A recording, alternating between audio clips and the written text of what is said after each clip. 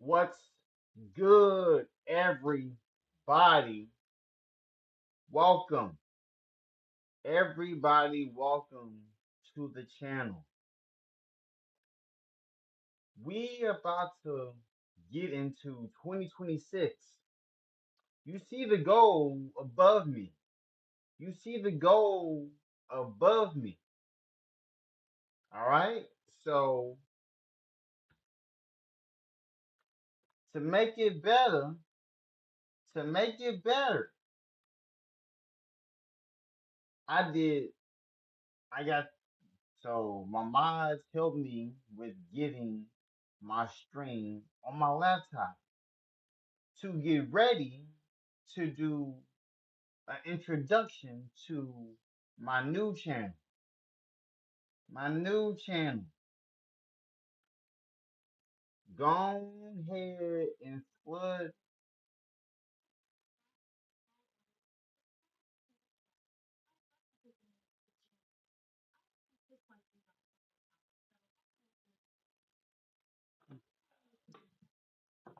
Alexa, stop.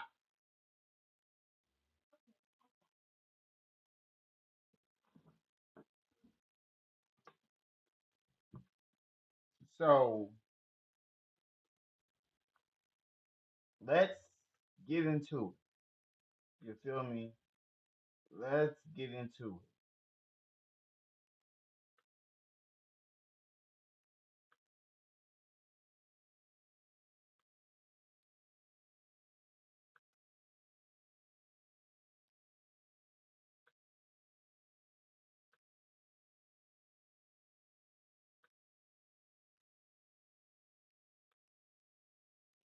Let's get into it, everybody.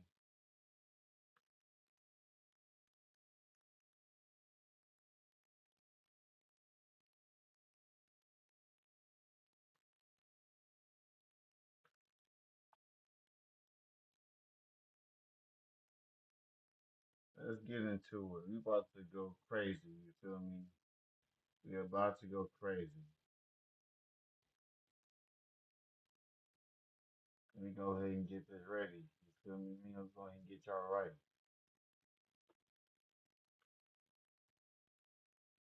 Alright. Cool, cool, cool.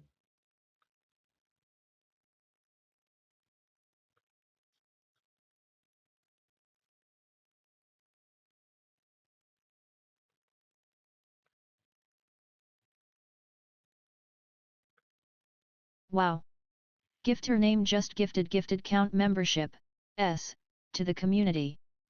Thank you for leveling up the uninvited, built from nothing squad gifted count lucky members just joined the uninvited club shout out time. Drop a welcome message to our new members, list gifted members. Yo, listen. Pay attention to this. Pay attention to this.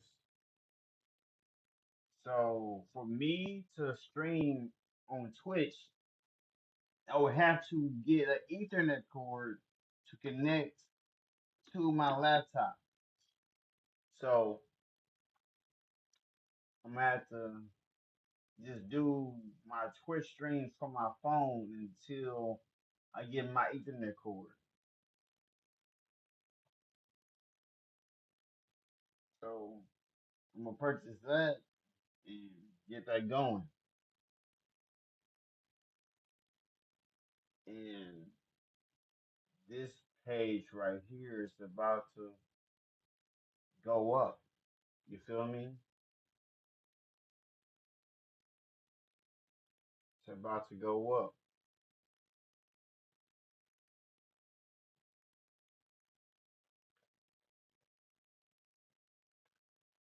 One second though. Trying to see what's going on.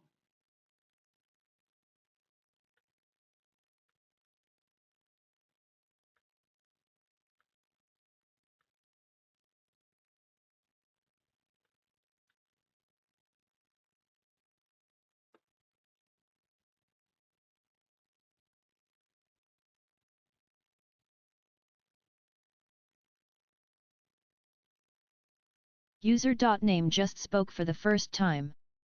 Say what's up to them. What's up with you, Mr. Stepper? What's up? How you doing? How's your day going? Are you being blessed today? And Merry Christmas. So,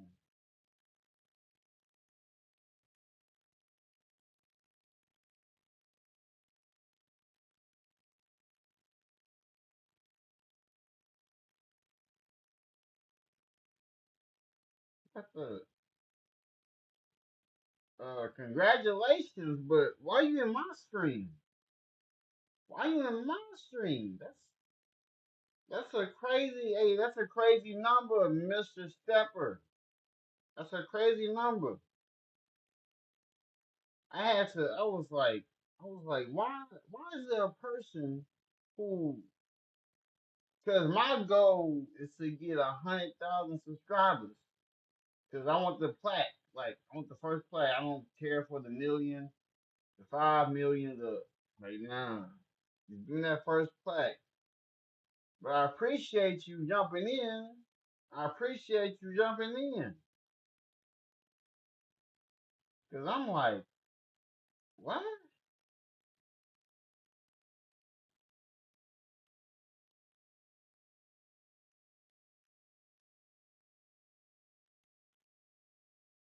So what type of videos you do, Mr. Stepper? What type of videos you do? I see a lot of beats.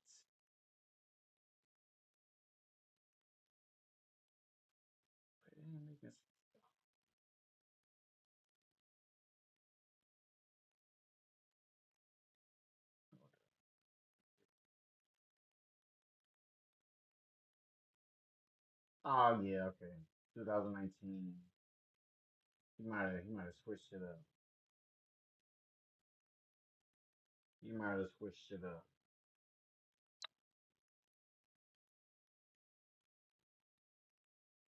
All right, I'm about to turn this camera around, and I'm about to make some breakfast.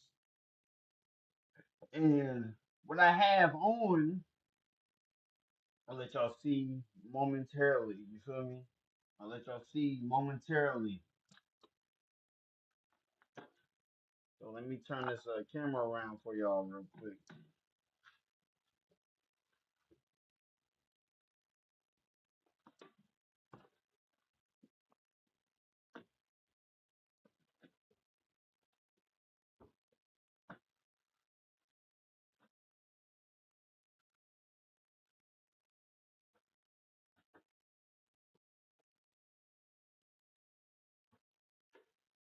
Yeah. All right. Cool. Cool. Cool. Y'all know the vibe. This is Christmas Eve. And the reason why I don't normally wear my jewelry, but I have jewelry. And the reason why I am wearing this specific jewelry piece, this is my great granny. You feel me? This lady right here is my great granny. Cause I'm a firstborn on both sides of my family. I'm the first grandson and the first great grandson. You know what I'm saying?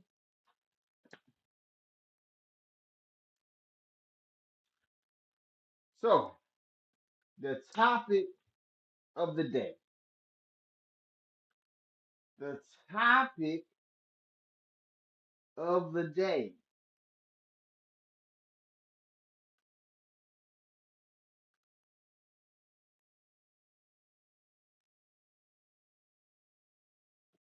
So let me see.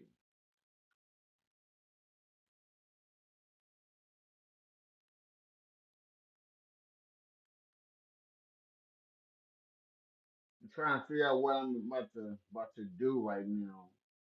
But the topic of the day is it's simple. Your bloodline waited centuries for someone like you to finally wake up. Like, look, I've tried time and time again to show people that you can work for yourself. Like, if you are tired of clocking in and clocking out, you can work for yourself. I did it. You're looking at a person who's an entrepreneur because people just assume that an entrepreneur is just another word for not having a job. But if I'm able to just wake up in the morning, clean the house, and you see me in this nice house that we live in, I know it might be kind of weird to y'all. You feel me? I'm one of the only streamers who's giving y'all different topics. Some of the people just give you the same BS because they fed in to y'all. Me, it's a total different story. So for 2026, I'm counting down the days because I'm gonna have to switch this layout out because I'm going to be having members only live streams. So for you to get in, you have to pay. Like you have to pay. I'm just telling you the truth because I can go to other people's streams. Y'all just fork over money like it's crazy, and the pay ain't gonna cost you much. You feel me? It ain't gonna cost you much. I just gotta make sure that the people that are coming into my community are positive and are consistent with their purpose. With their purpose. And for anybody that's watching, where you watching from, what state you watching from, what country you watching from, who are you as a person, and to join my User. community. Name just spoke for the first time. Say what's up to them. What's up with you, Sonic? What's up with you? You have to be of age. You cannot be a kid. You have to be. I'm gonna be real. 18 plus. 18 plus. 21 plus. I'm just keeping it real. Just keeping it real. Cause I don't want to be talking on here with no children. I'm not those other streamers. Like not just anybody can get in. Not just anybody can just watch. Cause I'm trying to give y'all something that y'all need in this life. So you will go to my new channel for the new year. I'm gonna do all these User. different Name topics just on spoke for the first time. my new Say what's channel. up to them.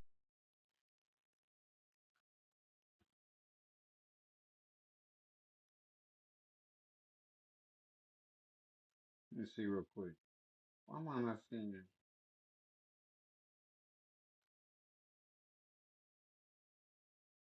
So what's up with everybody that's watching?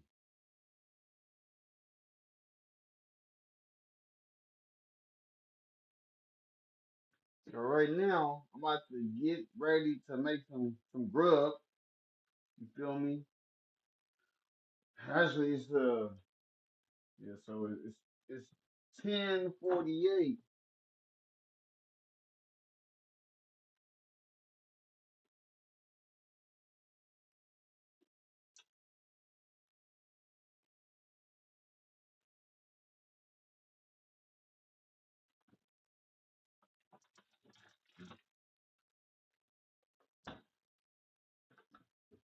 But how's everybody doing? How was everybody doing, bro? What's good with y'all?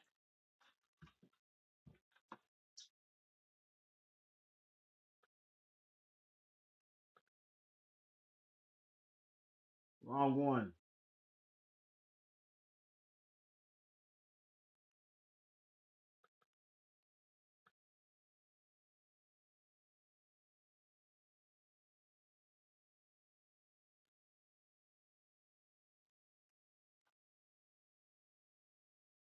Let me see. One second.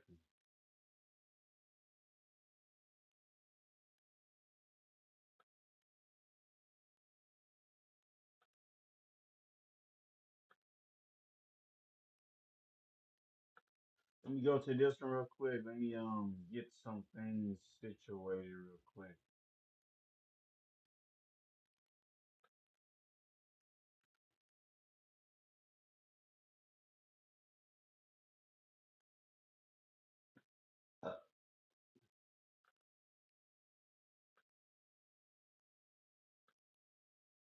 Get some videos out.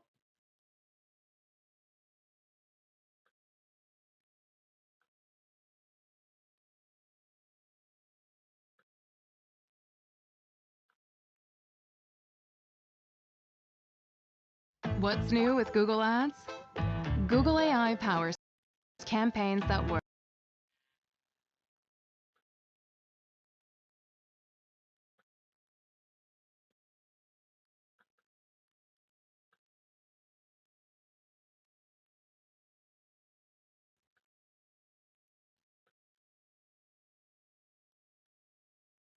Alright, cool.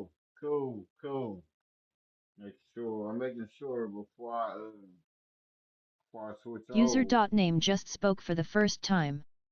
Say what's up to them. Hold on 1 second. What you mean, big smoke? What you mean? I don't do no smoking over here, bro. I don't do no smoking. No marijuana is over here.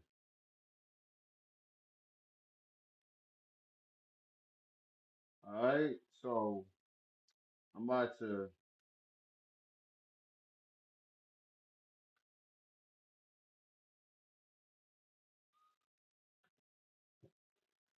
But how everybody doing? How's everybody doing? Where's everybody coming from? I'm about to make up, about to make some breakfast,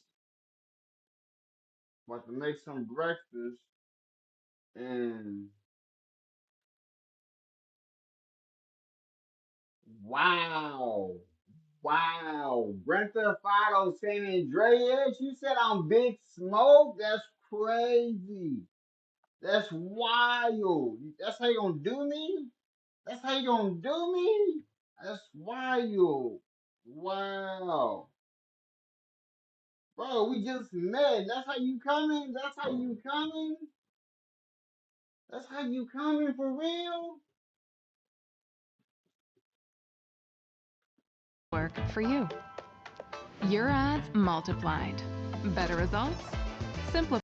Oh my god! Alright, so this one's called Who Hurt You? Chits and Gigs Reacts. So let's see who got. I ain't never been that big in my life. What was that? You must have said that in Moscow or something. I don't know where. Game is game, bro. Step back. Step back. Yeah. Am I a dickhead?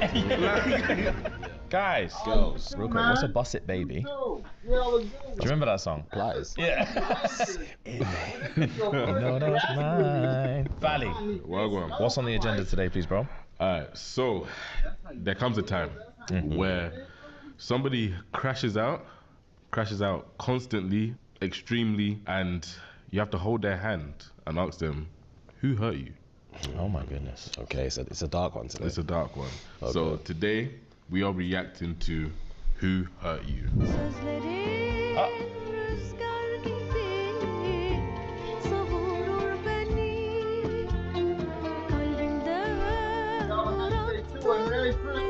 Is he crying in the back? Oh my god. He's crying or laughing, one of them. But is he crying from the pain or the heartbreak? Wow. She was my life. Oh my goodness. What do you think it'll take for you to beat like get that? there? Yeah.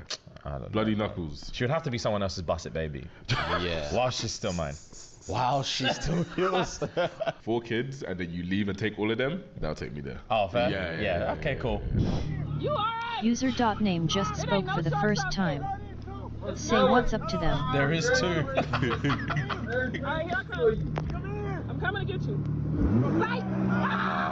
I'll tell you one thing for free. If that's Miami, there most definitely is sharks in there. Like, And Listen, it's called Connect Team, and it's insane. I don't do schedules or timesheets manually anymore. And it works? Oh, like you wouldn't believe it. My team puts in their availability, I click auto schedule, and boom, there it goes. No more Excel, no more phone calls, no more group chats. Oh, perfect schedule, like that. Damn, so all you gotta do is post it. Yeah, my team loves that it's just one app, so they see their shifts, they can approve it, and I know it's covered. But wait, what if there's like a last minute change? I mean, that's the afternoon gone, right? So in that case, I just blast a shift for my team to claim, everyone sees it, and I just assign the first.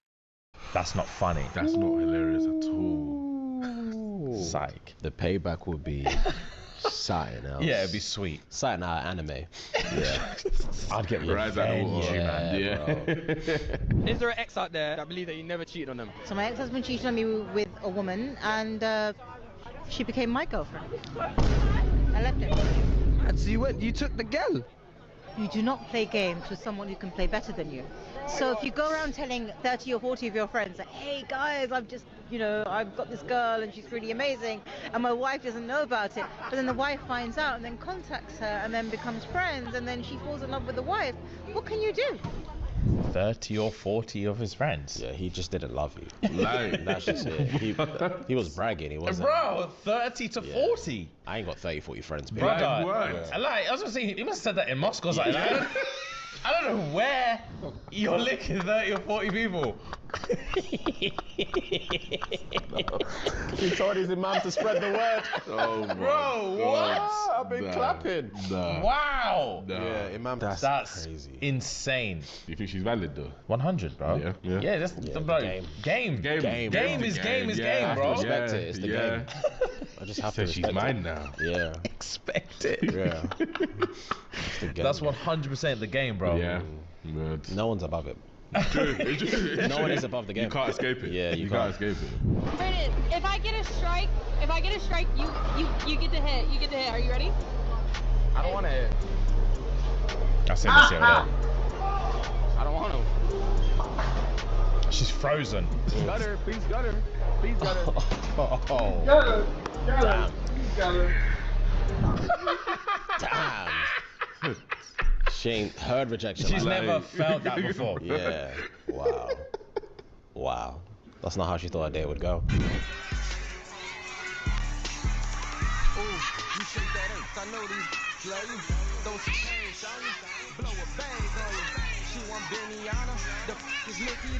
Was it a stepdad thing? Yeah. Guessing so. It has to be. Yeah. It couldn't be my son. Yeah, 100. What the fuck are you looking at? How do you think you got I here? created you, brother. Let's step back. Step back. My wife, bro. Step back, bro. You don't know me like that. Stepdad thing's peak, boy. It's definitely stepdad, bro. Wine on the mumsy. Ooh. I don't care if you got married, bro. Get your hands off her. Game, though, innit? It's the game, bro. That's not the game. That is the game. It is the game, but it's not. Bro, if you're the stepdad, can her kids chat to you like that? Like, get off my mum. Huh? If That's they're a that good age, question. if they're at that age, they can. If I'm marrying a woman with a 16-year-old, Yeah. I'm prepared for smoke 24/7. You have no authority. Yeah, You have no yeah. authority. Yeah. It's my own fault. Yeah, you didn't raise me. So. Yeah, you're any brer, bro. I'm gonna treat you as Like such. Any You're bread. any brer, bro. Yeah, I'm gonna call you by your first name all the time. All the time. Yeah, bro. Yeah. You're never gonna hear that. 100%. If she's got a 16-year-old, bro, I've got 2 more years before he dips. Yeah. Yeah, I'm true. just gonna have to firm lay it. low. Just lay Yeah, low, man. lay Just lay low, bro. Just gotta lay low. T'as quoi sous le pied, maman? En dessous le pied? En dessous ta tongue? Oh.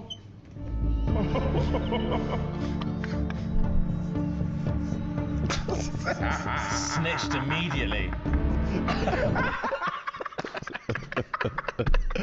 I forgot that clip existed. User name just spoke for the first time. my God. Fuckery, Say bro. what's up to them. So fucking peak. I'm not chasing after the bread up. Go run and get the slipper, bro. Bro, bend down and grab it. Like, pause. It's got nothing to do with me. Bro's bored, man. He hasn't had a chase in time, bro. After they kicked him out the academy, he hasn't had action, bro. He hasn't had action, G. Oh. I know there's fries in there. Oh. Huh? That's not how I thought his day would go. Oh. You'd have to start the engine and just... Yeah. You'd have to. I wouldn't be thinking straight. Just start the engine and see where it takes you. Wow. You're gonna end up with a felony, bro. I would. The thing is, I would, but like... I'd show the jury that video. Like, Yeah, 100%. Come on. I was filming a mukbang, you man. In fact, this is aggravated assault. He touched me. He touched me. Mile if you want a new mile. Ooh. Ooh. Ah, he's smart as big as he can. Oh. She's trying not to now. He's thinking, smile then. Yeah. This is our chance. I like. This is our Mile chance. if you want a new mile. Oh, bless him.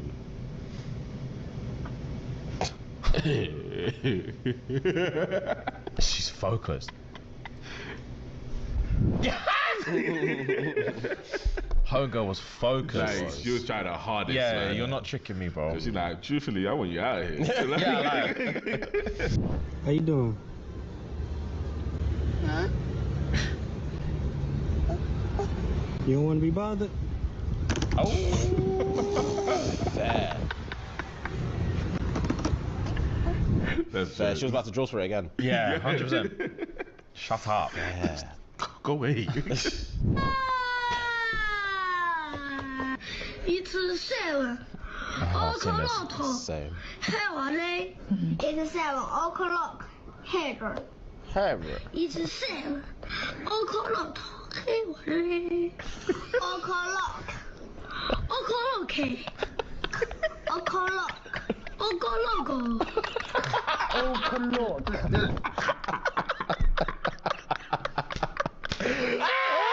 That's bro. funny.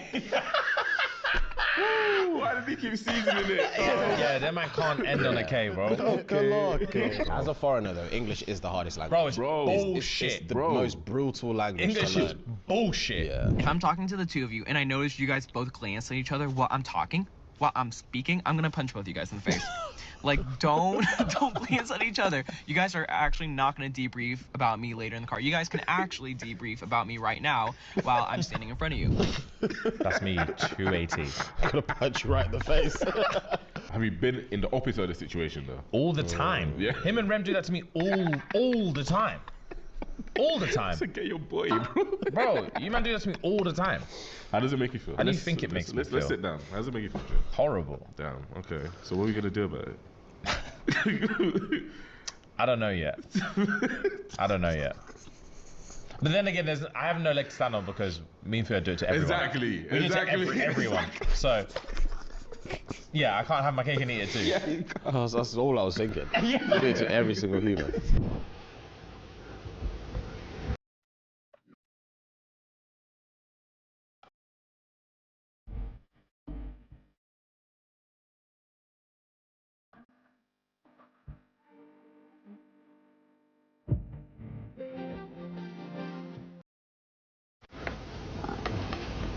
You're gonna die tonight.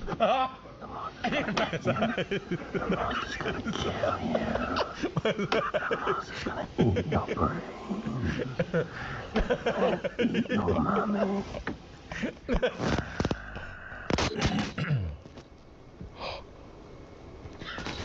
Morning, mate.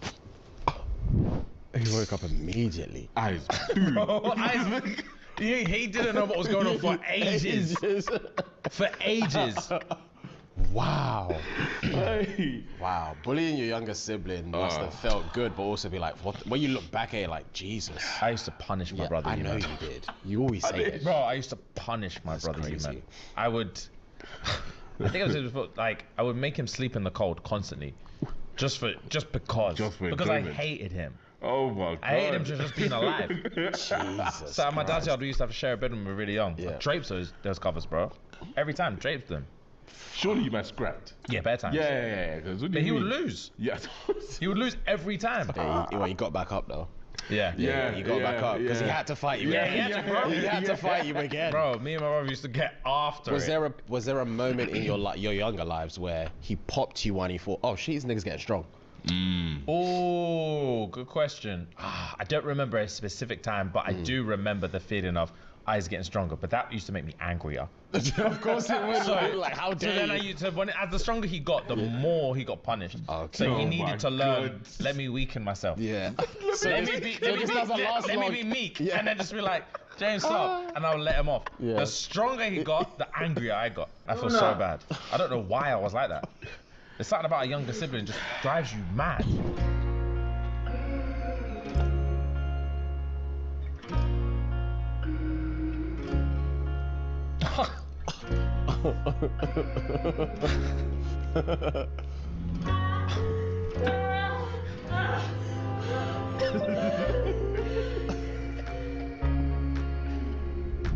Sounds like intercourse. Yeah, I was gonna say, what kind of scary movie is this? Yeah, well, I've been there. Yeah, that's me. Horror movies in the cinema is too much for me. Yeah, no. Horror. I love it. You love it? Yeah, bro. What do you love about it? I don't know. I just like the scare. What's it? The jump scare situation. I just like it, bro. You like jump scares? Yeah, bro. I anticipate it. Nah, brother. I don't hate horror or scary movies at all. I don't hate them in general. I hate them in the cinema. I feel like in the cinema it's too much. No, but I think I enjoy the experience more because that's what they've made the movie for. I Like, get I it. appreciate it more. You know. I get it. We're all scared together. Yeah, I can't stand it. Yeah, man. This is what we're here I for. hate horror films. I could not watch that shit in the cinema, at home, on the plane. Fuck all of that. Why you sleep peacefully? Yeah, bro. Calm. Yeah, you're sicker, bro. So I used to have to watch like Cartoon Network for at least an hour afterwards. Fair. Calm my nerves. Oh no, to be fair though, like when I first watched, what was that? Paranormal Activity. Okay. In my first year of uni. Because we watched it as a bunch of us in our first year. Yeah. And then I went back to my room. I had to switch sight on my laptop. I can't remember, but I knew I wasn't sleeping properly that night. I had to switch sight on. You know what had me on is the first Jeepers Creepers. Do you remember? Oh my god! That was too scary. That was the scariest movie at the time. Ever. Jeepers Creepers was Ever. terrifying. Yeah, I remember. Oh Jeepers my goodness. Creepers. Where'd Where'd you get those peepers? bro? Oh my god. Horrifying. I forgot about that. Wow. Yeah. Somebody parked in my spot today. Huh? Oh my god.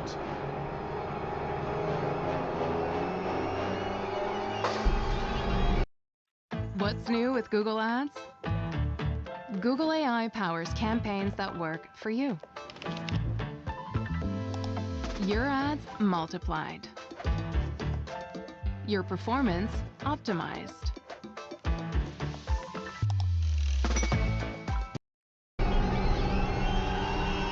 I'm not gonna lie, it would work. Yeah. I'm not. Yeah, you think it's Judge? Yeah, with the bro. face and I think it's everything. some Yeah. weird shit, bro. I don't like it. I don't This like parking it. space has never been worth it. Yeah.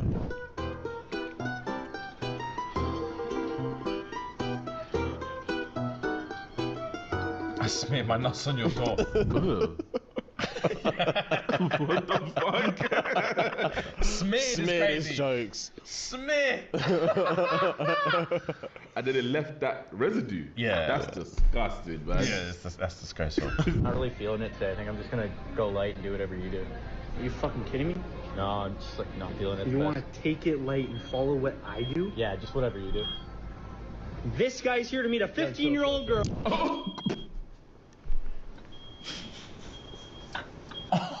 Oh my god. I could have never expected it. What? Gasp. Yeah, that's not a joke. I don't care who you are. That's not a joke. He exclaimed. I would never ever forgive you. I couldn't forgive you either. I would laugh if I did it to you though. The thing is, I know you. Yeah, I would laugh so hard for like a minute. A minute is so. I would have left the gym time Yeah, I know ago. you would have been gone, but I would still be Time laughing. ago. I'd still be laughing. But if for you ages. leave too quickly, Then it looks like Then it looks like I was, yeah. 100%. Yeah. Nah, it's fucked up. I mean, I don't need to gain no more weight. No, don't gain no more. Watch your diet. Okay. Watch your diet. Okay. How much you weigh? 170. Wow. Wow. Oh! Dang! Nah! I always weigh no more than 135. All my life. Oh. Why did you bring me so young? Fuck. Cooked her. Wow. She said with another human being another human in being me. inside me, I still do it at 150 tops. You big back. Oh, 170. Watch it, Wow. Watch it. I ain't never been that big in my life. Yeah, you just have to sit there and firm it as well. 92, bro. There's nothing you can do. There's nothing you can do. Firm it. I can't wait to be that age. I was gonna say that. Oh. I can't wait to be that age, bro. Oh my god.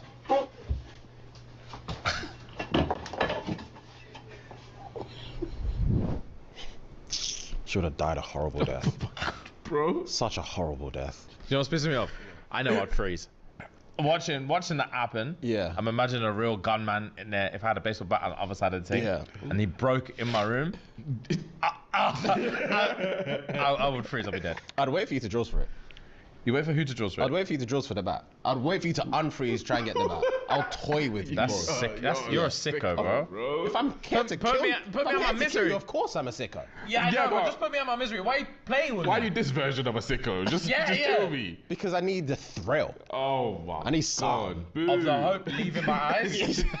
Probably. Oh my god. Like, get it.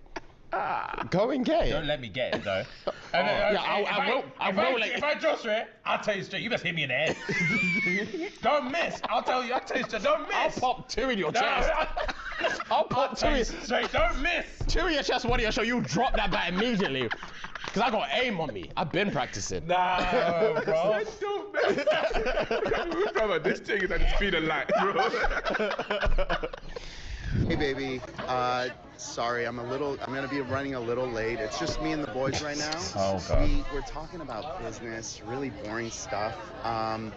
Can't wait to see you. Yeah, we'll cuddle soon. Bye bye. We'll cuddle soon. Has to be a skip. Because he can't be that stupid. The reflection was 8K. Yeah, he can't be that stupid. What? Giggling and enjoyment in the background. Nah. Yeah, galley on her knees. Free galley on their knees in the background. What's going on over there? Mind your business. Yeah. I'm on holiday. Focus on work. I'll be back when I'm back. Let's flip it. Yeah. This is your babes. Yeah. Sending you a video. She's got her sunglasses on. Just bare breaders on the yacht. That you can see man's pouring drink into another girl's mouth. No. Yeah. Bare. No. I'm FaceTiming her immediately. No. I don't think I can even do that. I'm I don't think I FaceTiming. can do that. I have to. To what end? The thing is, I don't know. To what end? The thing is, I don't know, but I can't be in my house just stewing on that information. I know, but like, do you know what I mean? Worst, but when you FaceTime her, the reality of the situation is she was on a boat with niggas and you're at home sad. This, as soon as she answers that first FaceTime, that's what's happening. I know, but as soon as she denies the FaceTime, so I think I would need that. You need the denial, so you can officially cut ties. But I think I would need that. What if she answers, and she's like, oh, like, babe, like, hold on, it goes black, and you just hear one guy in the background like, who that? Oh, then it's, again, then more confirmation. Like, even though I've seen what I've seen in a reflection, I need more confirmation. I understand. Yeah, I just can't let her get away with that and make her think I'm just gullible. I understand. I can't. I understand. I have to. I understand. I have to double down. I understand. I don't think I could. Yeah, bro, I have to. I don't think I could. I think I would end it on speculation. The mirror image would have to be enough for me to just charge. Yeah, because it's not even speculation. Am I a dickhead? Like, said, still with the girls. That's the most butch girl I've ever seen in my life, bro. User.name just spoke for the first time. Say what's up to them. Shipping 10,000 packages a month can feel chaotic. Relax. Okay. There's ShipStation. That's ShipStation very syncs all rude your to inventory say. and Now, automates that's manual very rude tasks. to say. You ain't gonna say Merry Christmas at least? I'm not crazy. driving that car. Simple, straightforward, bro. Crazy. Simple, straightforward. AA's picking it up, not me. Yeah. Uber exists. Yeah, I'm not driving that, bro. Never. That's just it. No. Yeah. Should see that fresh matte wrap on the thing. The next day. Should be perplexed. Yeah, 100%. I would dare her to do it again. I'll tell her every time there's going to be a fresh wrap on that joint. Different color every time. Don't waste your time. Different color every time. Los Santos Customs. Yeah. Oh my days.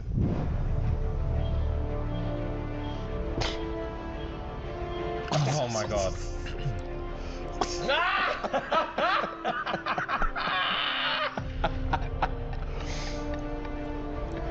They cannot believe what they hear. Find me a seat at that table. That's where I want to be. That's tea. That's the tea I want to be drinking, bro. That's good gist, yeah. Wow. What? Nah. That's why I live for you. That's what I live for. Some serious tea. Yankee didn't. Yeah. No, there's no way. Surely not. Show me. Show me. How would you feel if you're the topic? And all these lot like that? Yeah. I will never know. I would never know. So I would But never if I be did there. know, I'd get defensive. Really? Yeah, I'll start sending for all of them, man. Yeah, All of them. you just have to. You just have to, innit? You just have to. Oh man. Yeah. What are you gasping at, bro? What are you gasping You at? have no idea this what is you're. light for you, bro. You have no idea what your man's gonna Yeah, my girl's been telling me about you, man, for years. Yeah. So if you want to do this, we can do it. We can point. Yeah. We can point If we all want to day. point and gasp, we can do that. You could go down memory lane. Yeah, like what? Yeah, bro. Charlotte, you stay not learning your lessons. Yeah. The fuck are you surprised about? You wrote a book. Yeah. Yeah, you wrote a book, bro. I'm just following the rules. Shut up. Gullible. You gullible yap.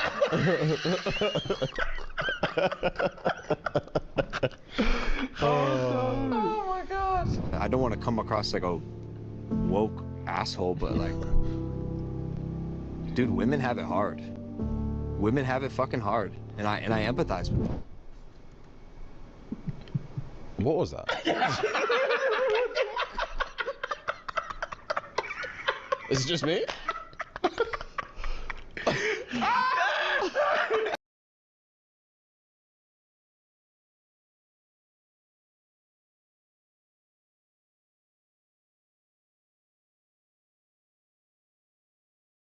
What was that? just wanted to put a PSA in the video. Said, in case y'all niggas forgot. What was that? Oh, that's funny. Oh my god. Fair. Fair.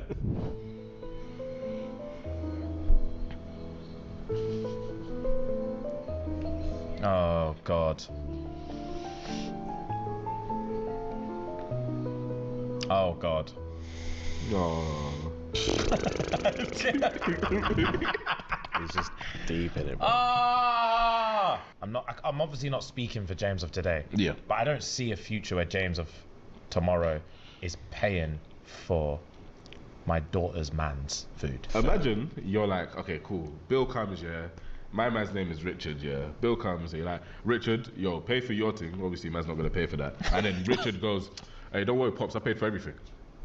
I'll say, yeah, gang. Yeah? Yeah, gang. Okay. Yeah, okay. that finally. Yeah. Someone steps up. You picked a good one. Someone steps up. That's when I'll be gassed. It's about time he needs to be like, when I'm like, oh, Bill, he's like, oh, I took care of that ages ago. That's the one. That's the one. Yeah, then I'll look at my sons. Yeah, like, learn something. Yeah. See what man This? is? Yeah, this. You see what That's man what I need. That's what will turn the page for me. You start saying random shit like, you play golf? Yeah, bro. You free Sunday? Yeah, that's what I'm like. Is she giving you a hard time? Yeah. That's a minute. Don't speak to him like that. Yeah. Don't speak to him like that. Oh, facts. Yeah, that's all it would take. All right, guys, we're going to charge it there. That was Who Hurt You. That was funny. Very, very, very funny. I haven't laughed like that in a while. So thank you very much. As always, guys, we'll see you next week. Love, love, love. Gang, gang, gang.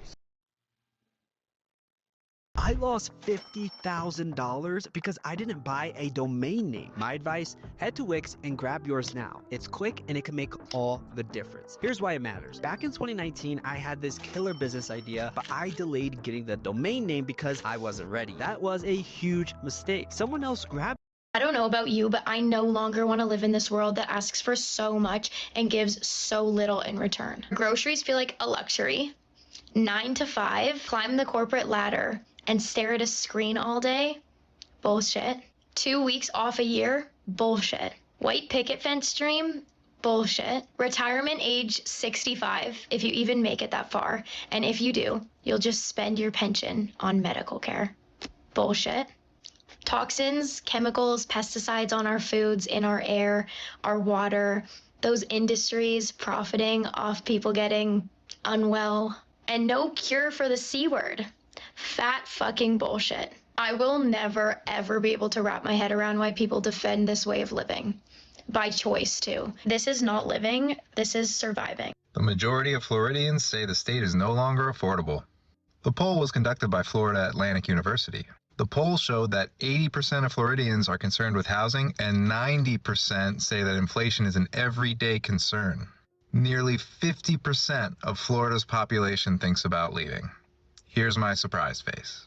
I hate to be the guy that's like, my problems are worse than yours, but if you live in Massachusetts, I can guarantee you your problems are worse than like 99% of the country. So if you're living in like Kentucky or Idaho or wherever, I can promise you, you do not have it as bad as us. Disclaimer, me and my wife, we do well. We do well. I'm not gonna lie. We're not like fucking pissing in a pot right now. We're doing okay. But at the end of the day, we can't even buy a house out here because it's so fucking expensive. I got buddies of mine, family of mine buying houses. Their mortgage is like $4,500 a month. $4,500 a month, and it's like a fixer. $4,500 a month? Up, it needs a ton of work, and it's a little bit kind of like a shoebox. I don't want to be disrespectful, but it's not anything to like get crazy about. All right, $4,500. That's not including electricity. That's not including your water. It's just out of control. And then, of course, I'm on social media looking at all these houses in, like, East Asfuck, Texas, that are just, like, mansions for $200K. I'm like, I don't get it. Where is the disconnect? Why is it so cheap there? Why can you buy a house there that's just, like, a mansion, and out here, that same amount gets you, like, a fucking closet? So at the end of the day, although, yes, you have problems, I'm letting you know, it could always be worse. You could live in Massachusetts. Things are just so randomly expensive. Like, I need a ladder, literally for one task. So I go to Home Depot, like, oh, no problem, I'll get a ladder. Why are ladders $100? Y'all, look at this. The price of ground turkey is $12.99. Just last year, it was $9.99, and it was too high then. I remember paying $7.99 and $8.99. Well, I guess we are making America great with these tariffs. Lately, it feels like the world is asking for everything and offering almost nothing in return. Not fulfillment, not stability, not even peace of mind. Just bills, deadlines, and the constant pressure to keep up. Somewhere along the way, survival got rebranded as success. We're told to be grateful for long hours, proud of burnout, and excited about a future that keeps getting pushed further and further out of reach. And the most unsettling part isn't just how hard things are, it's how normal all of this has become. I'm on one this morning. I just need to rant. I'm so tired of quite literally everything just going up in pricing. This whole year, starting in March, I've had increases in like everything. Increases that I was not expecting whatsoever. When I bought my property, I locked in at a really great rate. It was right before interest rates went up. So my mortgage and tax payments were comfortable, right? Starting in March, $175 extra going towards those payments. Shuck. I was literally hysterical because I just switched jobs. I was getting used to the new like income setup for myself, right? So that $175 per month was like ultra shock for me. The community I live in just had to redo all of the roofs in the community, right? And you would think that the HOA would take care of all of that. No. They took from the reserves. Plus, it was a set dollar amount per household. And when I tell you my jaw dropped with how much money it was per household, I'm in a condo, so I barely have like a full freaking roof on my house. And they're $12,000, $12K. Do I just have that lying around right now? No. Not at all. So that's a monthly payment of $130 User.name just spoke the next for the however many first years. time. I think it's 10 years till it's paid off. So And do you know what's how up much with interest that? that's going to? I can't. It hurts my soul. Outside of that, my HOA just notified us today that it's going up $28 a month. That might not seem like a lot, but now our HOA bill is literally going to be $370 because there's an online service fee too. So that's included in that $370. Just what else is going to go up? I don't know if my wallet can physically handle any more expenses going up. I'm just, ugh, it's so crazy how expensive life is. Hold on, before you pay for yet another app to manage your team, let me introduce you to Connect Team, the one platform that replaces all of these. I'm talking about. We were sold the American dream as a promise, and it is a fucking lie.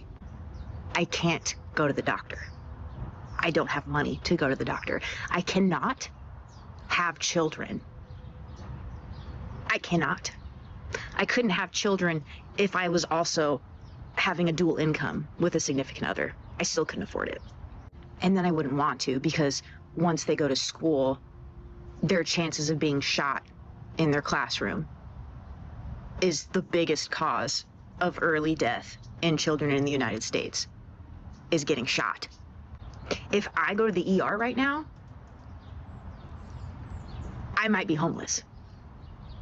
That's living in the United States. That's the reality of living here. It's not the pretty picture you see on TV. Our food is poison, our healthcare is non-existent, and well, fuck, if you step outside, you could get arrested for literally nothing, because now we barely have rights. I cannot stress this enough. If I magically came into enough money to leave, I would. We're stuck here. I did everything I was supposed to do. I went to college, I got a degree. I have a job that if this was in the 1990s, I would be a successful businesswoman. I would be able to do all this and have a family. I can't now. You guys, I'm in Target right now. Why is everything so expensive? Let me show you. These are your ordinary joggers.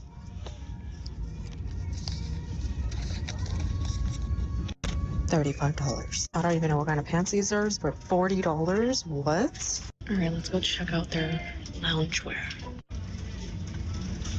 Let's see how much their pajama sets are. $40 for that. How are people affording all this? It's crazy how expensive. Let's go look at a sweater. I actually have a pair of these, but I got them. I don't know how I got them for so cheap, but I got them for $15. How much are they now? $25, you guys. Oh my gosh. I thought this sweater was super cute. I love it. My daughter wanted a sweater like this, but dude, I'm not paying $30. That's not as bad, but dude, it's a little. My rent was $1,700 a month for a one bedroom. And then I got a notice that it was going up to $2,200. So I said, peace, see ya, I'm not doing this. And then I get a call that's like, oh, is that price the problem? Like, we can fix that. And I'm like, were you playing chicken with my rent? Why would you? Peace, done. Why has it become like normal for apartment complexes to just raise your rent after a year, but they've done nothing to make it go up? Like, there's no new amenities, everything still fucking blows. There's literally, I would be saving you money to stay. You don't have to come inspect, you don't have to paint the walls, you don't have to pull the carpet, you don't have to do anything. So why the fuck would it be going up, not down, when you've added fucking nothing? It's literally gotten worse. It's getting older. Hello? And then when you ask, they're like, market value. Who is creating the market value? You and your collective other fucking apartment complexes in the fucking area? Then just fucking keep it this. It genuinely irritates me, because then I'm like, okay, well, there's cheaper shit 10 minutes down the road. So I'm just gonna move 10 minutes down the road, but then I have to fucking move, and moving is so fucking annoying. But it's like, I'm not paying you $200 extra fucking dollars when I can just go get the same fucking thing 10 minutes down the fucking, like 10 bucks. It's genuinely irritating, and I feel like it's become normalized. Like, I feel like I'm gonna be moving every fucking year until I just buy something, which, if that ever like, yo, this economy's got me fucked up. Does anyone else find it weird how normalized it's been to work yourself to death in America? Like, you'll find all these Instagram posts talking about people not working hard enough, and the comment section will just be loaded with people saying, so look, with me, so I know time and time again, I gotta say this all the time. So I work for myself. So right now, at this moment, I'm not allowed to work because my neurologist told me I have to wait until he gives me the clearance to work because I had a concussion. Yeah. I used to work 80 plus hours a week. My last time working that long was on June 11th. I made a video speaking about what happened yesterday. But I don't live this type of lifestyle that people are living, like working 80 plus hours. I don't do that. I'm in control of my time. I'm in control of my time. And I'm sorry the people who are employees who are not part of the upper echelon, because I'm on the other side. I'm on the other side where I have tax codes and this and that. So, and this is my breakfast. I made toast with cream cheese, eggs with cheese, and 4 pieces of bacon. That's what I'm eating right now. With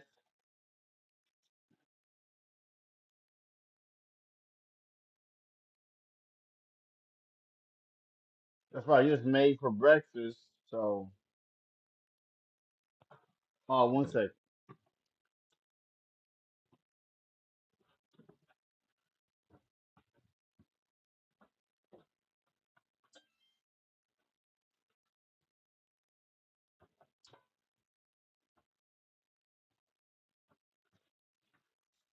All right. So let's get this on. People working 90-hour weeks. I remember I used to do that from 2012 to 2017. I didn't stop working. I didn't stop working. They work 6 What? 60, 70, 80, 90-hour weeks. I'm not saying you shouldn't even be proud of that. That's a lot, and even keeping up with that for a month or two is crazy, but it's more about what it tells about our country. Nobody should have to work that much. Just to survive, you shouldn't have to be working more than double what most people were working only 20 years ago. You may even say that these people then just need to get a better paying job, and that's not even the case sometimes. In certain states like California or New York, you literally just can't afford to live even making $35 an hour. Am I the only one who feels like I will never stop living paycheck to paycheck? The economy we live in is trash. The jobs we work for are trash. They pay you the bare minimum, but want you to show up and give your 110%. How does that work? These houses, they want you to pay $1,000+ for rent, and they're 1980 houses. You gotta have a deposit, last month's rent, first month's rent. Like, why do I need to pay last month's rent? I don't understand that. Car insurance, car payments, they're rip-offs. Why am I paying $300 for car insurance? I don't understand. Health insurance, skyrocket. Food, skyrocket. Like, I just don't understand how I will ever be able to afford to wake up and go hop on a plane and enjoy my best life. I just don't understand. By the time my kids get to adulthood, they're gonna have to pay to open the door to walk out of their own house. I really, really, really rather be a cockroach crawling on the ground for free than have to live this life every day. Like, I can't be the only one who feels this way. Like, I need to know, y'all that get to wake up and take trips and go across country and do $100 shopping sprees at Target every single day, what are you doing? What's the secret to life? What is the secret recipe that you have that we don't have? Let us know. Making homelessness illegal in a country whose minimum wage is $7.25 with a median rent of $1,400 is... What if your small business could run a TV ad on the #1 streaming platform in America? Well, now... evil. I make 6 figures a year and I feel like I'm living paycheck to paycheck and I don't know how to get out of this cycle. I need to caveat this by saying 3 things. 1, finances are extremely personal, so please remember that before you leave a nasty fucking comment in my comments because I will block and delete you. 2, I have to work 2 jobs to earn a 6-figure income, so this is not just from 1 job. 3, I know I got myself into this mess, but now I'm trying to figure out how to get myself out of this mess. And so I'm making this video in the hopes that it could be potentially relatable to some people, or just like maybe seeking advice. Again, please no rude advice. I do not do. Well, some people need to know to stop living above your means. That's what's wrong with people. People live above their means. Well with rude advice, rude criticism, none of that. I'm very sensitive and I will literally block the fuck out of you. So let's explain the situation a little more. I feel so fortunate to be making six figures. I make literally just above six figures, but to me, that's a number that was not attainable for a very long time. My mom is a single mom and she was an English teacher. So she just scratched the surface of six figures towards the very end of her career. And that was after working for 35 plus years. So, and she's one of the lucky ones, you know, most teachers will never see that kind of money whatsoever, but that money, like I said, was just not attainable to me. So to be making that at 26, so early on in my career, I do feel really grateful. Again, it's through two jobs, so it's not like I'm making that just from one job, but you know, just to like have that amount of money and feel that financial freedom that comes with making six figures when you're a single person is wonderful. But because of my fears surrounding money, I didn't really grow up with a lot of money. I have been aggressively paying down student loans because I just don't want any debt associated with me. Like that is the thing that gives me the biggest amount of anxiety. So I have taken my loans in, let's see, I think it's 2 full years now I've been paying on my student loans. Yes, since October 2023. I have taken my student loans down from $95,000 to $47,000. So I have paid $50,000 almost of my student loans down in 2 years, which has taken a burden on me. Like I am not able to have any savings. I do genuinely live paycheck to paycheck because I take all of the extra money I make and can afford to and throw it towards my student loans to aggressively pay that debt down.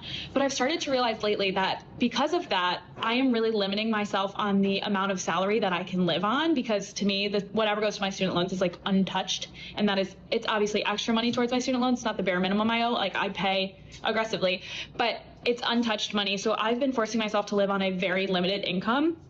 And it's just not working out for me. I've had to dip into my savings a lot since I've moved to Chicago in the last 2 years. And it's just, like I said, it's just really not good.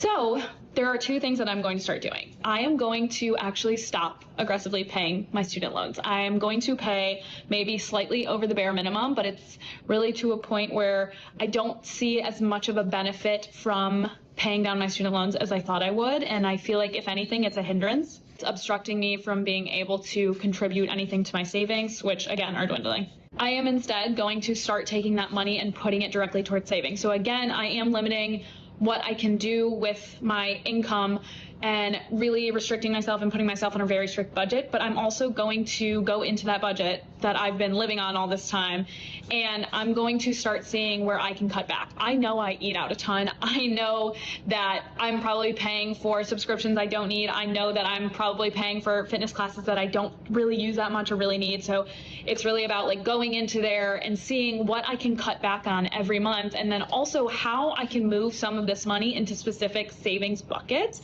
because I've never done that before. I just got like a SoFi card because I've heard that's really good. I don't know. But basically, I'm starting this journey where I'm trying to figure out my finances. And if you want to come along, please do hit the follow button or give it a like or anything, you know, just interact with this video. I really appreciate that. And we'll see what happens, but hopefully I can figure out a way to live on the income that I have, which is a really great income, but just not feel so much like emptiness and stress about money all the time. Okay, are you kidding me right now? This cost me $97. $97 for this. That is ridiculous. What's new with Google Ads? Google AI powers campaigns that work for you. We got breaking news. It was just announced that the average family of 4 is spending over $1,000 per month on groceries. So much like emptiness and stress about money all the time. Okay, are you kidding me right now? All that for $97?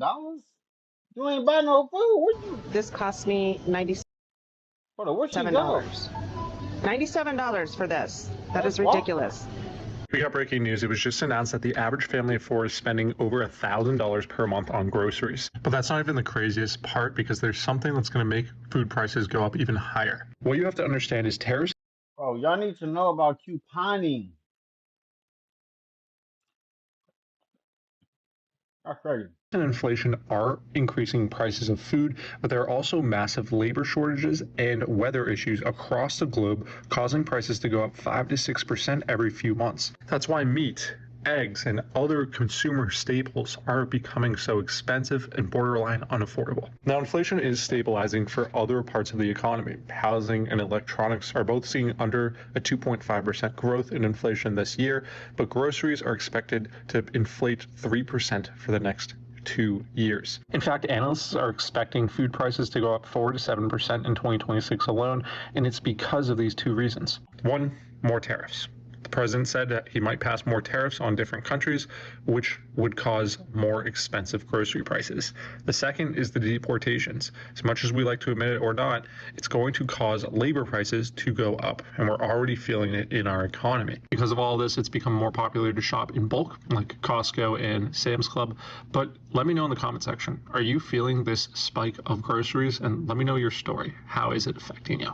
For more news that makes you money, give 3 beefs. Beef loin, New York steak. Pretty common. Look at the price. Look at the price.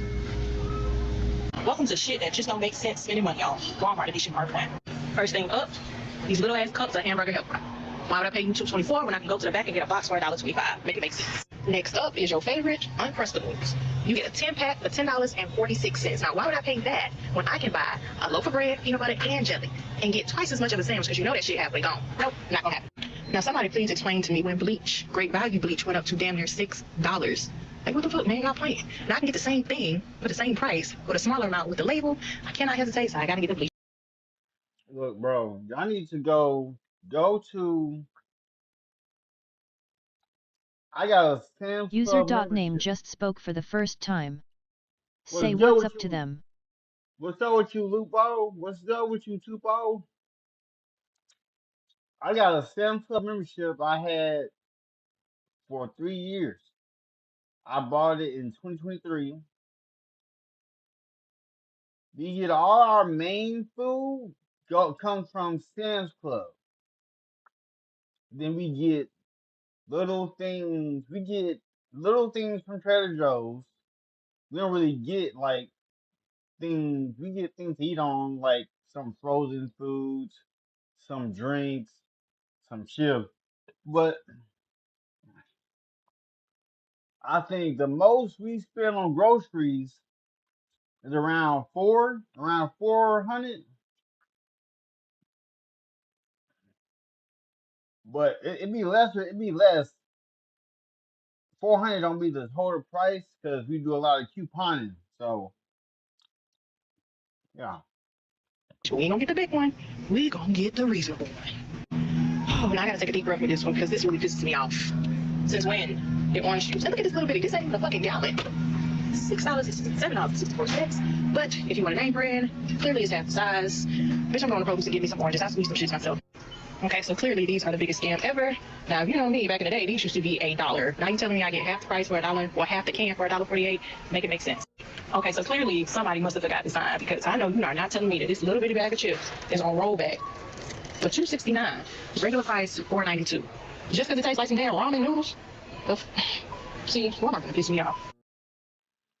Small business owner, let your bill pay work for your business. Pay your business bills with your credit card. Even where cards aren't accepted, Melio lets you use your credit. And for the life of me, can somebody explain to me why this little bitty ass bottle is almost $8? For some damn fresh breath. I mean, goddamn now. You see, compare ingredient, same as therapy. Appreciate that. Let me get that grade done. Let me get the hell out of here before I spend more money than I planned. As everyone knows, I went to look at apartments yesterday and I applied to live in a studio in Buckhead. After looking at the apartments and the prices and everything, genuinely, how are people affording to live alone? The one-bedroom apartments that I looked at were like $2,100 to $2,500, and then that's not including the fees that are included, which are like $100 to park every month, and like other. You chose to live in Buckhead. The reason why her rent is so much is because of the location. You chose a location.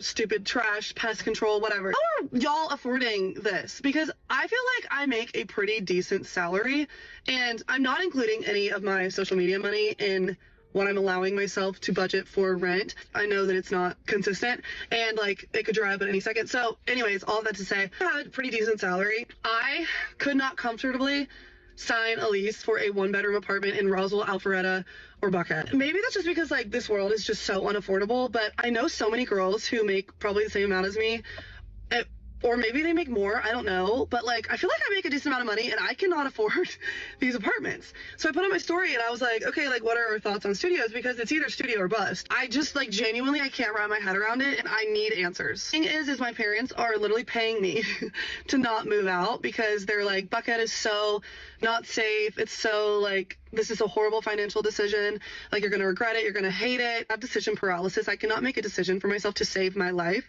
This is the first time in my life that I found this apartment, I toured it, I looked at the virtual tour, and I truly can see myself living there.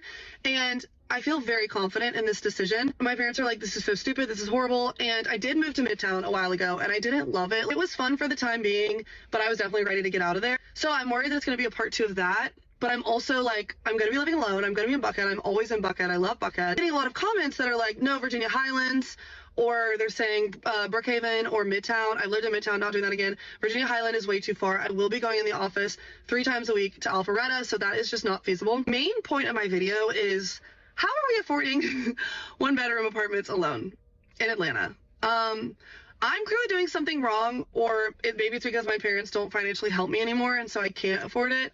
I know a lot of people's parents still help them, which like nothing wrong with that, and I probably would be able to afford more if I did have help, but I'm paying for everything myself, so my budget's way smaller. But everyone's like, you're gonna hate the studio, you're gonna feel so cramped, like the sheets are gonna smell like burnt meat. But I don't cook. Like, one thing about me is I don't cook. Don't think that that's necessarily going to be a problem. If anything is going to be a problem, it's going to be that I have way too much SHIT. All that to say, I feel very confident in my decision. Obviously I'm open to input, but at the end of the day, I think this is the best decision for me.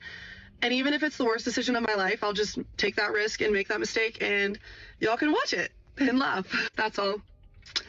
You guys are poor. You're poor. We're poor. We're poor. I think a lot of people. $20 an hour is low wage, regardless of your willingness to admit what class you're in.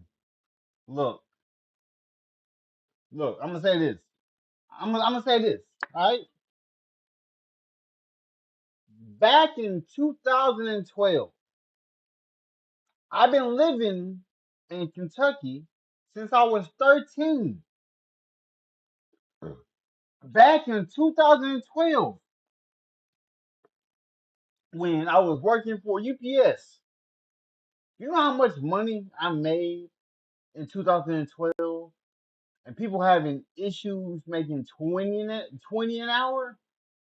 I remember when I was an employee in 2012, I was making $8. $8. And it took 5 years of working for UPS. When I left, I was making 15.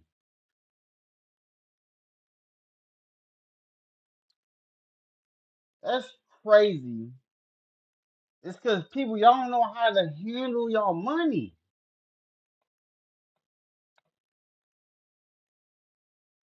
Y'all don't know how to handle your money. Just say What it. I'm noticing in comment sections where people are talking about what a livable wage is, what like universal basic income should be or minimum wage should be, people are getting defensive when other folks are saying, yeah, $25 an hour is a low wage job.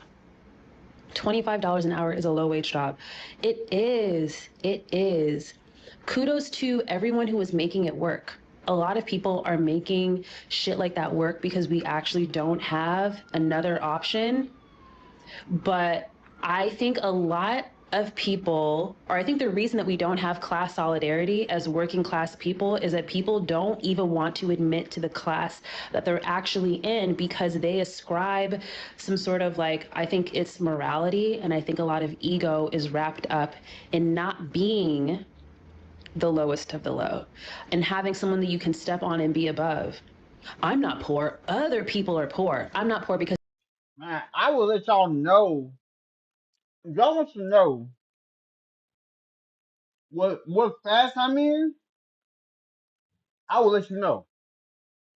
I'll let you know. I'll let you know. 1 second.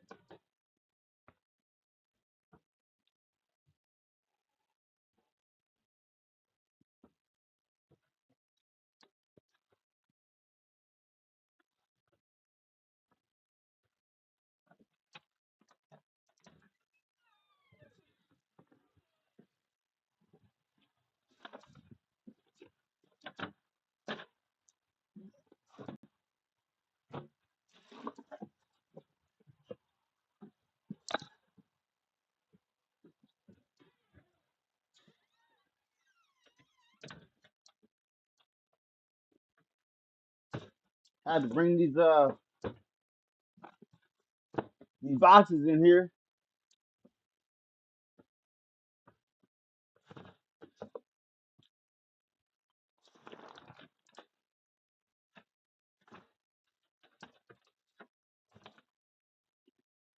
Yeah, cause if y'all want to know what class I'm in, what class I am in society, I will let you know. I just want to let you know what my salary is. You feel me? I make $25 an hour and that person makes 15. Well, guess what? Jeff Bezos is making $3,000 a second. A second. Maybe it's a minute. But it is something ridiculous.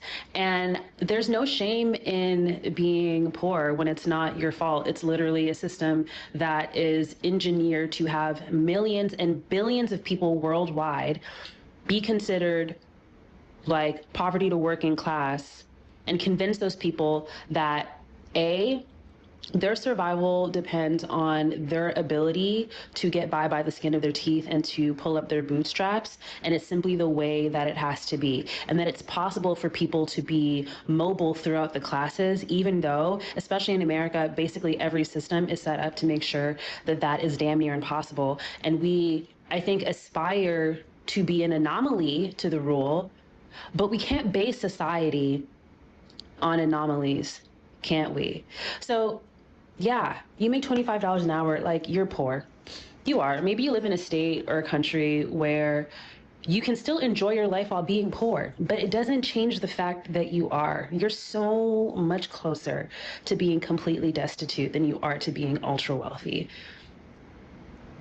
So stop getting mad when people say, as the working class, we actually deserve and need to be asking for more. If we all get more, it doesn't make you any less special.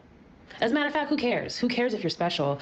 But I think like I'm like telling myself when I was younger, when I was like 24, I had a job that was like a full-time office girly job, but I was only making $35,000 a year, and it was something like the equivalent, I don't even know, of like between $15-20 an hour. And this is like back in like 2015, 2016.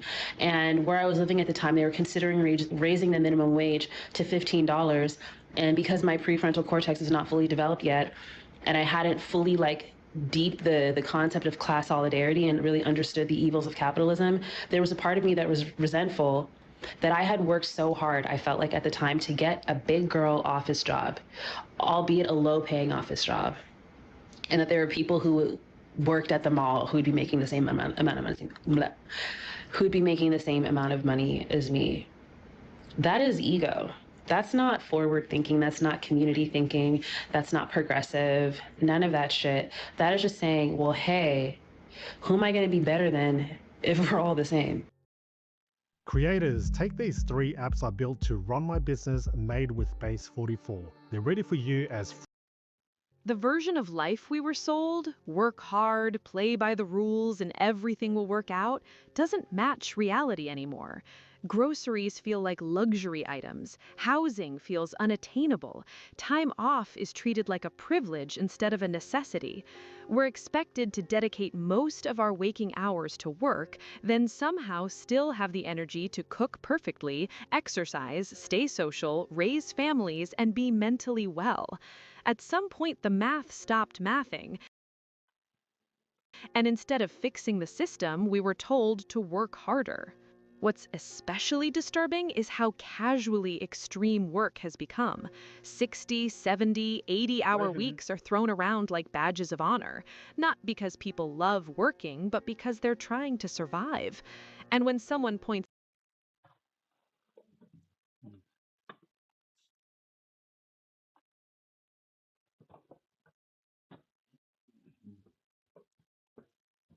Get off me.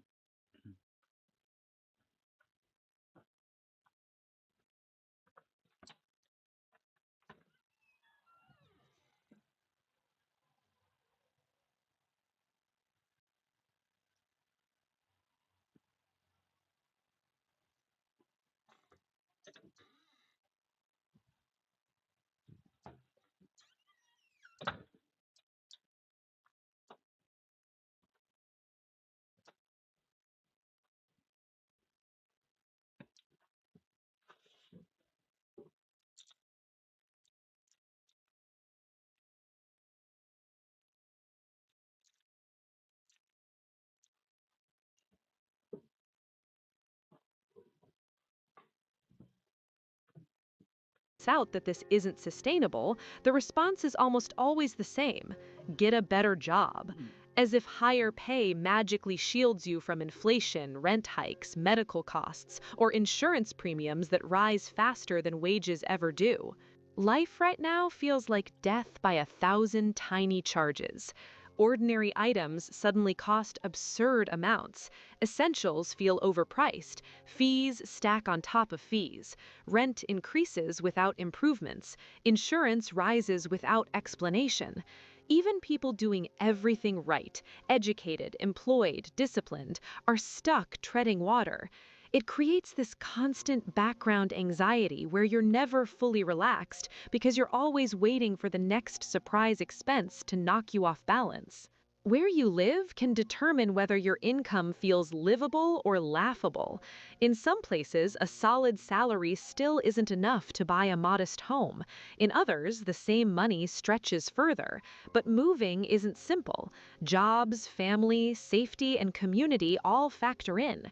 And when people compare costs across states, it's not jealousy, it's confusion. How can the same country produce such wildly different realities while pretending the system works equally for everyone? Then there's the deeper fear underneath it all. Fear of getting sick, fear of needing help, fear that one emergency could undo everything you've worked for. Healthcare feels inaccessible. Starting a family feels financially reckless. Even imagining rest feels risky.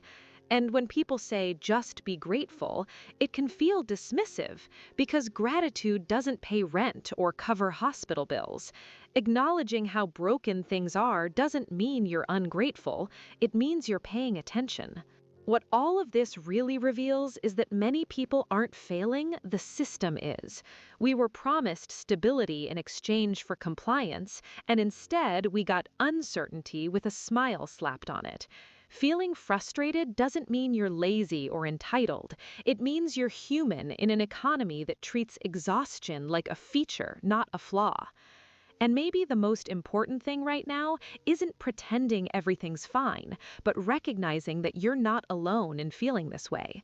These conversations matter. Naming the truth matters. Because if enough people stop internalizing the blame, maybe we can finally start questioning why survival has become the baseline and why living feels like a luxury.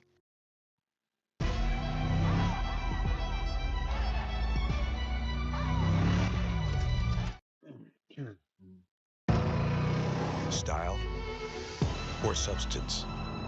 Or here's another choice. Don't stop until you have everything. In the GMC Sierra Denali Ultimate, we are professional grade.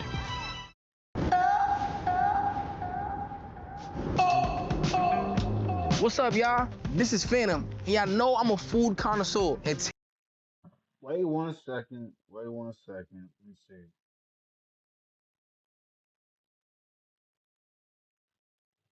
Wait 1 second. I gotta make a call real quick. Gotta call my mother. You feel me? Gotta call my mother. 1 second.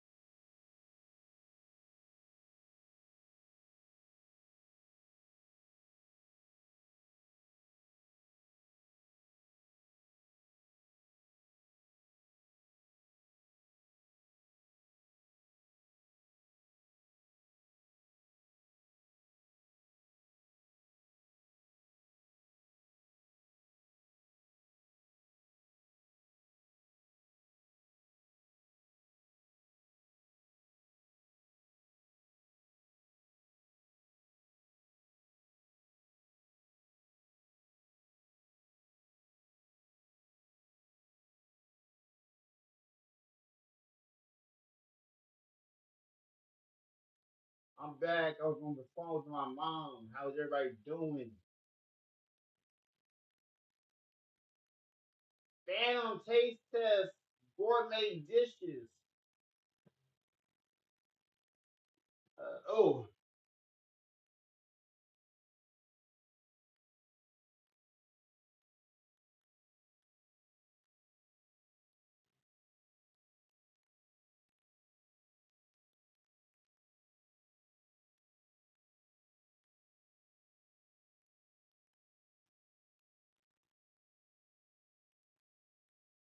see. Look, for me, to me, it don't feel like they raise prices because we do a lot of couponing. We do a lot of couponing. Let's see. Today, we're on the 63rd floor here up top at Saga. That's a lot of floors.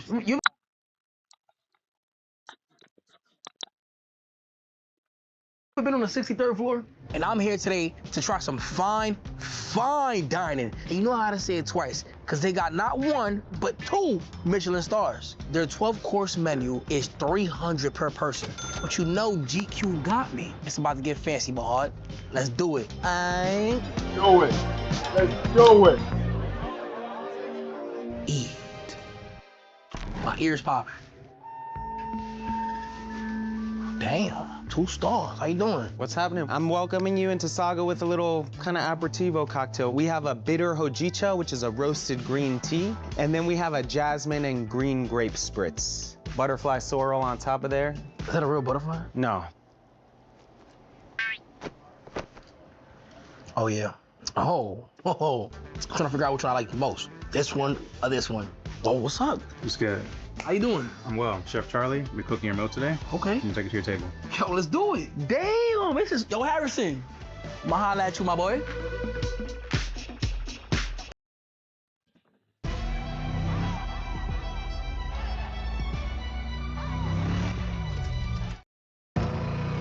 Style or substance?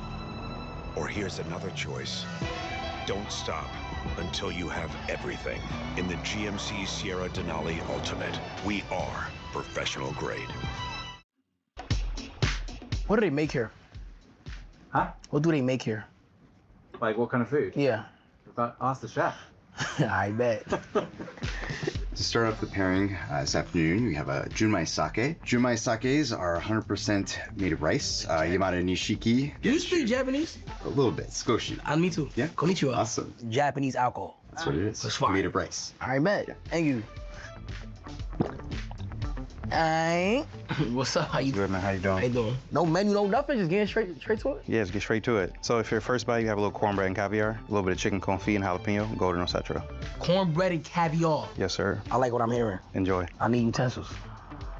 Oh, is it just hands? What? Yo, Chef Charlie! Is this with the hands? No, you enjoy with your hands. Did you wash your hands? Yeah, I washed my hands. Facts, I did. Yes, I did. It got a flower on it. Ever since that first caviar moment, I'm kind of like a caviar guy now. You know what I'm saying? Like, I do that now. Damn. Yo. Caviar on the top. Caviar.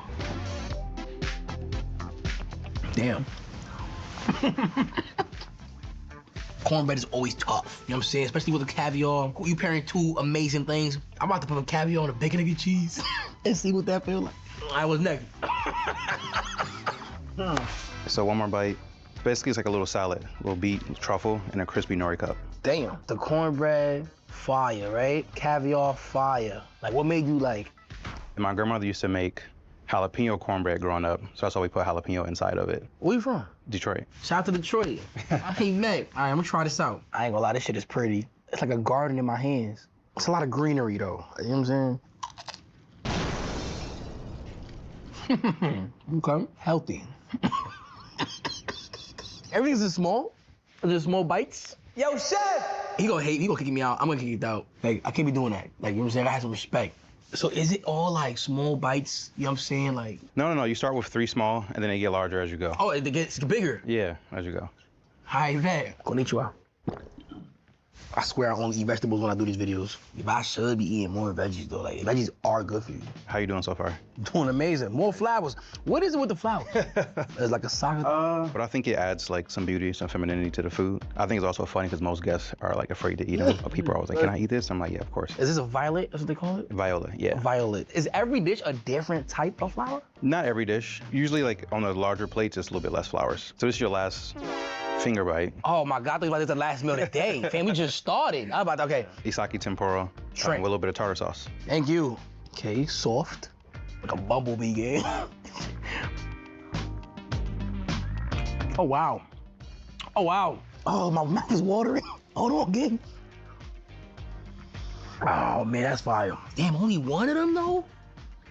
Two of them would have been kind of, three of them would have been a little hard, too, Chad. I like shrimp a lot. Well, I guess tempura. I like tempura a lot. Chef, is there any chance that you have another one? Absolutely. You the best, bro. You heard? Might need more sake, though. Yo, Big Kev. Any right? What do you think so far? I need a little re-up, though. A little bit goes a long way. W Kevin in the chat. And he know Japanese. Oh. How's the sake? Had to re-up. Yeah. Just like this, had to re-up again. You know what I'm saying? Respectfully. Oh. Chef doing it big, but we doing it bigger. Oh my God. Hello.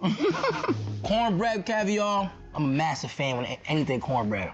So you gonna get that. Feel me? Explosions all around. Then we moved on to the, I'm gonna call it the Garden of Eden. Once again, I'll be transparent with y'all. I'm not a big fan of greenery, but it was good though. You feel me? That one's more like, wow, cause you shocked me. I'm a little shaken up. I ate that, whoa, hold on. Okay, cool. The shrimp tempura with the sauce though, different. I call that elevation. Each dish has the femininity. That's what I'm feeling right now, you know what I'm saying? Extreme explosions, like all around. I'm not even gonna do the hand motions, because that's how I really feel about this one. It was soft, but also crunchy. The sauce added to it. And that little violet on top was like, I fuck with Kev. You fuck with me, bro? Absolutely. Hell yeah. Your movie. Imagine you in the trenches and Kev just show up, boom, just spawn in. Sake, nigga. Nah, man. What's this? This is silverware. Oh. Nah, it actually has cuts though. Is there use for this? It's like a flower spoon, maybe? Why don't we put that on us? Just to keep it elevated. We elevated it like exactly. Yeah. We already know. Y'all gotta catch up because we already eat. You feel me? I'm learning as I go, chat. Okay, bigger plates. This is a shimaji, just lightly cured. A little bit of pickled apple, shiso, sorrel, and kombu. What is this? I don't know what I'm looking at. It's raw fish and apples. Is it a Japanese fish? It is. A lot of Japanese. I ain't gonna lie, shout out to Japan, bro. Like, I would recommend going with the sauce spoon. Sauce spoon. You know what I'm saying? It's fire. Okay. Sauce spoons, you heard shit different. Look at this, bro. Like, you know what I'm saying? Oh, matter of fact, I can't do that. Never mind. This is real. This is real. Is that a 3-leaf clover? The night is calling. Reach for it with a limited time cocktail-inspired series from Zin, featuring mojito, spiced cider, and espresso martini. Zin After Dark. Warning, this product contains nicotine. Nicotine is an addictive chemical. Style or substance? It was almost like jello-fish. Yo, don't compare this shit to no fish stick. The transparent fish, to me, was definitely a movie. It was definitely wow. The broth was amazing, though. The broth was like, not that it made it, but it just amplified what already was there. You feel me? Sold out everywhere. You know what I'm saying? I'm gonna keep it a buck. Any more shots of sake, straight motivational speeches, the whole video. Nah, this view is crazy, bro. A plane shouldn't be flying around here, gang. I'm gonna tell you right now. Go over there, man. What if I was Spider-Man and you didn't know? And it was me. Would you believe it?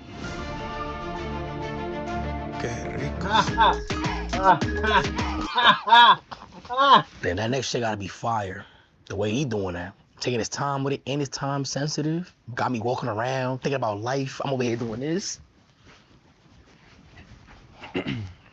Oh shit. This is your second serving of caviar. It's a white verjus sabayon on top of a warm potato salad that I call it, and crystal caviar. Enjoy. Let's do it. Wooden spoon. Chef, is there a reason for the wooden spoon though? Well, I'm assuming because of the caviar, probably, right? Yeah, it's for the caviar. It's more gentle on the eggs of caviar. I got caviar knowledge, bro. Oh wow, look at this. It's crazy where life takes you. You know what I'm saying? He called it warm potato salad. He trying to minimize the greatness of this right here. Too humble. And I don't even think the caviar is the reason for it. The whatever this is, which I can't describe because I don't know exactly what it is, and he might not want to tell me all the way, because you know what I'm saying? The chef want to have his secrets and stuff, and I feel him. I have questions, bro. Chef, whenever you get the chance, please. You keep outdoing yourself. Like, what's up, bro? Can you break this down for me? Like, what does it take to make this? The foam is made from eggs and then more caviar on top. I noticed it was foam. I didn't want to say it, because I was like, wait, let me just make sure I see what I'm seeing. It's really, really good. Thank you. This, another movie, another wow factor, you know what I'm saying? Tough. It's tough for rating. It is now. Tough. Big Kev. Okay. Is that a bigger glass? It's a slightly bigger glass for a slightly bigger wine. So we're gonna go to Greece for this next wine from the producer Ekonomou. This is a guy named Giannis. Giannis Antetokounmpo. Same first name. Right? First name, yeah. Thank you, Kev. Cheers. I like this. This shit made me a philosopher now, too. Give you some advice? The meaning of life? The meaning of life? So stop asking. Just keep doing. All right? Go outside every day and live your fucking life. And I'm sorry that I'm cursing, but you know what I'm saying? Life is not all. All right, let me shut up again. I'm over here farming. Yo, what's that shit? No. Yo, go on my phone. Go to my Twitter. Go to my profile. I tweeted out some fire shit the other day. Go to that one, and then go to the fucking Wendy's, dude. Wait, quoting someone, or is this from your mind? Don't ask no questions. Everything that happened to you before led you to the person you are today. You were created on purpose, for a purpose. I'm dropping gems today. Yo, I see the chef get happy as fuck. Hokkaido scallop is lightly cured and seared, a little bit of sea urchin on top, and a Vadavan French curry sauce. Can you eat sea urchins? You're about to. Underneath the scallops and the sauce is also fennel two-ways. A fennel what? Say again? I've never heard of that. Fennel. What is that? Where's that from? Fennel. Kinda in the onion family, kinda not. Okay, wait. Fennel. Let me throw some of the sauce on top of the scallop. Do I just eat the scallop in one bite? I don't even know. It's kind of slippery. Yo, had a punch of spice out of nowhere. Like a punch of spiciness. Like I low-key feel it right now. It almost feels like it's melting in your mouth, literally. Let's go ahead and try to broth up a little bit.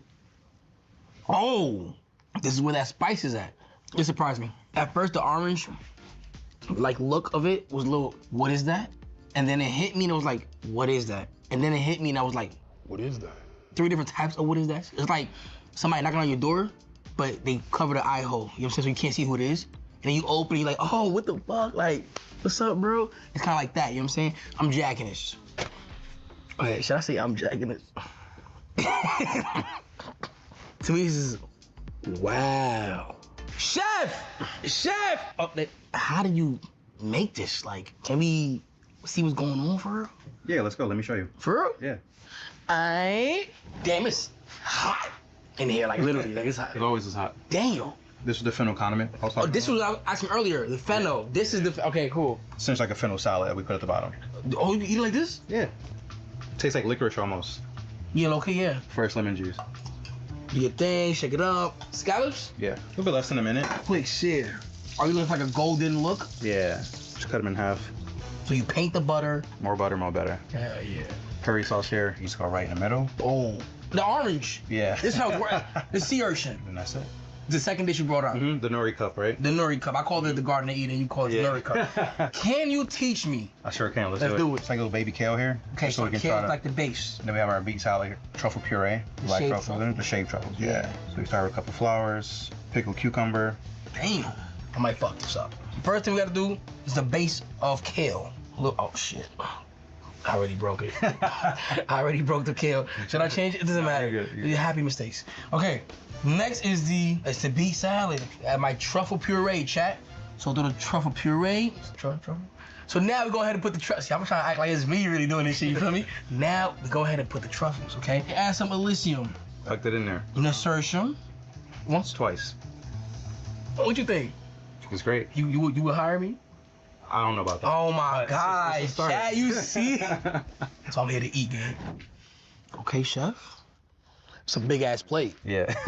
That's a big ass plate, word. But you know what? This is a charcoal grilled madai on top of a dirty rice, with like a brown stew sauce and coconut aromatic cream. And we add a little mango pepper sauce on the side to add for some spice. Just like, it's a little spice, so it depends on how much heat you like. I like spicy food, so I can handle spice. I'll add a little bit and then see. Thank you, chef. Oh my God. The smell's amazing. Get that rice in there. Amazing. Oh my God. Wow. Oh my God, that crunch. Dominican accent coming out and all that. Wow. The best dish I've had so far is insane. The spices, I love spice. I also love. All right, so look. Behind me, under the tree, there's a box. There's a box that my wife got me that I can use. But I'm going to open it live tomorrow. Well, shoot. It's kind of hard. I might not be able to go live tomorrow because it's going to be eating with the family. Eating with the family for sure. But hey. Of rice. Even the rice by itself. Tough. Because he said this is a spice, but like, I feel like the Oh, he wasn't lying. I'm getting kind of like the cold sweats now. But I still like it though. You got some milk? He don't need no milk. That's the new rating word. Start clapping this shit for no reason. Yo, we need a rating that like you get up and it's mad people, we just like start clapping. The chef come out, we start bowing and shit. Is that an iPhone 17? I switched to T-Mobile in just 15 minutes. You get a new iPhone 17 on them with its awesome camera, and they'll even deliver it the same day. Switch to T-Mobile in just 15 minutes. Get a new iPhone 17 on us with same-day delivery. Why am I wearing a tutu? Santa, did you get my letter? Oh, I'm not. Elf? Head elf. Everyone wants iPhone 17 with its awesome cameras and epic display. At T-Mobile, you get it on them. Dad says switching This shit about to make me cry again. This shit's so hard, bro. All of it together. Elevated. You know what I'm saying? Elevation. You know what I'm saying? Elevoir. I made that shit up just now. New word. Elevoir, you heard? Damn. Oh, bigger glass. Red wine for the last savory course is a garnacha from the Ser de Gredos region in Spain. It's an area that is a little bit higher in elevation and features wines that have a little bit light. Just like us. Just like Hold us. on. Yeah. So I gotta do this whole part in Spanish. Aquí tenemos un... Nah, stop playing. Okay, chef. The last savory course here, it is venison we get in from New Zealand, marinated in a little bit of epis. We charcoal grill it, hanadanko mushroom. Oh, I see the mushroom. Cauliflower, purloin, and a sauce au chavoy finished with black currants, which means deer sauce. Deer sauce. Deer sauce, you heard? I had squab for the first time last episode. I knew it was gonna be good. We're trying shit. We're elevating, okay? We're literally on top of the world right now. I'm not a big fan of mushrooms though, but I'm still gonna try it. Look at that. Oh, okay. The mushroom has some sauce on it. At the most, you might see me eat it on a pizza. Maybe. But this isn't pizza. Mushroom is mushroom everywhere for me. Let's pair it with the wine. Kevin! I know you're tired of me saying that already. Not at all. Vertiente de las ánimas. That's correct. Hostia, pero es que a veces hay que recoger unas cosas, ¿ves? Es que cuando tú te... Es que, profesor, la casa de papel. I'm outside! You don't even know what I'm saying right now, right? I had no idea You what speak Japanese, I speak Spanish. Hello. This isn't deer, though. Can you eat deer? This is deer? No, this is deer sauce. It's not, I'm not eating deer. I just ate deer? She's like, I'm eating deer. Well, no, he said deer sauce. Guys. Nah, what? Damn. This to me is just fire. What sound does it do, man? Do they make sound? They just run. Bambi! Is she not a deer? But I would never eat Bambi. But Bambi's cousin, though. I can't say what I want to say, because Peter gonna beat the fuck out of him. If I see a deer on the highway, I'm speeding up, nigga. It's the wine doing it. So for the next course, to just transition you into sweet from savory, we have our take on Moroccan mint tea. In the glass is some fresh mint with orange blossom water. And then in front of you is alfahar cookie. Thank you, Harrison. Cheers. Oh, man. This activated something just now. There's nostalgia here, okay? My grandma's living room, in a weird way, kind of like Vaporu. You know what I'm saying? Like vapor rub. You know, you know. Now you see it. Now you don't. Hi. How you doing? Doing all right. For you, we have something that is inspired by New York fall floor, ginger mousse, spice pear sorbet, and some maple brown butter tuile. On the Canadian flag, is this like the... Right? Yeah. Yeah. Yeah. Okay. All right, just wanted to make sure. All right, thank you. Shout out to my Canadians in the chat. Oh, crunch. Okay.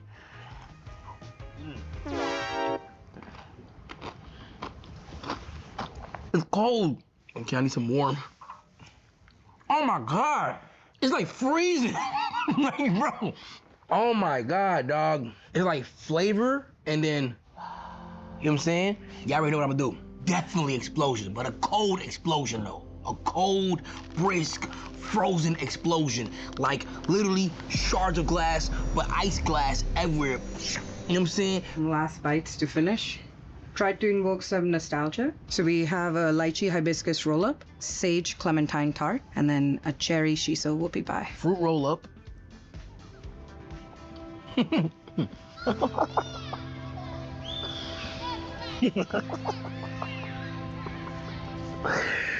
ain't doing it on purpose, y'all. It's making me do it. Damn, that's crazy.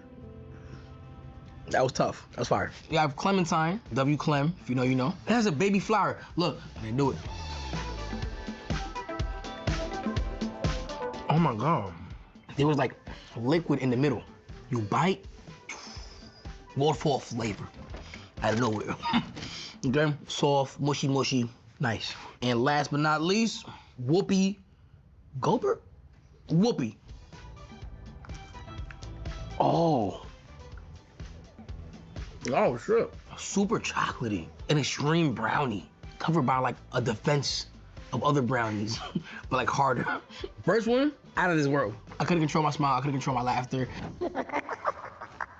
The second one, a very big wow factor for me, okay? Very wowish. Third one, very chocolatey, but nonetheless, very good though, you heard? My favorite out of the three, I'd have to go roll up. Roll up was like,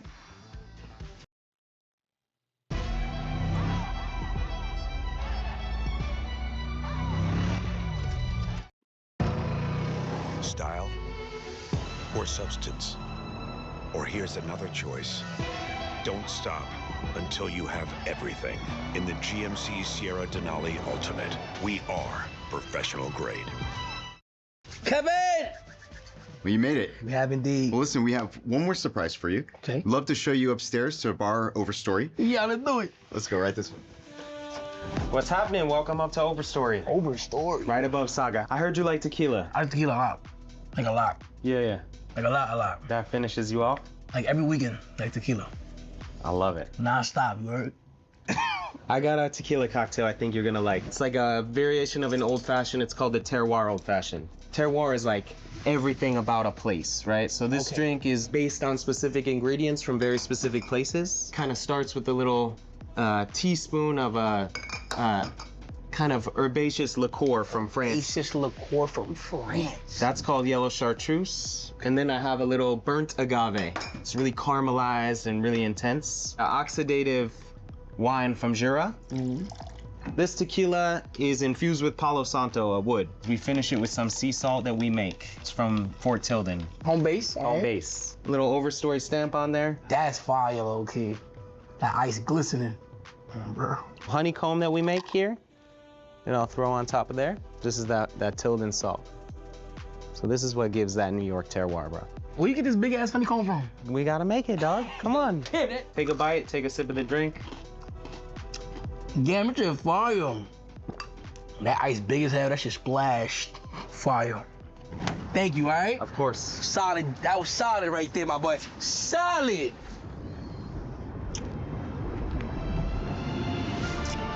It's elevation, baby. It's elevated. Different level, you know what I'm saying? We breaking records stratosphere. Life is amazing.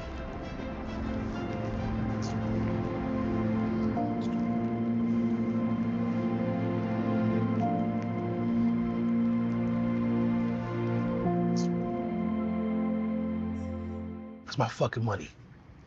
Huh? Come here. No. Everybody spam how YouTube. No, watch it. Wait, what? All right, if you're watching on YouTube, nah, if Zeus saying that is like that, oh my God, y'all making me worried to click play. I'm worried to click play. Damn, maybe I shouldn't watch it. It'd be heavy. I don't know. Let's get in there.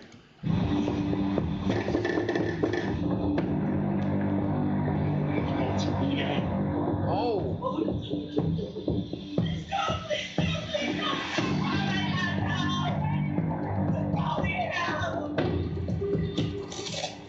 Hey, come here, kid. Come here, buddy. Come here.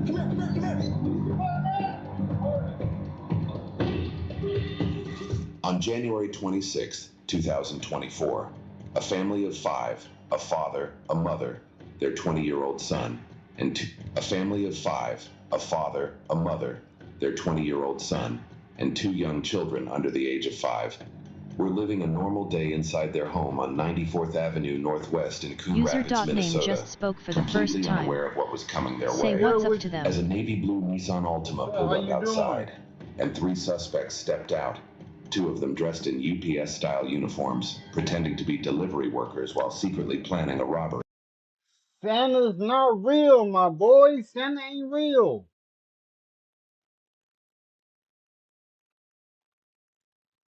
Santa is not real. I never believed in Santa. A plan that would, within minutes, explode into a brutal encounter that would shock the entire community. Our coverage is brought to you by Morgan & Morgan. A crash of insured Morgan where payout you can start to be worth QR code. Been seen. This exclusive video was first obtained by Midwest Crime and has never been seen by the public before.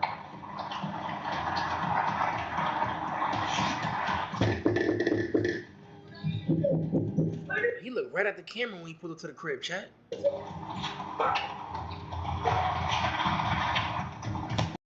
Shipping 10,000 packages a month can feel chaotic.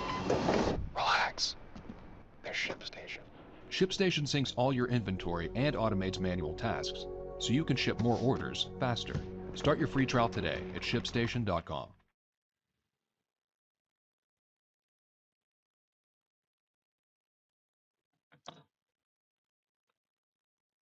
Wix gives you the power of AI to build the website you need with full business functionality and a design.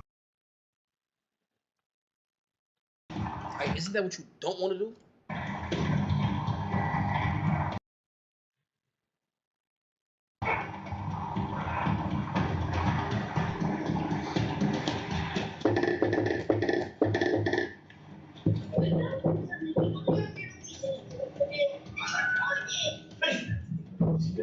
Hello, ¿cuánto?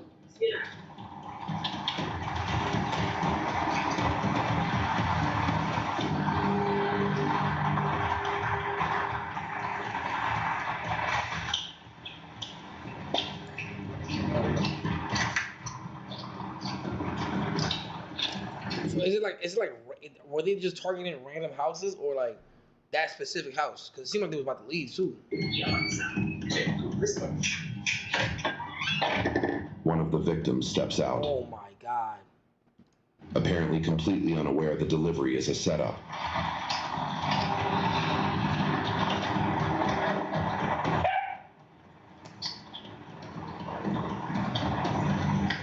That's kind of sus too, right there. Like, just pass me the box. Big dog. Ain't no big dog here. Ain't no big dog here. Not yet. Look how he got right there next to him too. What the?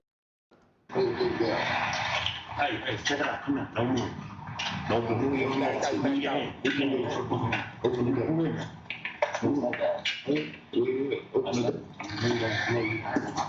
Calling somebody over. The home security camera captures the third suspect come up the driveway after he's waved in by the other men. Home.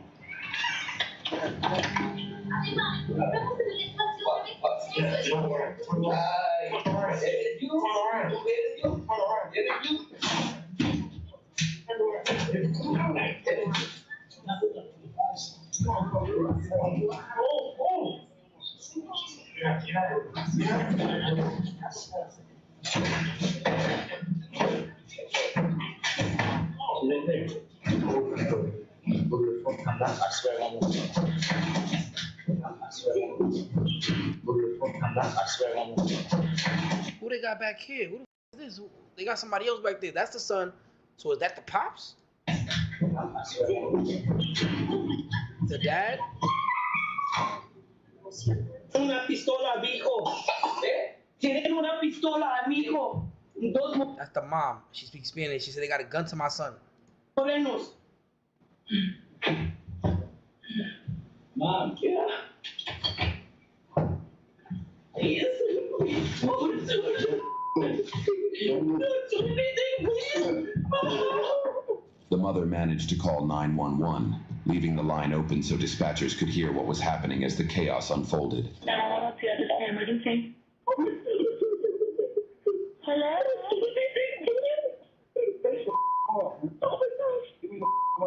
That's crazy, bro. It's crazy that this happened. I know. Hey, Mario Alberto, come on with the money, man. But what money though? Like, do niggas know? Like, what's going on right now? Like, I mean, this gotta be a planned hit, bro. Cause to go as far as the UPS, those other, like, you something going on, bro. Okay, out! And there's kids in the room and shit. Nah, what's going on? I thought he about to blow that shit. Hold on, this shit, can we watch this shit game? In this video, I'm gonna remake Sports Car by Tate McRae. I've never heard it. I'm using co-producer by Output for this. It's basically a much better way. I don't know. Yeah? Okay. I'll be smack at you. I will give you whatever you want. I'll get you the money. Okay, that's Come on. You get what you want to. I'm getting up.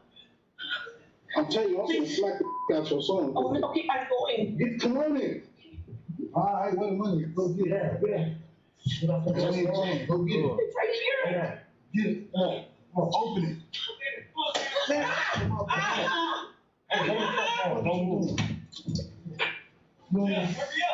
No. Just hold it. Little kid trying to play with them, bro. Like, look, bro. No. Hurry up. No. Just hold it. So, if you move, That's crazy. open.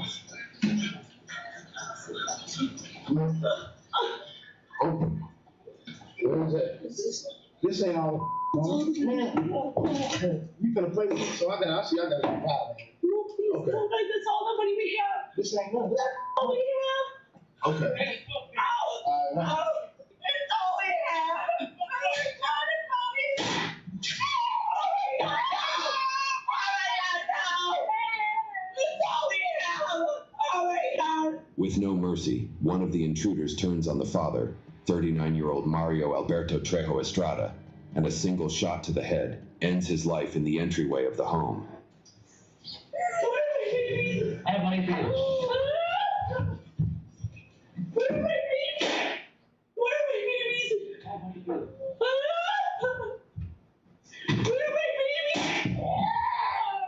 babies? Oh, they started wiping the whole crib?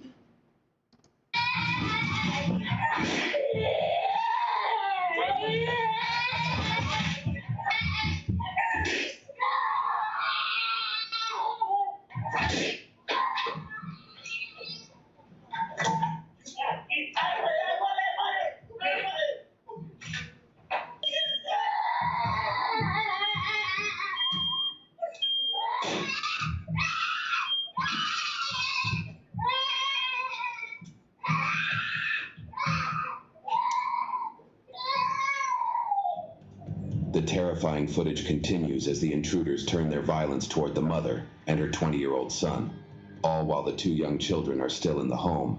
The victims are later identified as 42-year-old Shannon Patricia Youngworth and her son, 20-year-old Jorge Alexander Reyes Youngworth. Leaving the 2 young children in a state of unimaginable trauma, the intruders rushed. Bro, them kids are definitely scarred for life, 100,000%. Like, if they remember this incident right here, bro, well, it's tragedy, to be honest. They're never gonna forget that. That 100%, 100,000% life-changing, 100,000% trauma-inducing. Like, confirmed. To destroy evidence before fleeing the scene, unaware that nearly every moment of their crime had already been captured on camera. Meanwhile, inside the home, a heartbreaking act of bravery unfolds. The older child, despite being just a toddler himself, pulls his little sibling away, shielding them from the sight of their mother on the floor. A moment of pure innocence and instinct, leaving investigators and everyone who later watched this footage stunned.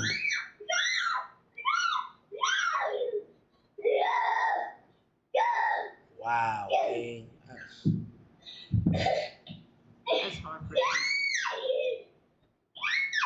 Just minutes later, officers arrive at the house after being dispatched to the 911 call placed by the mother, unaware of what they are about to walk into. Police department! I heard kids screaming in there. That's crazy, bro. Police department! 1409. Give us the channel for now. I gotta make. Cops came late. The cops always. They say that. Depending on who you ask, they say that the cops aren't first responders. You are the first responder, and then they come after. So usually this is, you feel me? Shit sucks, bro, but that's, you feel me? You know what I mean? That's what it is, bro. Nail down on the ground.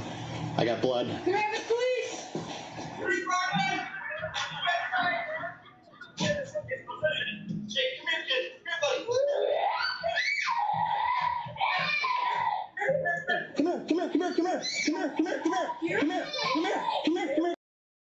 Listen, it's called Connect Team, and it's insane. I don't do schedules or timesheets manually anymore. And it works? Oh, like you wouldn't believe it. My team puts in their availability, I click auto schedule, and boom, there it goes. No more Excel, no more phone calls, no more group chats. Oh. Perfect schedule, like that. Damn, so all you gotta do is post it. Yeah, my team loves to Come here.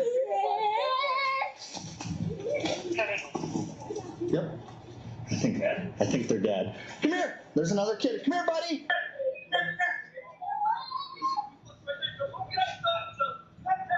Damn, that's crazy though. That's nuts. I ain't gonna lie. So the youngest kid in his own little, like, his own world. Like, he not really. I don't think he knows what's going on. The older kid though, he knows what's going on. He just can't talk, so he can't communicate what. But he knows what's going on. Kitchen. Hey, buddy. I can see his diaper now. He's a little closer. No, he's pretty far in there. You see his diaper? See it on the ground. I can't see past it. Yep. Stay with the kid for now. We're gonna get you another kid here in a second. Hey, buddy, come here. Come here, bud. Come here, bud. Kyle, cover me. Hey, buddy, come here. Come here, bud. Come here, bud. Kyle, cover me. Come here. I need you to come with me. We're trying to get the kid out. Come here, bud. Come on, buddy. Come here. I got candies. Come on. Come here. It's okay. Come on. Come here, kiddo. Come here. Walking 1309, you've got 2 more cars up in this area.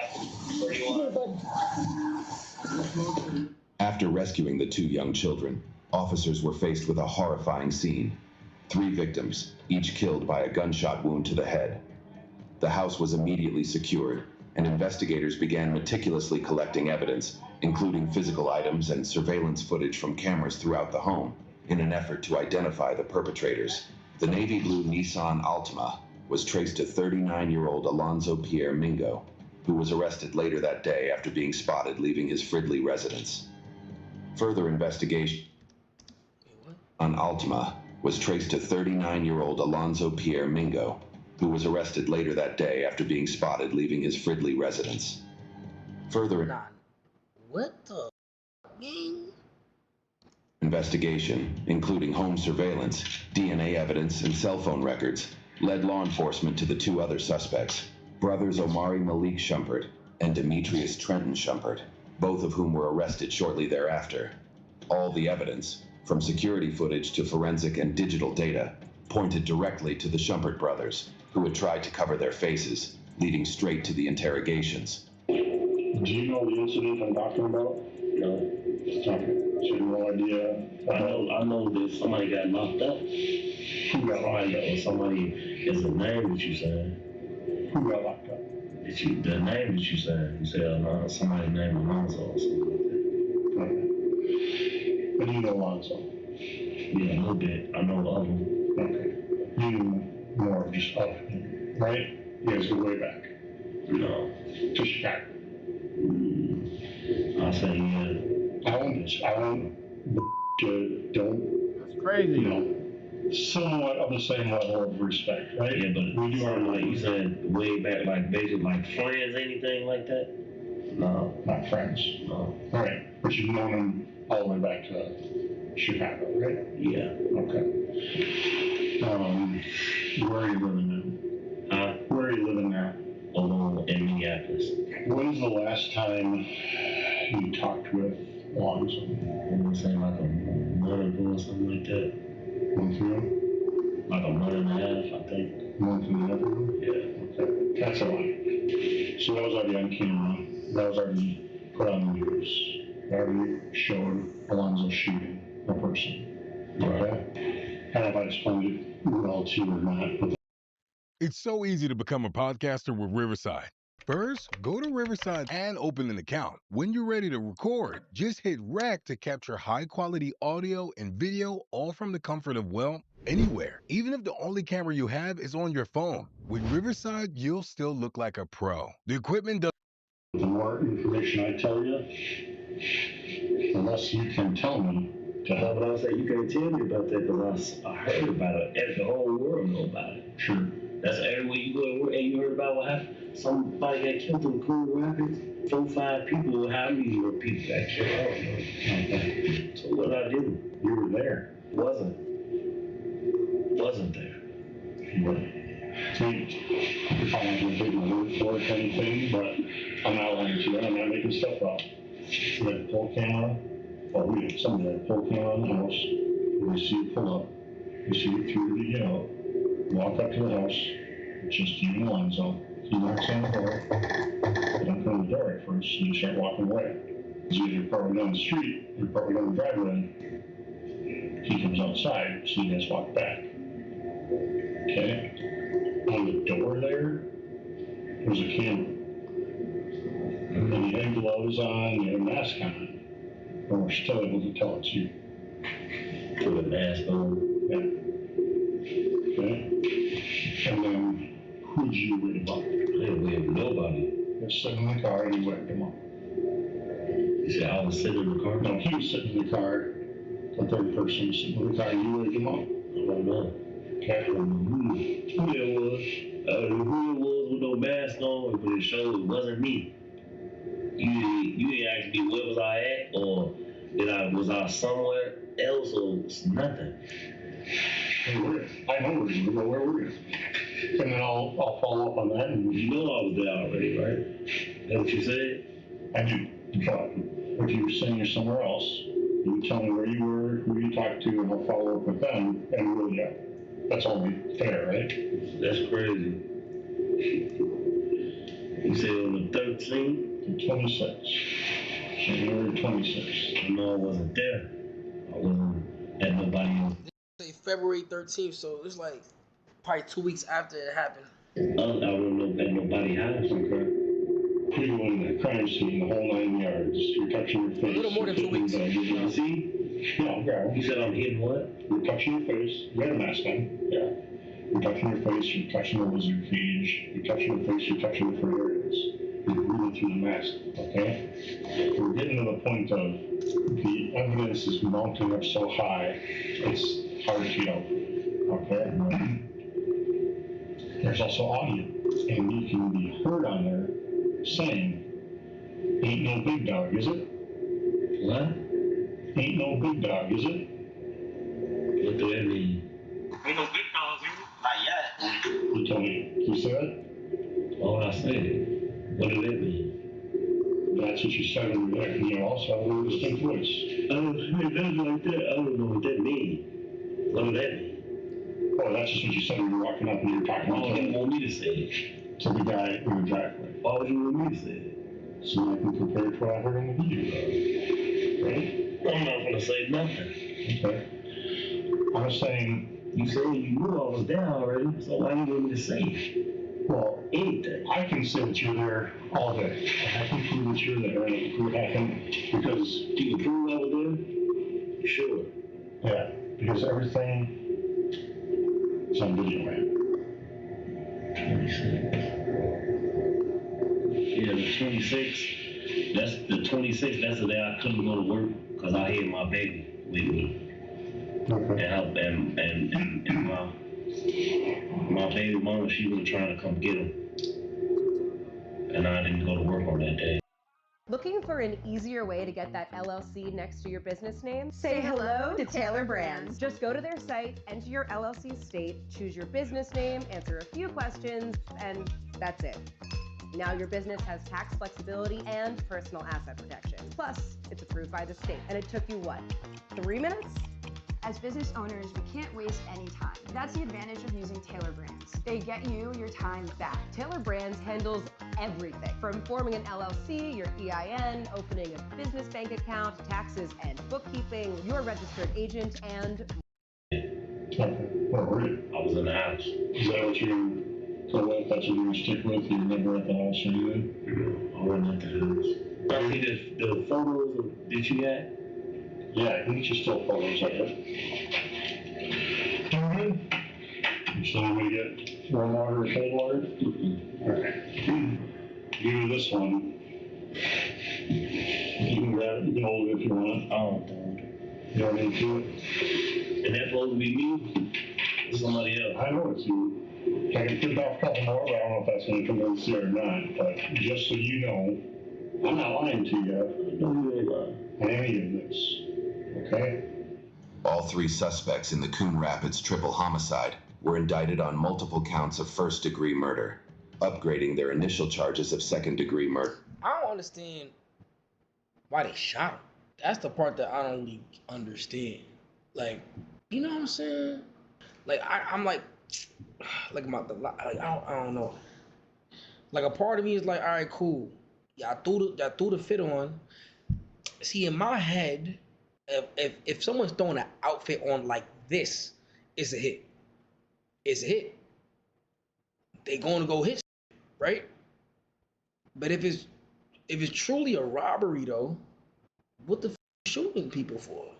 You know what I'm saying? Like, I don't know, but you know what I'm saying?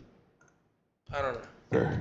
Alonzo Pierre Mingo, identified as the alleged gunman, was found guilty by a jury on multiple counts, including 4 counts of first. And it's also like the decency, twin. Like, yeah, like if it's true what he's saying, they got kids too. He's right. He said his alibi is, oh, I was with my kids. So if you got kids, then why would you take somebody else's parents away? You a parent too. You know what I'm saying? Like, if you really gonna, you know what I'm saying? Like, all right, cool. Y'all get in there, y'all gonna get some money. Whatever. But then it's like, y'all don't see them, y'all don't see them babies running around, gang? Like, y'all don't got babies too, gang? Like, y'all don't put, they gonna throw the book at these niggas, gang, respectfully. They gonna throw whatever they could possibly do to them. Degree murder. In September 2025, Mingo was sentenced to life in prison without the possibility of parole. Demetrius Trenton Shumpert, who participated as an accomplice in the robbery, was indicted on 6 counts of first-degree murder. Prosecutors sought an aggravated sentence against him, citing the particularly cruel treatment of the victims, the involvement of 3 or more active participants, and the fact that the crime occurred in the presence of 2 minor children.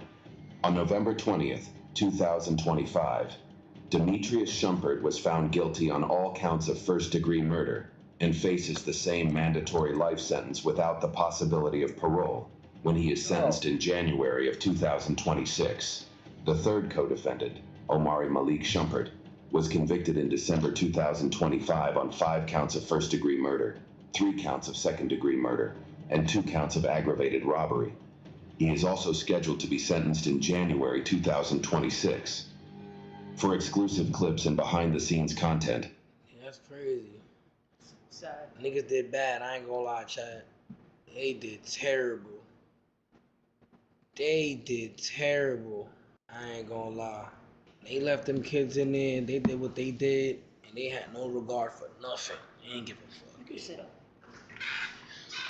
And that's why I be saying too, Chad's like, bro, you did as the first responder, gang. I ain't gonna lie, Chad. We share the world with too much people, okay? How many people's on Earth? It's 8 billion, right? Y'all don't think it's a couple evil? They exist, bro. So it's like, you gotta like, that crazy. Like, you can't, you know what I'm saying? Like, this is insane, bro. That's crazy, gang. Crazy. It's insane, dog. No back, Chad. That's crazy, gang. And what state this happened in? What was it? What state was it? I don't know what state. Damn, I think it was Michigan, Minnesota. Bro, chat. That was heavy though, Keto. You gotta have Sally in the crib, bro. If you live in a state that you can have that, gotta have Sally in the crib, bro. You gotta have situational awareness too, like. But at the same time, like, gang, you could have some situational awareness, but they trying to go above and beyond, gang. They had the UPS outfits. Gotta have Sally though, exactly, Blake. And I'm gonna be real with you though. If I'm being real, gang, a lot of us probably would have fell for that too, gang. You seeing UPS, come on, gang. Let's be real. You walking up too. I ain't gonna lie, like, no. Let me tell you something. If I look through the window and I see somebody wearing UPS, if I don't see the UPS truck outside, I'm not opening the door. I'm not opening the door. You're bugging. It's kind of crazy. You can't really be trusting people out here in this world. No funny, gang. Only time I would have been like, nah, hold on, is if you're walking with me to my front door. I'm already here. Give me the package. I'm like, what you want to go over there for? You know what I'm saying? No UPS truck too, but it's like in the moment, people love saying what they would have did after. You feel me? That's 100% a fact. But I think in a moment, the bare minimum would have been like trying to walk to my door, nigga, to give me the package. I'm right in front of you, gang. You know what I'm saying? And it's 3 niggas, and it was 2 people walking up. Like that's, but he could have. I probably would have, he training him, maybe. You know what I'm saying? Like it could happen. It could happen to any of us. I'm keep it a buck. It could happen, bro. Bear Marin. I did not say the Bear Marin. Oh man, that's why I don't be tripping. I know they got the holster on, chop on them in the crib. I be doing that when I'm in the A, just chilling in the crib. Like no, like I don't blame them. They be shit like this that be having on Tommy. I swear to God, yeah. It be shit like that, bro. No bullshit. What's new with Google Ads? Google AI powers campaigns that work for you. Your ads multiplied. Better results? Simplified. Put Google AI to work on your next campaign.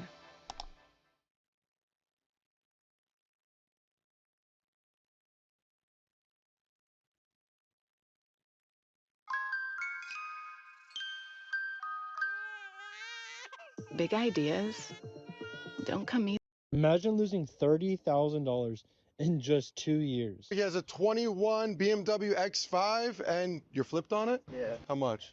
12. Carfax Value said that her car was worth $1,130. Right after I plugged it into Carfax, I went and had my manager pull a payoff, and her payoff through Westlake is $13,100. Okay, so today we're going to be taking a look at some good old-fashioned car depreciation. We have a ton of different examples of people losing their shirts when it comes to the value of their vehicles. And with the way things are headed, the prices, the payments, the insurance costs, it's just going to keep getting worse. We have a lot to go over today, along with comments from you guys from previous videos. So if you want to be featured on a future video, leave in the comments down below. But let's start off with someone who clearly couldn't afford the vehicle they wanted, but that didn't stop them from buying, and now they're severely underwater. He has a 21 BMW X5 and you're flipped on it? Yeah. How much? 12. All right, let's see what it's worth. It's got the beautiful chocolate interior. Why are you trying to get rid of it? I just can't afford the payments no more. How much are the payments? $960 a month. How long have you had this car? Only had it for 960? 2 months. Yeah, and then 2 I had the months? issue with my wife, so. Oh, you're married? 960? I beg your pardon. That's crazy. How young are you? 25. Damn. Look at you, man. Was this her car? Yeah, she was driving. So we need to make sure this does not hurt your credit, in other words. How much do you own it? 48. 2021 BMW X5 with 65,000 miles on it. I'm seeing MMR is around 35. Damn. Thing's brand new. I don't know if I'd say it's brand new with 60,000 miles on a BMW, still owing almost $50,000, all for your wife or possibly ex-wife to be rolling around in her nice fancy white BMW to show off to everybody else. And you knew right off the bat you could not afford it. You've only made 2 payments. What am I really supposed to say? People are so hard-headed that you just can't talk them out of it, I guess. $960 a month for a car note is insane. I struggle to pay $315. Well, it's about to get a lot worse throughout the rest of this video. My 2022 Hyundai Ioniq 5 payments were $1,125. I guess I could have had a BMW for less. What kind of deal is that? This episode's going to be brutal. I'm going to tell you the biggest thing going on in the car business right now. I can't speak for everybody, right? I just know about our dealership and our market, but I talk to about 300 customers a month, and so this is where all this is coming from. People are so upside down right now, and I'm not talking $2-3 grand upside down. I'm talking $10,000 and $15,000 upside down on their vehicle. And generally, you know, that happens. Like if you've got bad credit, you've got a high interest rate, then you probably have got warranties and gap, and you're not paying down the car near as fast as you should. But I'm talking about good credit. I mean, I've seen this month alone probably 6 or 7 people that have 800 credit and above that are $10,000 and $15,000 flipped on their vehicle. And the crazy thing about the situation is these are people that they are not going to miss a payment. They are not going to do anything that would jack their credit up. But they're in a spot right now like they have to keep the vehicle they have. And if you're in this business, you'll see this every month. But this month particularly, I feel like I have seen more than I've ever seen with people that are just buried in their car that they're driving. And that clip goes extremely well with a comment from one of you guys. This was me a couple of years ago. I had an 815 credit score and a used car dealership initially offered me about 12% for 6 years when I brought up financing. They acted surprised when I wasn't interested. I guess that's not the majority of people's sentiment though. Even with good credit, you're still getting a bad deal. And if you bought during COVID with all of those markups, you're in an even worse situation. We could take a look at some of the comments from this clip. Had a customer trading in a 2024 Ineos Grenadier, called around and it's worth $65,000 when he owes $91,000 and he had great credit. I do think they look cool. It's similar to a Defender. It's not $91,000 owed cool. Been wondering how people could afford these $80,000 vehicles. Most can't, but so many don't realize that until it's too late.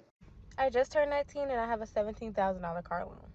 I want out of this car loan so bad that it doesn't make any type of sense. But I kind of feel like I'm at a rock and a hard place because if I was to trade in, I'm like $12,000 worth of negative equity. I don't even know how to get out of stuff like this because majority of the time people tell you a large tree. I'm not bold enough for all that. Truthfully, I probably should have listened when they was like, get a cash card, get a cash card. Probably should have done that because I just don't feel like it's worth the extra like $400 a month. Really more than that because it's really like, it's costing me like $1,000 a month just to keep this car. Shipping 10,000 packages a month can feel chaotic. Relax. There's ShipStation. You got the car payments, you have the higher insurance, especially if you're a younger driver. And if you got something fancy, a luxury vehicle that isn't that reliable, the maintenance is going to be rough. And throughout almost every single comment section talking about this topic, it's constantly brought up. Just commit fraud, get gap insurance, and crash the car, total it on purpose. Seems like a very smart thing to put out online for the public to see, because God forbid that ever happened to you, these insurance companies watch you like a hawk. They could find these types of comments and you could get in trouble for it. I made a completely separate video just talking about how insane insurance is now. But yet again, go over to the comment section. You have gap insurance? Wait till it's snowing or raining hard and find a nice guardrail. Oh man, okay, let's just move on. Yesterday I had a customer who came in looking to trade out of her 2013 Hyundai Santa Fe. We take a seat at my desk and I check her and I ask her, why do you want to trade out of your car so bad? She told me that the car is creeping up on 145,000 miles. It's old. She just... Let's go back. At my desk and I checked. All right, so somebody had a upside down 2013 Santa Fe, and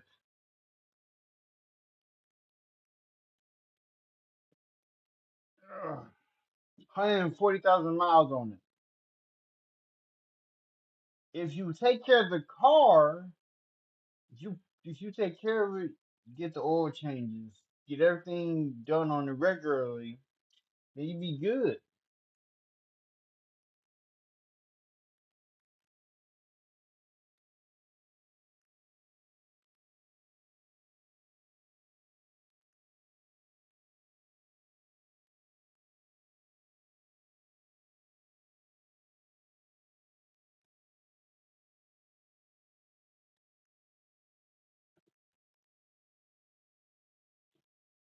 That's crazy.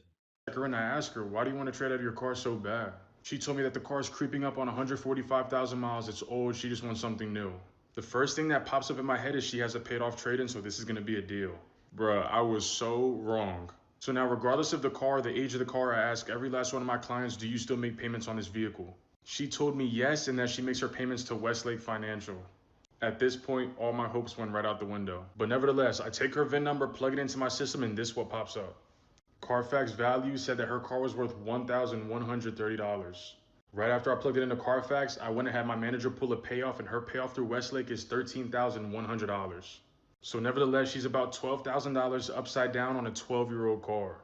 And on top of that, she had no money down. 12 grand underwater on a car that's worth $1,000. It can't get much worse than that situation. We could take a look at the comments. I had someone $18,000 upside down on a Nissan Pathfinder. Got her in a Bronco Outer Banks and got her at $1,000 monthly payment. Not too bad in my book. So what is that? Easily 72, 84, possibly 96 months you're paying $1,000. On top of it, a Bronco with a plethora of issues. This is how it keeps snowballing, and people are in debt for the rest of their lives. Interest rate had to be 500%, especially with those subprime borrowers. It does get into the payday loan territory. It's bad. Another comment from you guys here. It's good that there are videos like this showing the realities of car buying and the dangers of buying stuff you can't afford. I do see many comments that these videos do deter others from purchasing, getting into the same situations just to have a nice shiny 2026 model. Unless you're genuinely very wealthy and could easily afford the payments, the maintenance, the insurance, everything that goes along with it, it just does not seem like a good deal. And speaking of not being a good deal, even this heavily depreciated Land Rover is a ticking time bomb.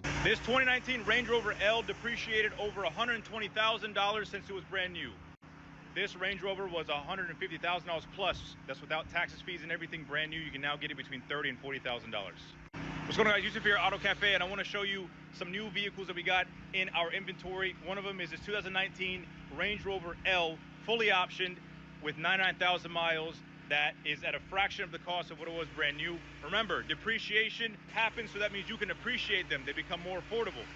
Here it is, 2019 Range Rover L. Okay, so he just starts doing a tour of the car, but first off, somebody bought that brand new and took a $120,000+ depreciation hit. That is unreal to me. The other thing is there are people lined up to purchase this because, oh, you're in a Range Rover now. It looks super expensive and fancy. You must be wealthy. And they got it for a steal of a deal, only 30 grand. However, the entire brand is notoriously unreliable. The amount of money you're going to have to pay for maintenance and repairs constantly is just not worth it. This is one of the few brands that I understand people leasing. Even though at the end of the day you're only renting a car, dealing with high mileage Land Rovers are awful. We could take a look at the comments. 99,000 miles in a Range Rover is equivalent to 999,000 miles in a Honda. So this thing was pushing 6 figures. You would just have to do repair after repair. It would barely be on the road. You'll pay double the price for maintenance. I like how you brushed over the 5.0 engine issues. Of course, he's trying to sell this car, so he's not going to tell you that this thing is awful. $30,000 $20 value going to drop to 15 once it leaves the lot? But speaking of dealerships, we have a comment from one of you guys. You definitely need to make a video about those fake fees that most dealerships use on their contracts, just ripping people off. The main problem here is that customers are ignorant to the point that dealerships are able to make these illegal fees on 99% of their contracts. Those absolutely bogus markups, or putting nitrogen in the tires, floor mats that are $1,000 or $2,000. And they have many more ways to just bleed even more money out of you. But some people are still willing to pay just for the vanity and having something new. And then they wonder why they get absolutely rinsed when they try to trade it in or sell it. Car is worth like 15. Yeah. Paid 24,000. Yes, it's fully loaded. I can't believe you paid 24 for it. Car is a base of the base, but you bought it from a dealership, so they gave it to you without even detailing it. Yeah. Here's this. 14. This one 2019 got discontinued. I know, but it doesn't matter. It's a 14. No, if you go on Facebook right now, do you see the pricing? But I don't go based off of Facebook. I go based off of wholesale. Not an auction. Don't find an auction. The blue white interior. See right now what they go for on auction. What's new with Google Ads? Google AI powers campaigns that work for you. Your ads multiplied. It's fully loaded, literally 0 options, not even an M Sport. Now this guy got taken advantage of by a dealership as well, but he absolutely needed that 6 Series BMW. They probably told him it was fancy and rare. Ooh, white interior. Pay $24,000 for a 10-year-old BMW. That's only worth 15, and he's trying to comp Facebook marketplace prices. This one's just another really rough situation, but we could go over to a clip that I see all the time with car guys. I've never had a car for more than a year, and I finally surpassed the year mark on this car I have now, and I got the itch again. I got the itch, right? That itch to sell it, to get something new, because you want the next thing, right? I changed my mind. Okay, now I want this kind of practicality, or now I want to experience this. Deep breath. Okay, I've had it for a year and a half now, right? A little less than a year and a half, and I'm not selling it. Okay, I got to convince myself, and so do you, that you're not selling it. You're gonna hold on to it, right? It's your baby. You gotta treat that thing. And now I can start doing some work on it. Now I fixed some problems I've had, and now I can actually start doing some things. I can tune it. I can put some bolt-ons on. I can actually add an exhaust, because it's such a quiet car as it is. Deep breath, right? Deep breath. I've made it. I've made it past the year.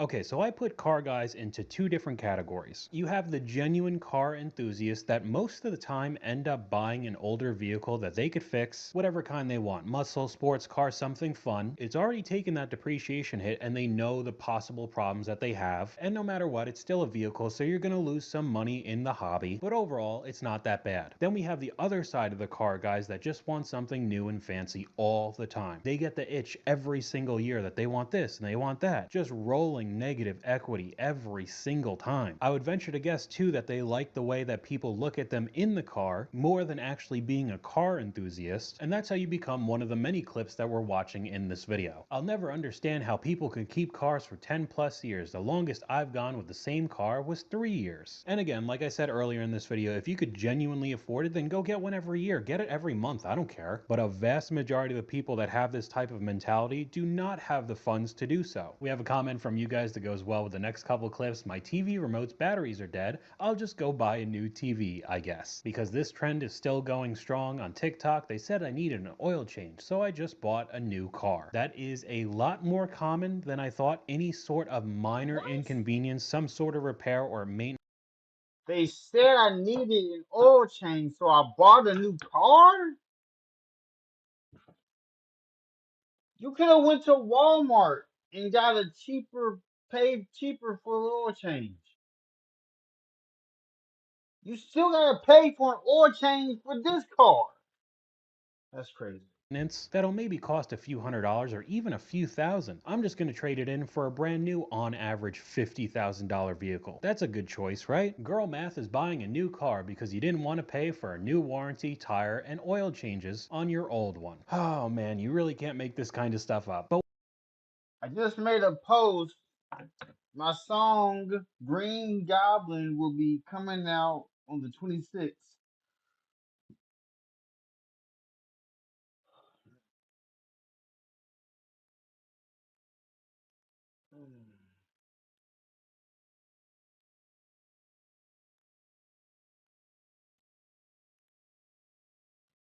1 second.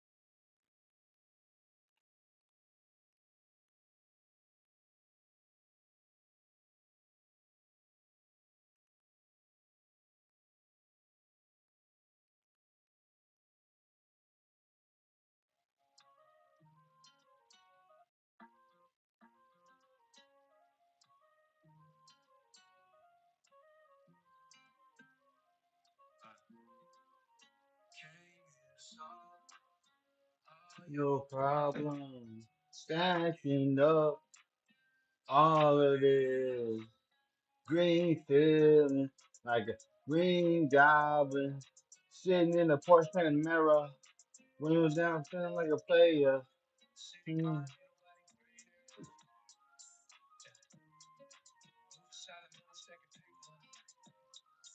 mm, mm, mm, mm.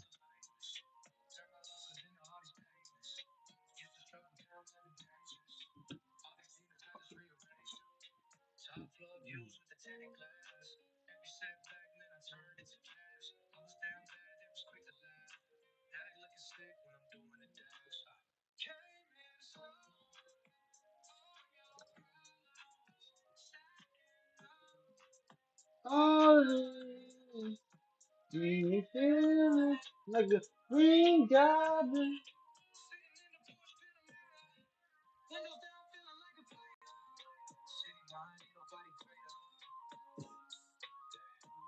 Mm, mm, mm, mm, mm, mm, mm, mm, mm.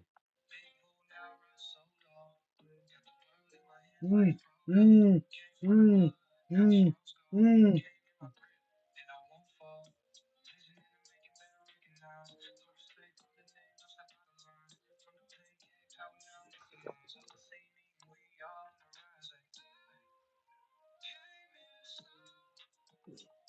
Mm, mm, mm, mm, mm, mm, mm. You feeling like a green goblin sitting in the porch painting mirror. Mm, mm, mm, mm, mm, mm, mm, mm, mm.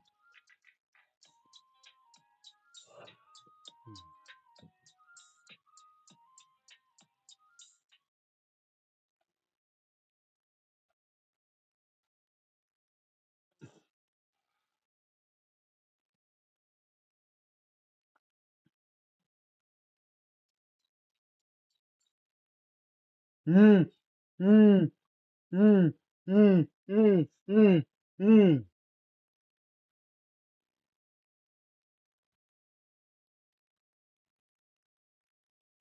Girl math is buying a new car because you didn't want to pay for a new warranty, tires, and oil changes on your old one. What? What type of? Hold up. Hold up. Hold up. Hold up. So this is crazy. So, girl math is buying a new car because you didn't want to pay for a new warranty, tires, oil changes on your old one. You're going to have to still pay for tires, warranty, and the oil change for your new car. What type of girl? That's not girl math. That's not girl math. What? What?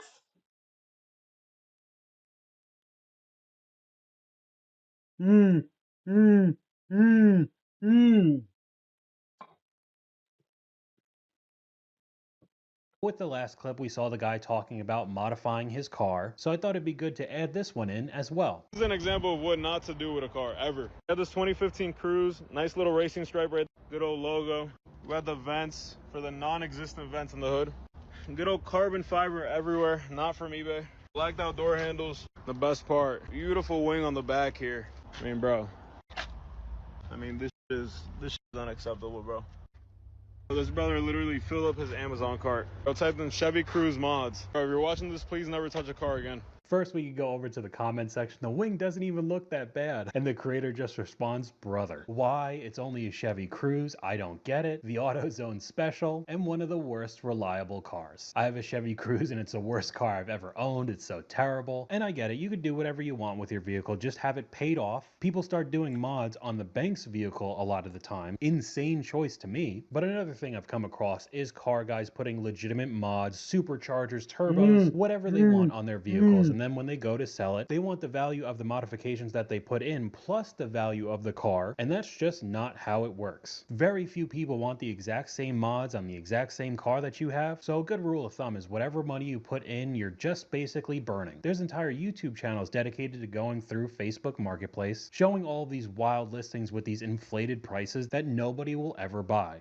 Okay, so the lady at my desk right now, the one that you just looked at her trade, yeah, she's looking at a new GLE 350. She was at another dealer last night, didn't get treated the way she wants to, didn't get the number on her trade that she wants to. She got a number, but she didn't get the number she liked. I get that. So I said, hey, let's play this easy. Let's not play the games. I said, tell me what they gave you, tell me what your payoff is, and tell me where you're trying to be. So they gave her 19 grand. Her payoff is $35,000. Ooh. Now this has got to be worth a little bit more. Oh, totally, 100%. With the leather? That definitely adds a little bit of value to the car. So she's got a USAA approval. I got her on the phone right now, talking to them to see what they're able to do, if they're able to do 84 months. She said yes, because she wants to be around $1,200 a month. People are legitimately okay walking into these terrible deals. Around $1,200 a month for 84 months. All because you want that. $1,200. Let's look at the calculator. Let's bring up the calculator. 84 months times 1,200. That's over $100,000 for a car. What? That's Mercedes crazy. SUV. It's not even the AMG either. She needs to go to a Toyota dealership. $1,200 a month? The ability to roll over negative equity needs to be done away with. You make a financial mistake, now you'll live with it until it's paid down or pay off. But the dealerships would never do that. They'd get way less sales than they're already getting. They'll just let people sink deeper and deeper into debt. As an owner of Walton Goggins goggle glasses, I know how to make slick-looking goggle/glasses. These are the... So my goal is to pay off the cars and not owe no money on them. So the next car I get is going to be paid off.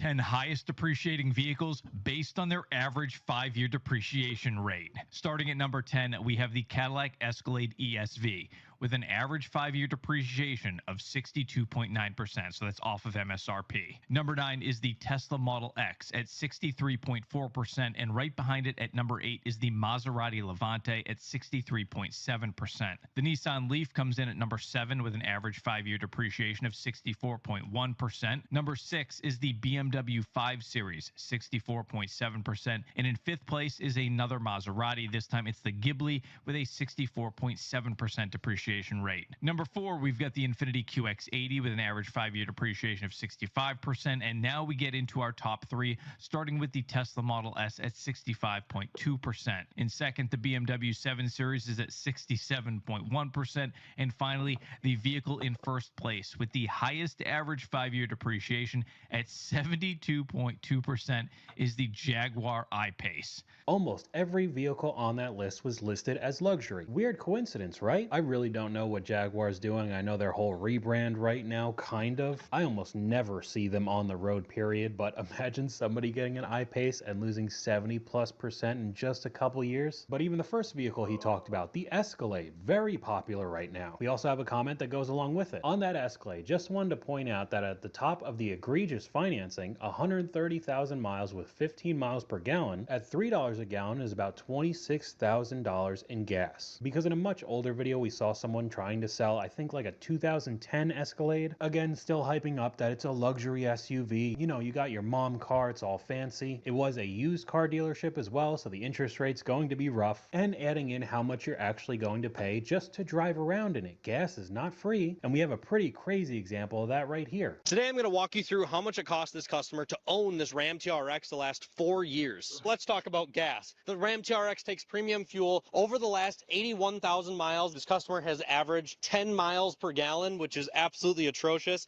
That is $7,000 a year in fuel. Over the 4 years this customer has owned this TRX, he has spent $27,705 filling up at the pump. The window sticker on this Ram TRX is $88,000. He traded it into us for just over $60,000. Over the course of 4 years, it costed him $27,605 in depreciation. And over the last 4 years, he has averaged paying $1,600 a year in car insurance. In total, the last 4 years, between depreciation, fuel, and insurance, zero maintenance costs, it cost this customer $61,710 to just drive this TRX on a day-to-day basis. I would like to add a few things. I feel like his insurance was pretty low compared to most people, so it'd probably be even more expensive, along with it being a Stellantis vehicle. He didn't talk about any of the maintenance, the inevitable repairs that would come up. I bet that cost a pretty penny as well. These are just all the extra costs that people don't realize. They just see the monthly payment and look, I get to have a Mercedes or BMW, an Audi, or a 700 horsepower pickup truck, and then they get absolutely destroyed by everything else. A 2024 GMC.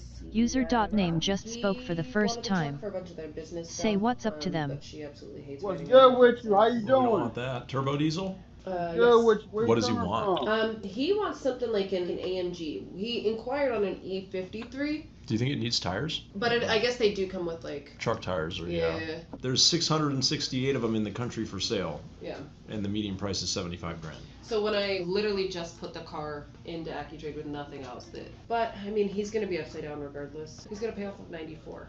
So we're about 29 grand upside down. These trucks are difficult because they're nice, no doubt, but there Yeah. are a lot of them. Like there are just so many of them out there. It's very difficult to stand out in the crowd of, 680 trucks like this Don't one. be mad coming You're in. selling them up against That new ain't what ones I do that to get you. heavily What I do discounted. to you, G? I think 65, 450 What is I high as do I to want you? to be, especially because it's red. Like, don't get me wrong, I like red cars, but What they you have mad a at me much for, smaller audience. Harvey? So you're talking almost 30,000 upside down on a diesel truck that most people would say do keep their values a bit better because it is very utilitarian. You could use it as an actual work truck, but they are getting so ridiculously expensive now that he still owed almost $100,000 on it. It's legitimately not a vehicle for the normal middle class anymore. TikTok ads changed everything for us. We've generated over 100,000 leads, which has converted into over 40,000 sales for our pet insurance policies. My name is Trey Farrow. I am the CEO of Spot Pet Insurance. TikTok's Smart Plus AI-powered automation takes the guesswork out of targeting, bidding, and optimizing creative. Having an app like TikTok has been great to target. Check out how absolutely horrible the depreciation has been on the Bentley Bentayga. Here we have a 2022 Bentley Bentayga for sale with only 22,000 miles for $115,000. And this exact Bentayga had an original MSRP of $256,000 in 2022. So if you bought this car brand new back in 2022, you would have lost yourself over $140,000 in less than 3 years. Now, since this car is depreciated so much, does it make it a safe purchase here? I wouldn't call this a fully safe purchase here. This isn't the type of car that ever fully bottoms out. It just continues to depreciate, but as time goes on, the depreciation rate really slows. You can drive this car for a couple years and you're not gonna lose much money. I do think this is a lot of car for 115 grand, and it's a pretty perfect daily in my opinion. Again, something that is almost never talked about as well is the maintenance. Bentleys are not known for their reliability, and you think fixing up a Mercedes is going to cost a lot? This is in the Rolls-Royce territory. Oh man, that bill is going to be awful. So possibly the depreciation might not be the worst if you just drive it around for a few years, but that does not mean you're not going to lose a ton more money just keeping this on the road. Now up next, we do technically have another vehicle and a pretty extreme example of some crazy depreciation. This has got to be the biggest depreciation hit that I've seen all year. Now, I don't know a lot about RVs, but even I know this is nice, and it should be. The original owner paid $814,000 for this in 2022. But before you call this guy a dum-dum for what he lost, let me tell you what he had actually bought in the first place. This isn't just any RV. This is basically a luxury penthouse on wheels. 4 slide-outs, king bed with en-suite bath, full kitchen with wine fridge, fireplace, heated floors, washer dryer, 3 AC units, and a friggin' 360-degree camera system. But here's the brutal reality about luxury RVs. Obviously, they're not investments, they're experiences. The first owner paid a premium for 3 years of memories and what's basically a rolling mansion. Was it worth it? That's between him and his accountant. But I'll tell you this, those experiences cost him $21 a mile, and he drove this coach 22,000 miles. That's right. This just sold on Bring a Trailer for $350,000, a whopping $464,000 depreciation discount. The new owner, he's got to be happy about his purchase, even if he bought it to live in it. User.name just spoke for the first time. I don't know. I agree. Say what's up to them.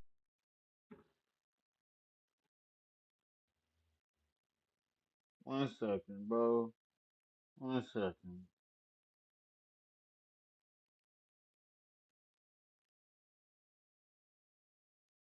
Can you please stop saying that?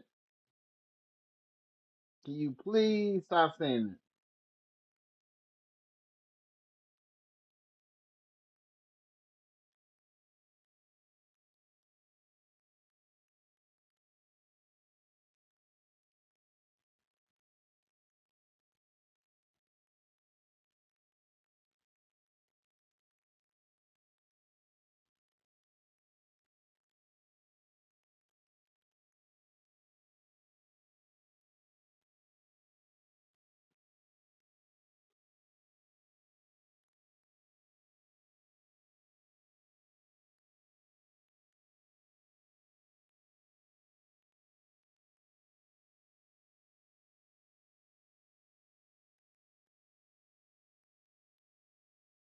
Alright, so my goal is that I'm starting a brand new YouTube channel.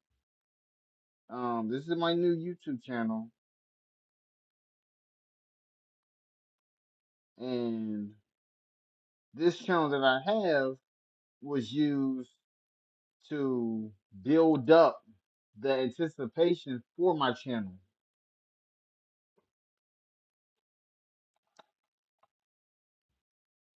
With the comment here, just buy a nice house for that. Another one here, I beg to differ. There are people who bought the Ferrari SF90 for $900,000 and now they're worth under $500,000. I do remember seeing a couple examples of that a long time ago, but still going from $816 down to $350. I understand that most likely whoever purchased this originally does legitimately have that kind of money, but still, seeing $450,000 evaporate, I don't know if I would be able to handle it. Probably not. Now, even though we've talked about heavy depreciation throughout this entire video, we do have an example here that there are still some vehicles, if you decide to buy, will have very minimal losses even if you do daily drive it.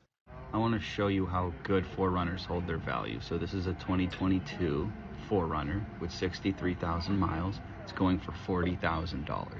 The sticker for this brand new 3 years ago was $44,000. Now this goes for both the 4Runners and Tacomas, the previous generation, not the brand new ones, but to be honest, they just straight up work. The engines are super reliable, they last hundreds of thousands of miles. They do have some tech, but nothing super crazy, so that can't break, and people love these vehicles and keep them alive. I bought an SR5 new in 2017, totaled it with 126,000 miles in 2022, and insurance gave me $2,000 less than what I paid for it. Now we could go over to the next clip that's the complete opposite of what we just saw. Imagine losing $30,000 in just 2 years. This is a 2023 Ford Mustang Mach-E.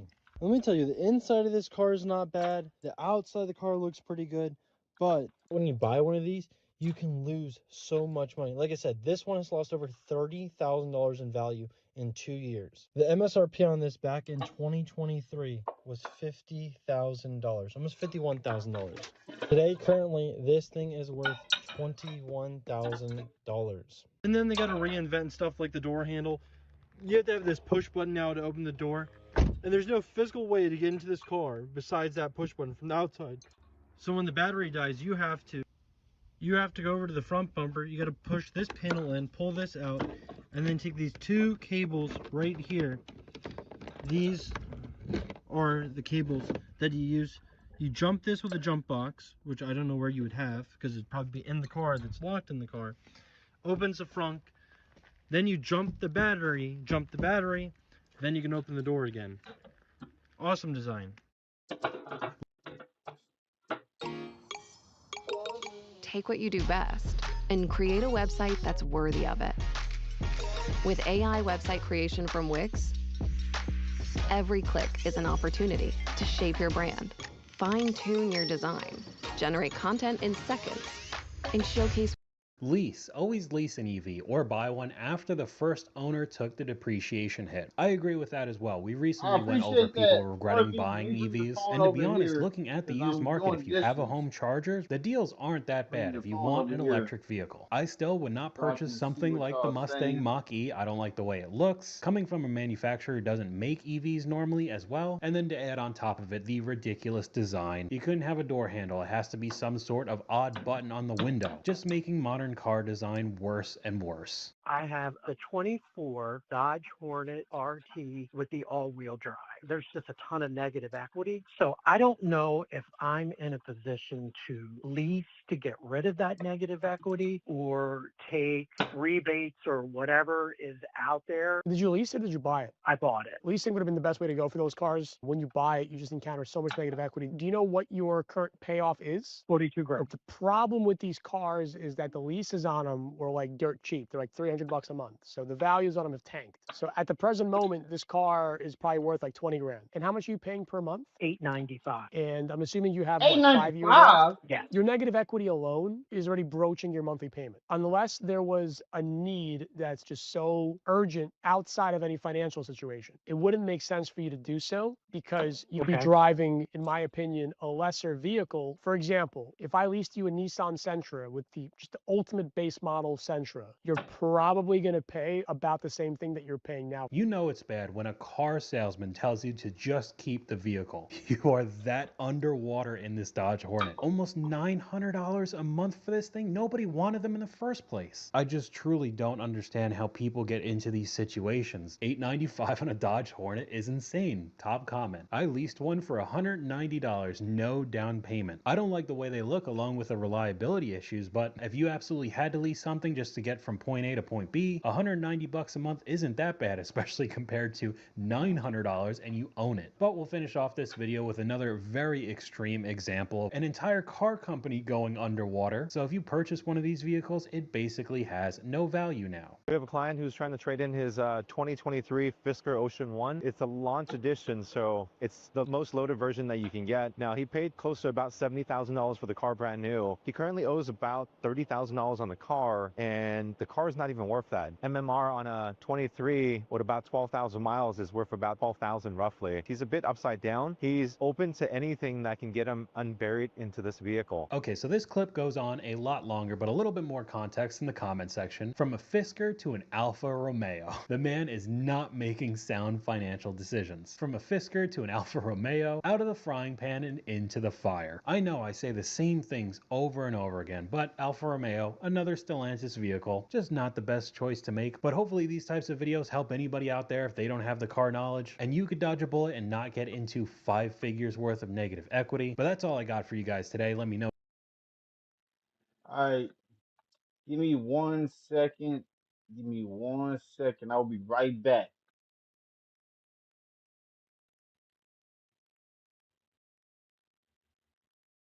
What? 895 is not low.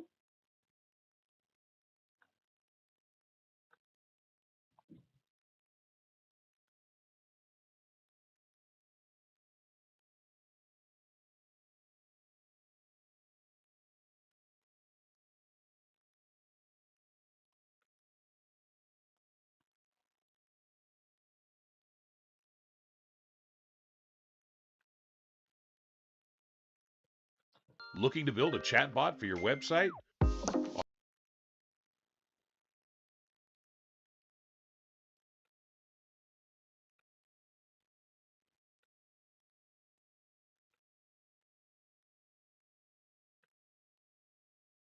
Alright, so this video right here, why new construction homes have massive problems in 2025.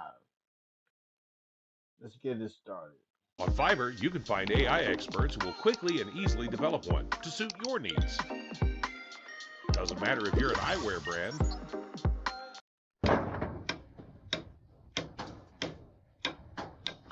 And this is new construction, as you can see. The nicest thing in here is that ladder. If you're in the market to buy a new house, I'll say this, Mitch. Do not buy a house after 2020. You want to know why? Okay, so today we're going over some new construction builds. Single family homes, apartment buildings, townhouses, it does not matter, because as time goes on, there only seems to be more examples on how poorly these structures are made. From the homeowners with buyer's remorse dealing with all of these horror stories, to the inspectors having never-ending content to upload on TikTok because of how embarrassing all of this has gotten, and even the builders themselves warning people to not purchase the properties they're building. I mean, it's truly unbelievable. We have a lot to go over today, along with comments from you guys from previous videos, so if you want to be featured on a future video, leave in the comments down below. But let's start off with somebody who's actually building these houses for a living. If this isn't the biggest warning sign to not buy, I don't know what is. What's up? Listen, if you're in the market to buy a new house, I'll say this, Mitch. Do not buy a house after 2020. You want to know why? Okay, I'll show you why. Hold on. Most of these houses go up in 4 days. No joke. We pour the foundation. They don't even wait a day for it to cure. Not even a day. I want you to see something real quick. Look at that. Oh, look at how even that is. Yep. Wait a second. No, that's not even the start of it. I mean, I'm going all over this place and see how far off they are. Look at that. Oh man, I know I'm not buying a brand new house. If you want something good, you gotta do it yourself. I mean, look at that. Oh my, no. No, this is not the kind of quality you want to have. I mean, this is weak at what it is. And I'm gonna have to cut off almost every single clip we're watching today because it just goes on and on with more examples on how shoddy the work is. But we could go over to the comments. As an electrician,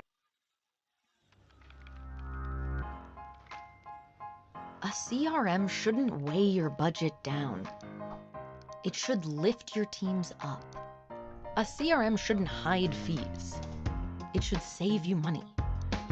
A CRM I approve. The amount of shortcuts in the trade industry from every trade is ungodly. Buy an older home and remodel. Dude's roasting his own crew on the site. I worked in real estate and managed past clients, and the amount of people who absolutely hated their D.R. Horton homes is crazy. They always had expensive repairs within the first year, and D.R. Horton almost always basically told them, sorry. And then the comment right after that just closed on one a week ago. As someone who works in the construction office, he's not lying. It makes sense why people go every day to check on their house getting built. After 2020 is generous. Personally, I'd say after 08 or later. All the realtors I know live in older homes. Very odd, right? And they're also $500,000. He's not lying. I watched a whole 5-bedroom house get built in 2 weeks down the street. The comments go on and on. The more I watch these videos, the more important it becomes to get a very solid inspector like this. You know it's going to be a good inspection when you pull up and the real building city code inspector is out front getting ready to inspect the same house that you're getting ready to inspect. Okay, met with the city inspector, great guy. He brought me over here to the side of the house and he said, hey Jordan, look at this. You see this expansion joint here? Well, this expansion joint is sealed here, but it's not sealed up here. Okay, all finished up with the city inspector. He needs that expansion joint sealed up and then this place is ready to go. Now let's see what I come up with. Well, they were kind enough to install a doorstop. But the problem is the door handle. Nobody will notice. I wonder if they're trying to hide something. Yep. Look at the toilet here.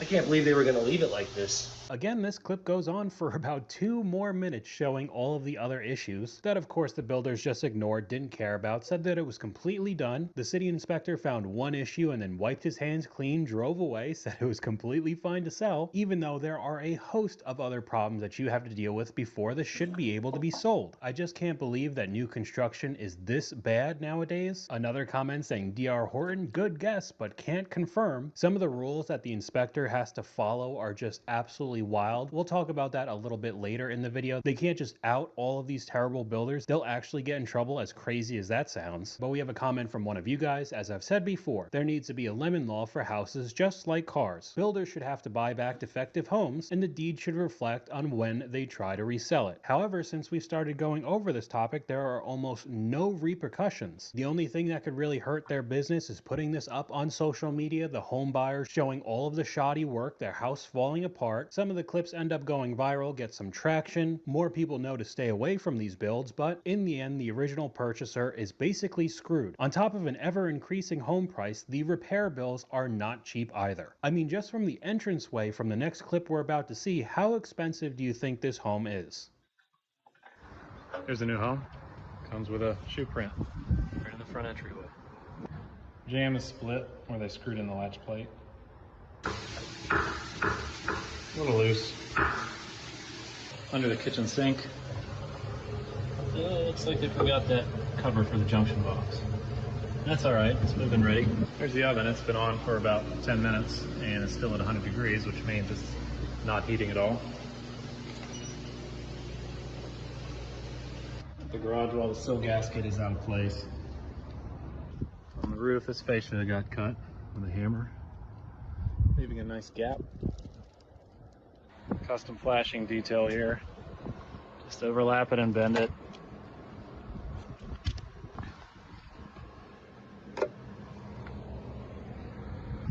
Couple shiners here.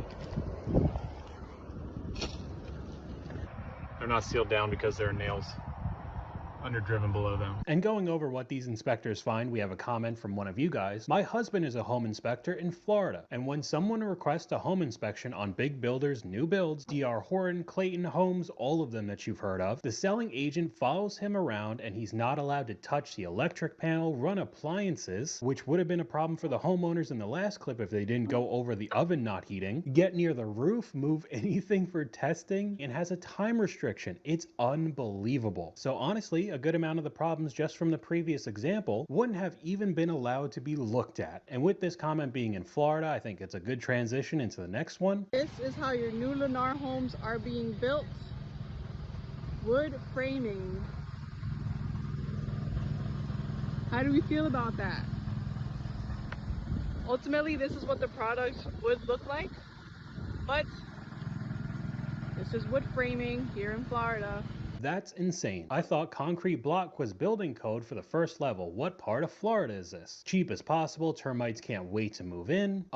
Wood framing has been around forever. Where have you been? In an area prone to getting hurricanes like Florida? That's crazy. I'm on the coast of South Carolina. Everything I see is wood framing. That's literally 90% of new builds. Florida and even South Carolina, if you're in the Charleston area, gets hit with hurricanes all the time. Sounds like a recipe for disaster if you ask me. Oh, Lennar Homes, because nothing screams Florida dream home like a builder who treats hurricane country like it's the Midwest in springtime. These absolute geniuses slap together houses with the structural integrity of a wet cardboard box. And you wonder why insurance prices are going through the roof, especially when we're talking about Florida. These houses would legitimately fall apart constantly with the storms. Welcome to Florida, where we have flying termites. All the new apartment complexes around Southwest Florida are the same way as well. And we have an example of that up on screen right now. Wood-framed apartments in Florida rotting out before they even open. Nobody's living in it yet and it's already falling apart. Guaranteed to be labeled as luxury apartments. I would put money on it. Mind you, they're building 7-story apartments out of wood, especially in Orlando. Only takes one person to forget a stove on. Very good point as well. Wood-framed houses and apartments in Florida should be illegal. Termites have entered the chat. The same comments over and over again. Everybody realizes that this is a bad idea. area. But these places are being built up in record time. We have a comment from you guys. My town approved a 12 home development. The footprint of these homes are all between 3,000 and 4,200 square feet. They all started development June 18th and today is September 2nd. All 12 homes have been sold and now fully occupied. You would never convince me that they were built with any level of quality or pride. It's a clear churn and burn job. And I think we have the perfect example of that, the lack of quality and pride when they're building these homes.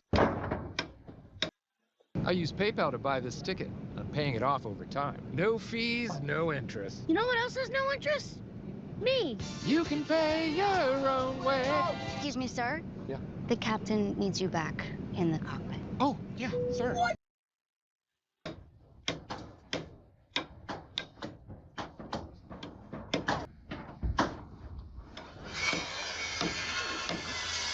Definitely a D.R. Horton home. He's there for the income, not the outcome, and you wonder why all these homes suck. Must be a D.R. Horton home again. At least everybody knows about that one particular builder. I hate builders who hire people like this. I hate the supervisors who allow this even more. I mean, some of the thought process or lack of thought process when these homes are being built are absolutely astounding.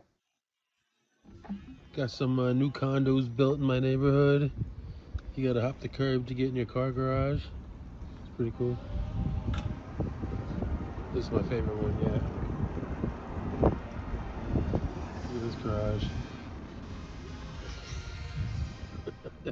For real? What the? They're legitimately just copying and pasting, not caring if it makes sense at all. So it's really not surprising to me when I start seeing videos like this. I find it so interesting that most people don't want to buy a new construction home anymore. I did this video the other day, screenshot here. Appreciate the And I asked, sub. yay or nay to new construction Appreciate homes, the and the majority sub. of the comments were nay. Appreciate Just the because of the sub. quality of build and people's opinions. A Sub it lot up. say it depends on the builder. People are just saying from Sub all it up. these different states, like, no, I bought this new construction home. I'm having all these issues. I'm better off buying something built 30, 40, 50, 60 years ago. I just find that so interesting. People were definitely not saying that 30 years ago when it comes to new construction homes.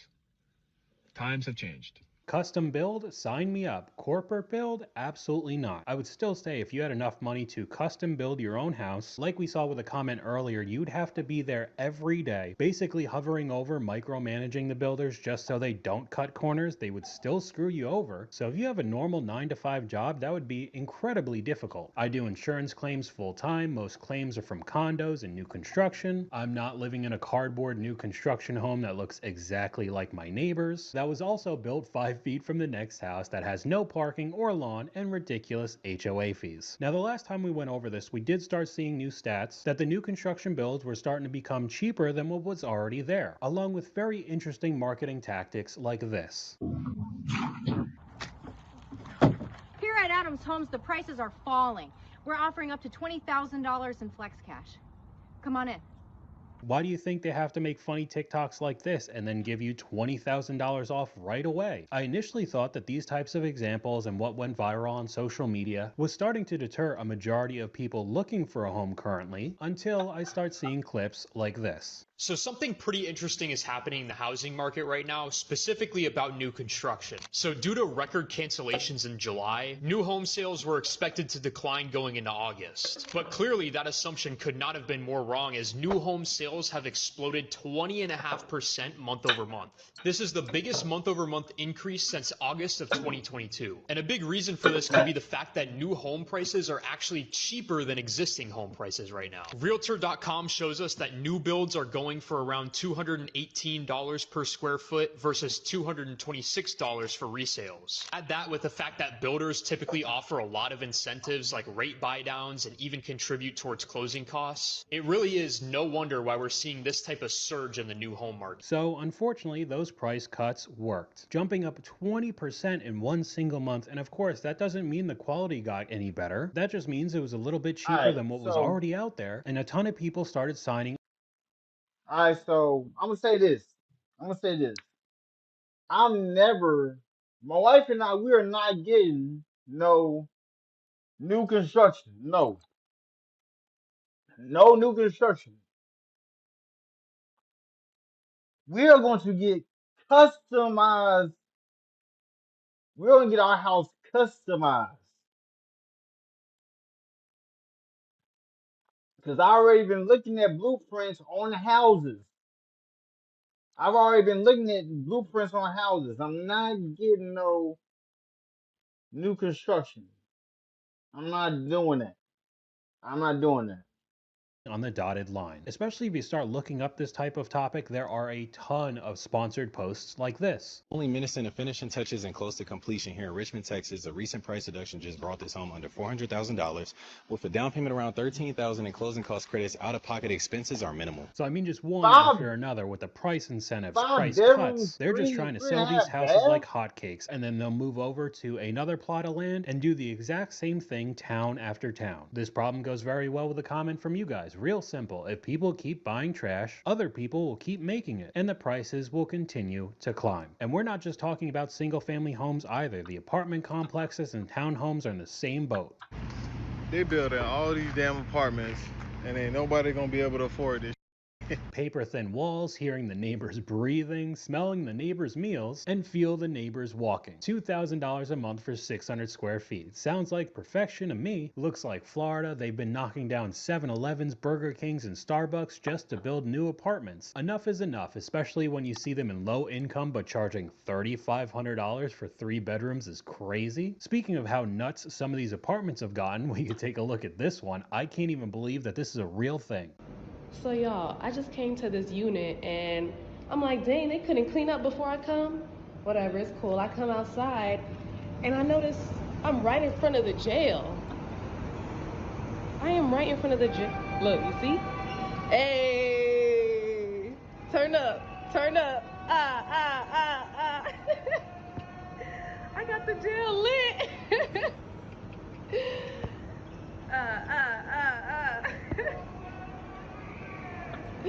That is so funny. They playing basketball down there and they have a perfect view of this unit.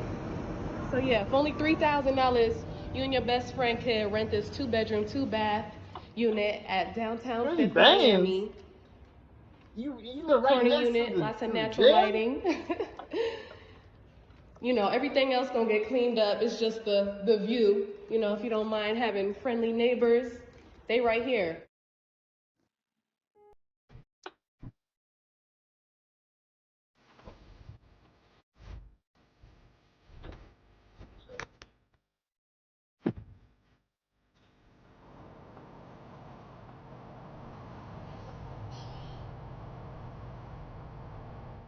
I still can't believe it. $3,000 a month to be across from the jail that they could see into your apartment. You really can't make this stuff up. We're gonna read some of the 20,000 comments on this video. This is so dangerous with almost 170,000 likes. The rent should actually be cheaper just because of that. It is. $3,000 is a deal. Doesn't sound like a deal to me. $3,000 for a view of the prison. Miami is unhinged. I know those inmates know the schedules of everyone's units facing the jail. I'm truly at a loss for words on this one. I don't know how this is a sell for anybody. On top of the almost guaranteed amenities that they'll try to put on you, they got the gym, they got the pool, the ping pong table, all of which you're never going to use to pay a top dollar price for the new construction luxury builds. Apartment amenities are the funniest thing of all time because you'll be on a tour and the leasing agent's like, yeah, here's this big open room with a couple couches in it. You can have parties here, but you're not allowed to have guests. Oh, and we have a ping pong table? Get this. We're the only building in Tampa with an Olympic-sized ping pong table. The only one. Oh, do you guys have a hot tub? No hot tub, but ping pong table Olympic size. And besides the common room that you'll never use once in your entire time living here, we're the only building in Tampa with the gym on the 10th floor. Those other guys that have it on the 8th floor, the 6th floor, our gym, 10th floor. Oh, and the rent? $3,000 a month. I know that they try to advertise this heavily with apartment complexes, but if you're in one of those single family home communities, they have the exact same thing. You're paying a ludicrous price for HOA fees every month. They have some sort of building with the same type of amenities nobody ever uses, and overall it's just a complete waste of money, and the only time you really see this is with new construction homes. My apartment flexed their dog park and dog spa. I moved in 10 months ago and they've been under construction ever since. New home inspection. The widow's already living here. Window, brick sill, completely uneven, no weep hole cover, and a big gap in the corner. The grading is too low along the foundation here at this corner. Must have ran out of caulk.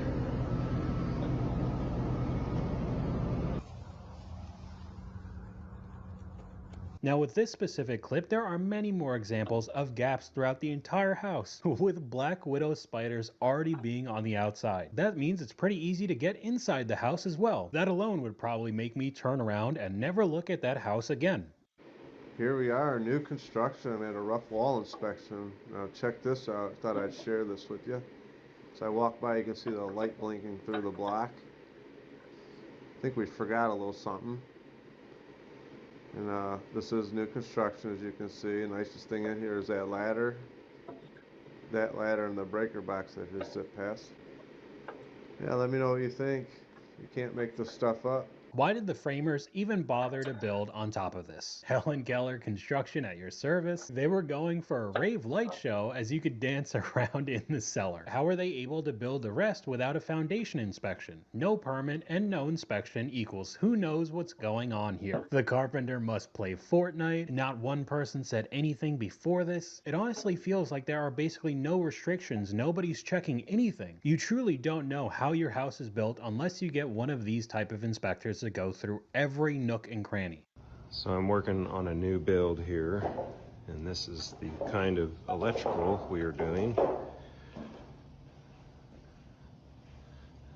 Really kind of liking it, but then I get into the HVAC stuff and I wonder how the hell is work like this in a new build, how all this is acceptable. What a complete mess. Look at all the vents.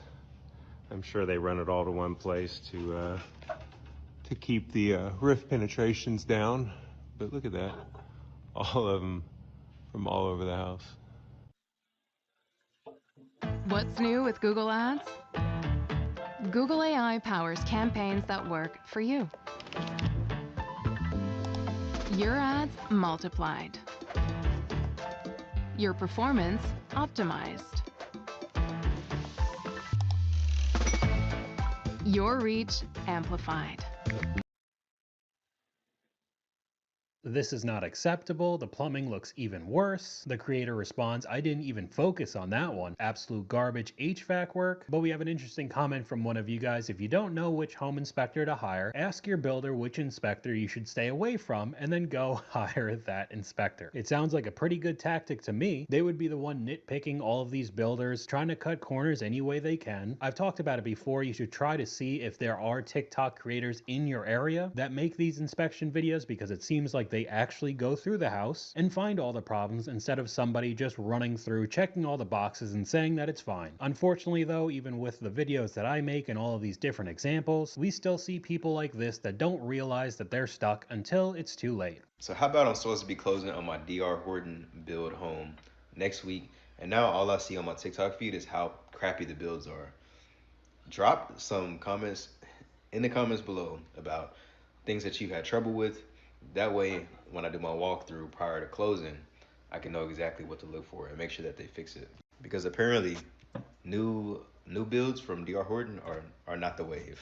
I personally just don't understand it, because this is probably the most expensive purchase that any of us are going to make in our lifetime. And not doing research on the builder before you get into this situation just seems insane to me. I purchased a new build from DR Horton and had a third-party inspector. Do not rely on DR Horton's inspector. Do not close on your house until your punch list is 100% complete. If you do, you'll regret it later. Do not let them pressure you to close until everything is fixed. I specifically remember an example from, I think the account was Inspector Randall, where he was going through one of these builds for the third time. But even after making a third video on the same house, he was still finding problems. But I guess you just have to push through all of that and not get pressured to close, because then it turns into your problem. I'm a realtor and they're all crappy. I know we've been harping on DR Horton Homes pretty heavily on this video, talked about Lennar Homes a little bit, but there are much more companies to look out for. There's another clip clip up on screen. POV, your 2-year-old Clayton home is falling apart. I know a bit more about Clayton homes because they are decently close to where I live in North Carolina, and I've seen a lot of problems with them as well. I'm scared. I've seen so many bad things about Clayton homes, and we're set to close on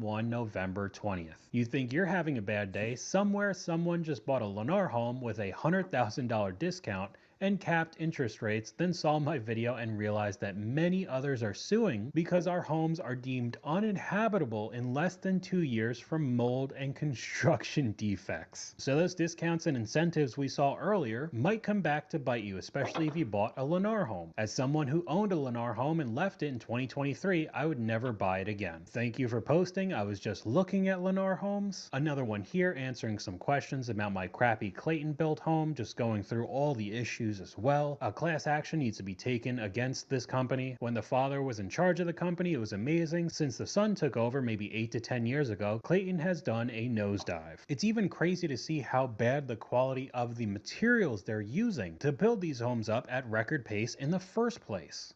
This is a new neighborhood, brand new home. Look at the roof condition. These shingles are all beat up. These are in really rough shape. Too much exposure here. Those nails. All this. Look at the house next door. Look at all that damage. Damaged shingle. More damage over here. There's a cut shingle. There's one of the attic vents. All the exposed nails. Shingles are buckled up on the side here. They weren't trimmed right. And I think we'll end this video with a comment from you guys. In the early 2000s, my aunt's house was burned down from a fire. She was properly insured, and when they rebuilt the house, all the plumbing was replaced with plastic lines. The original house was copper. A few years later, the walls were leaking, and the insurance company said to kick rocks. She fought and eventually won. It's crazy how everyone in this world is looking to screw you over with the smallest advantage. This is kind of an overarching theme on a lot of the topics we go over on both of my channels. You just have to be extremely well aware with almost anything in today's world, because I have to agree, it sounds like almost... This is insane work. The house that we get is gonna be custom. Custom. Be right back though. Gonna find another video.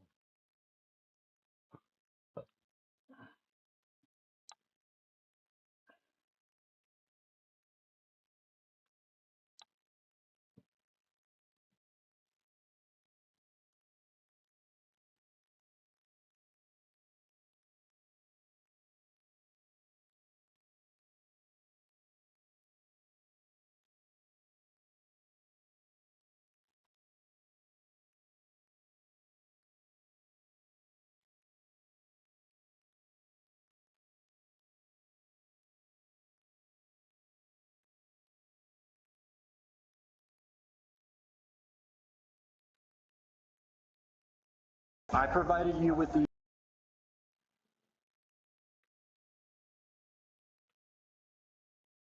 Alright, so this video right here, satisfying cases of instant karma caught on body cam.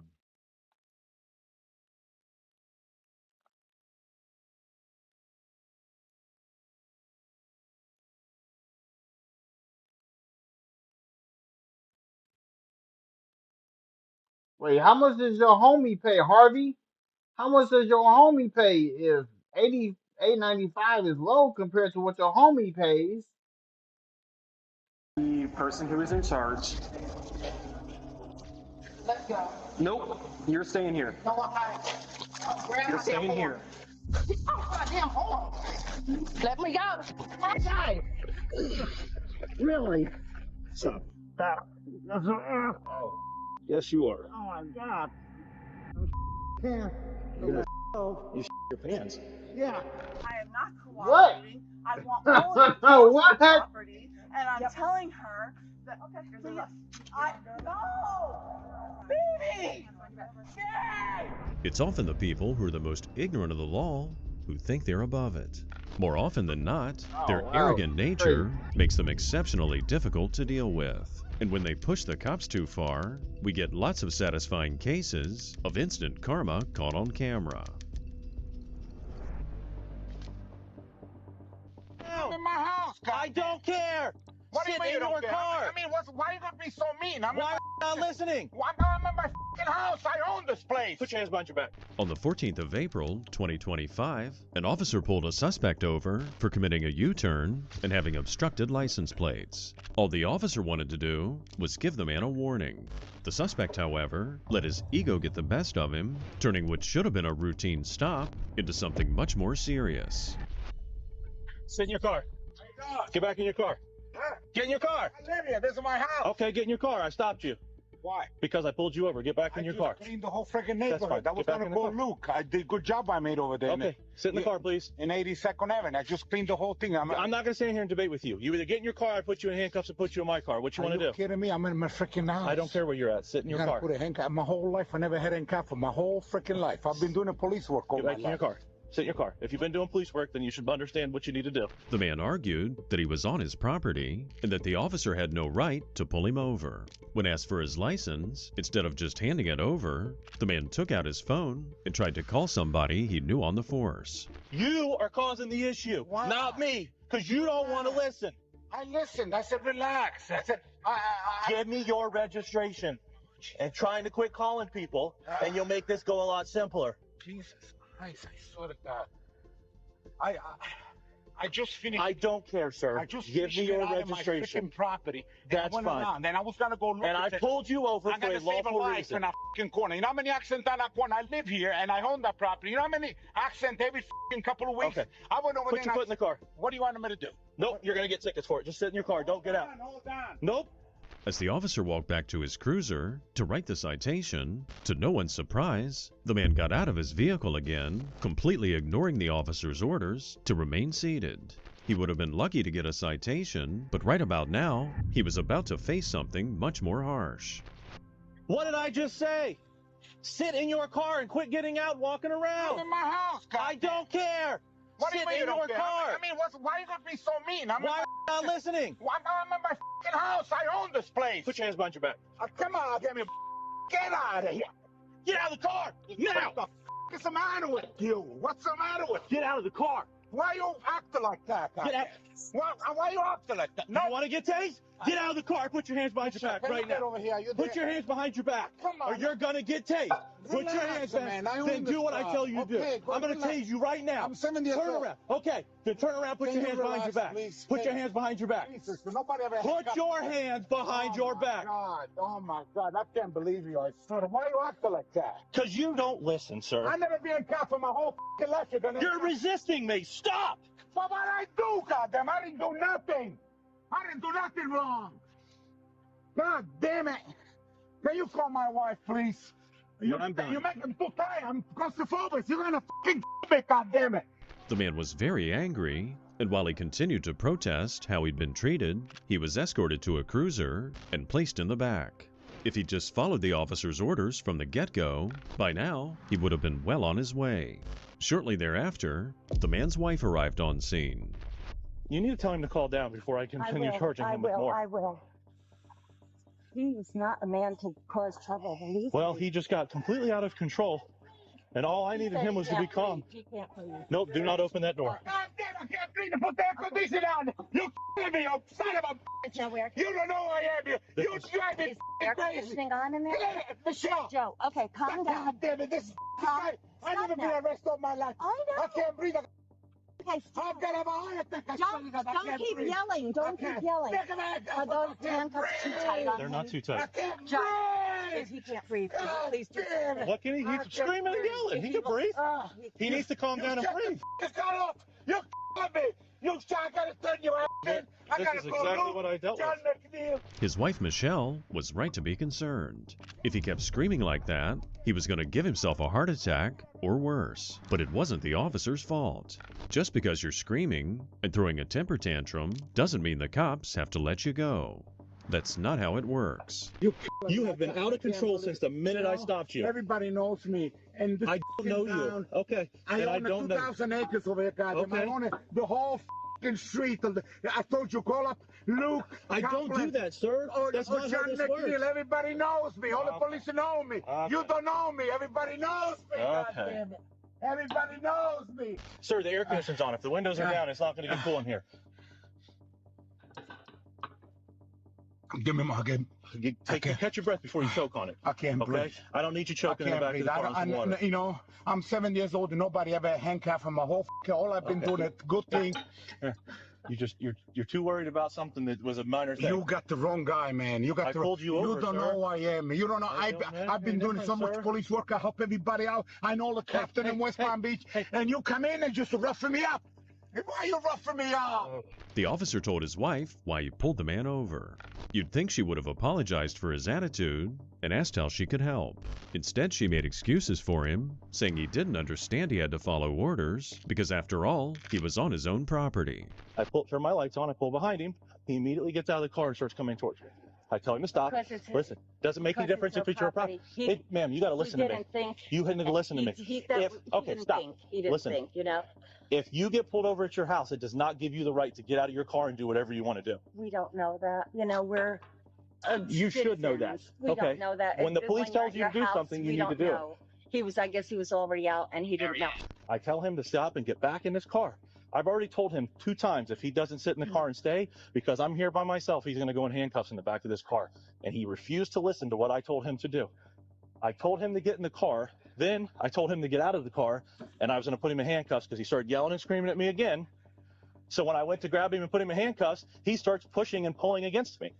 So then I took my taser out and I told him I was going to tase him if he didn't listen, and he decided he wanted to listen because he didn't want to get tased. And all he wants to continue doing is telling me he's an old man, he's doing his work, he's helping the police and all this, and all I wanted him to do was listen and behave, but he can't do that.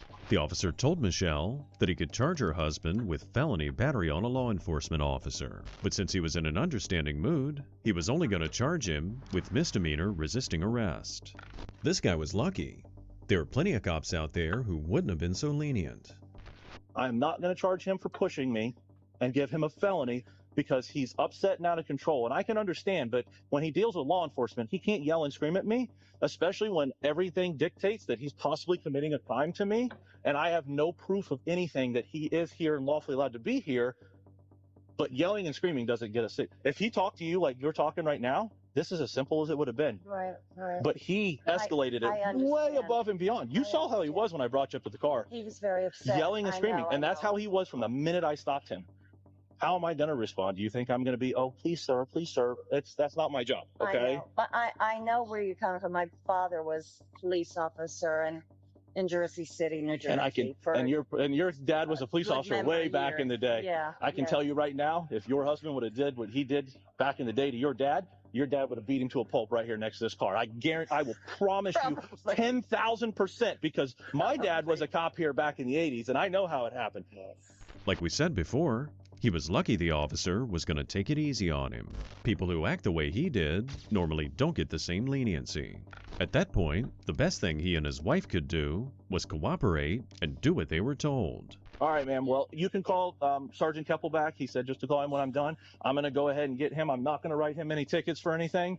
Okay? So I know this is your property. I'd rather you write him a ticket and well, unfortunately, because I put my hands on him, he has to go to jail. Okay? I cannot do it, because if he's injured or anything else happens, he'll have a bond here in a little while. What happens now then? So all I'm going to do is charge him with resisting without violence, okay? I mean, I could charge him with resisting with violence, which is a felony, but I'm not going to even charge him with that. I'm literally cutting him multiple breaks. I could charge him with resisting with violence because he pushed me. When he pushed me back. What do you mean that he's going to jail? He's going to jail for resisting. Is he going to be able to come out today? Yes. He'll have a bond. His bond will be anything like bond will be $500. They just have to book him in, and I have to finish my paperwork, okay? All right, sir, I'm going to give you a couple more drinks of water, okay? I can't stay like this. My arm. Okay, listen, I'm not used to it. Take a drink, or I'm going to put it back to her. Give me the whole thing. I'm dying of thirst. I had no water. This is what you get, okay? I'm trying not to drown you. You could give him No, ma'am. I'm not gonna sit here and keep pouring water in his mouth, okay? No. Say goodbye. Even though the officer cut him some slack and didn't charge the man with battery on a law enforcement officer, the man continued to be ungrateful. Maybe the cop should have upgraded the charge to a felony after all. On the 26th of May, 2024, a police officer was dispatched to a Starbucks after reports that a customer was causing a scene and being unruly. When the officer arrived on scene, he was greeted by an employee who pointed him in the right direction toward the suspect. Can I leave? And alright. Oh, I'm on the phone with corporate. That's okay. And I would like my refund. Well, I can't make them give you a refund. Oh, yes, they can. They already told You're me. gonna have to leave there once a week.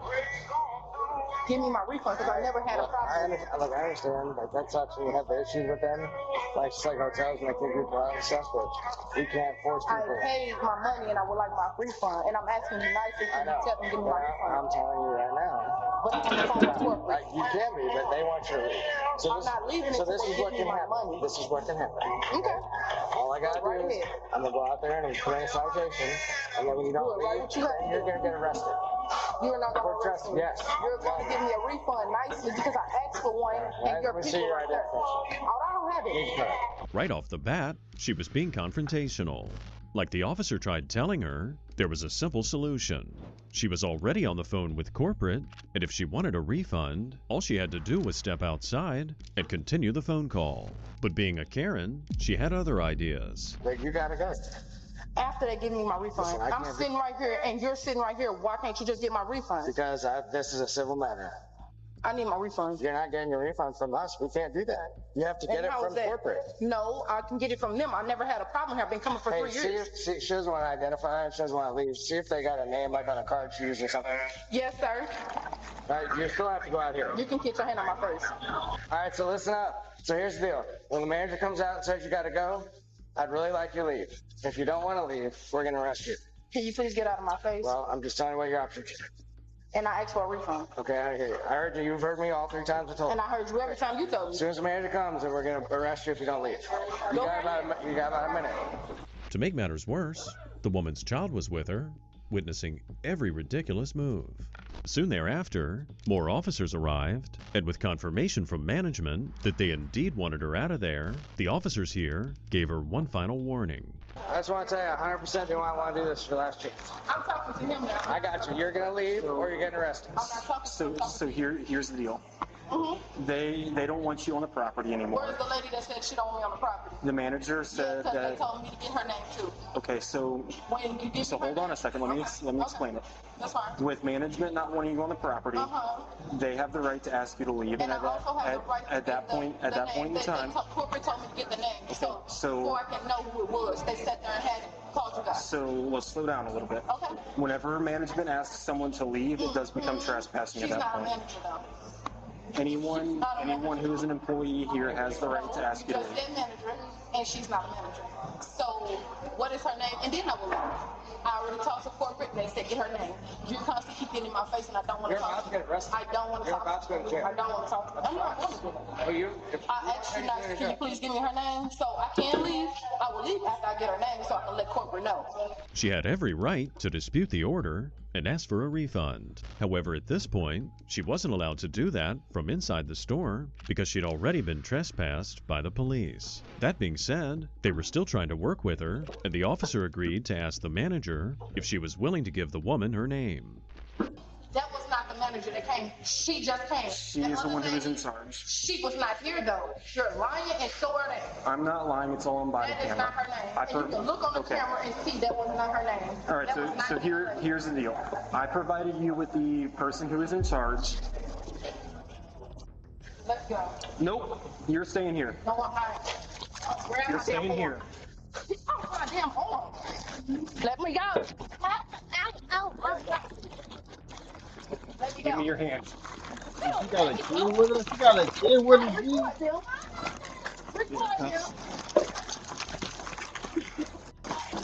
Got some kids with you, G. Record your scotch. I am.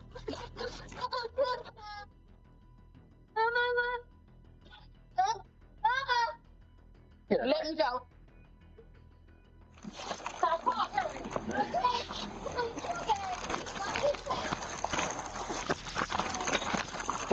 Grab me!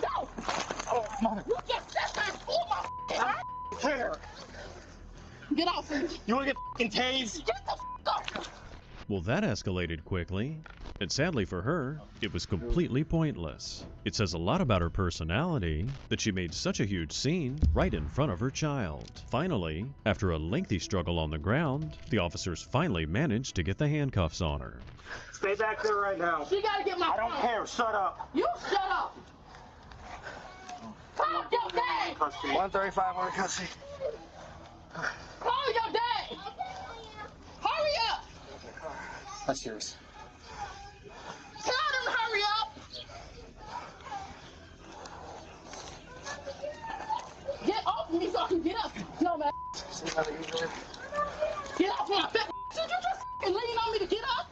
Stay down right now. Get off of me. And I said I can't breathe. Get off. So you're ready to get up. You're saying. And I just said, let me up. And sit up. The child involved was clearly shaken, and who could blame her? Her mother had just been wrestled to the ground and was kicking and screaming as the cops put her in handcuffs. However, it was by no means the officer's fault. I can't wait for you motherfuckers to get fired from your job. Get the away from me until I calm down. Code 1 right now. Come here and come grab my phone. We'll wait. Hey, can you come grab my phone so I can call a friend? Come here so Eric can come and get you. Hurry, come and get my phone so I can give you the damn number. Come and get my phone. I will give it to her. Please don't touch me. Wait a minute. Can you please come and get my phone? What's your name? Shatavia. She'll know when you call. Get out of my f***ing way. Hurry up and call. Let's see. Quentin, please come and get me and my kids. If you don't get away from my I can do what I want right now. You're under arrest. And I'm trying to Do you understand me? You're under arrest. Like I said, I've been nice with you You're this under whole time. arrest, ma'am. Yeah, you got rude when he came out. I'm at Starbucks in O'Fallon, and these threw me on the ground.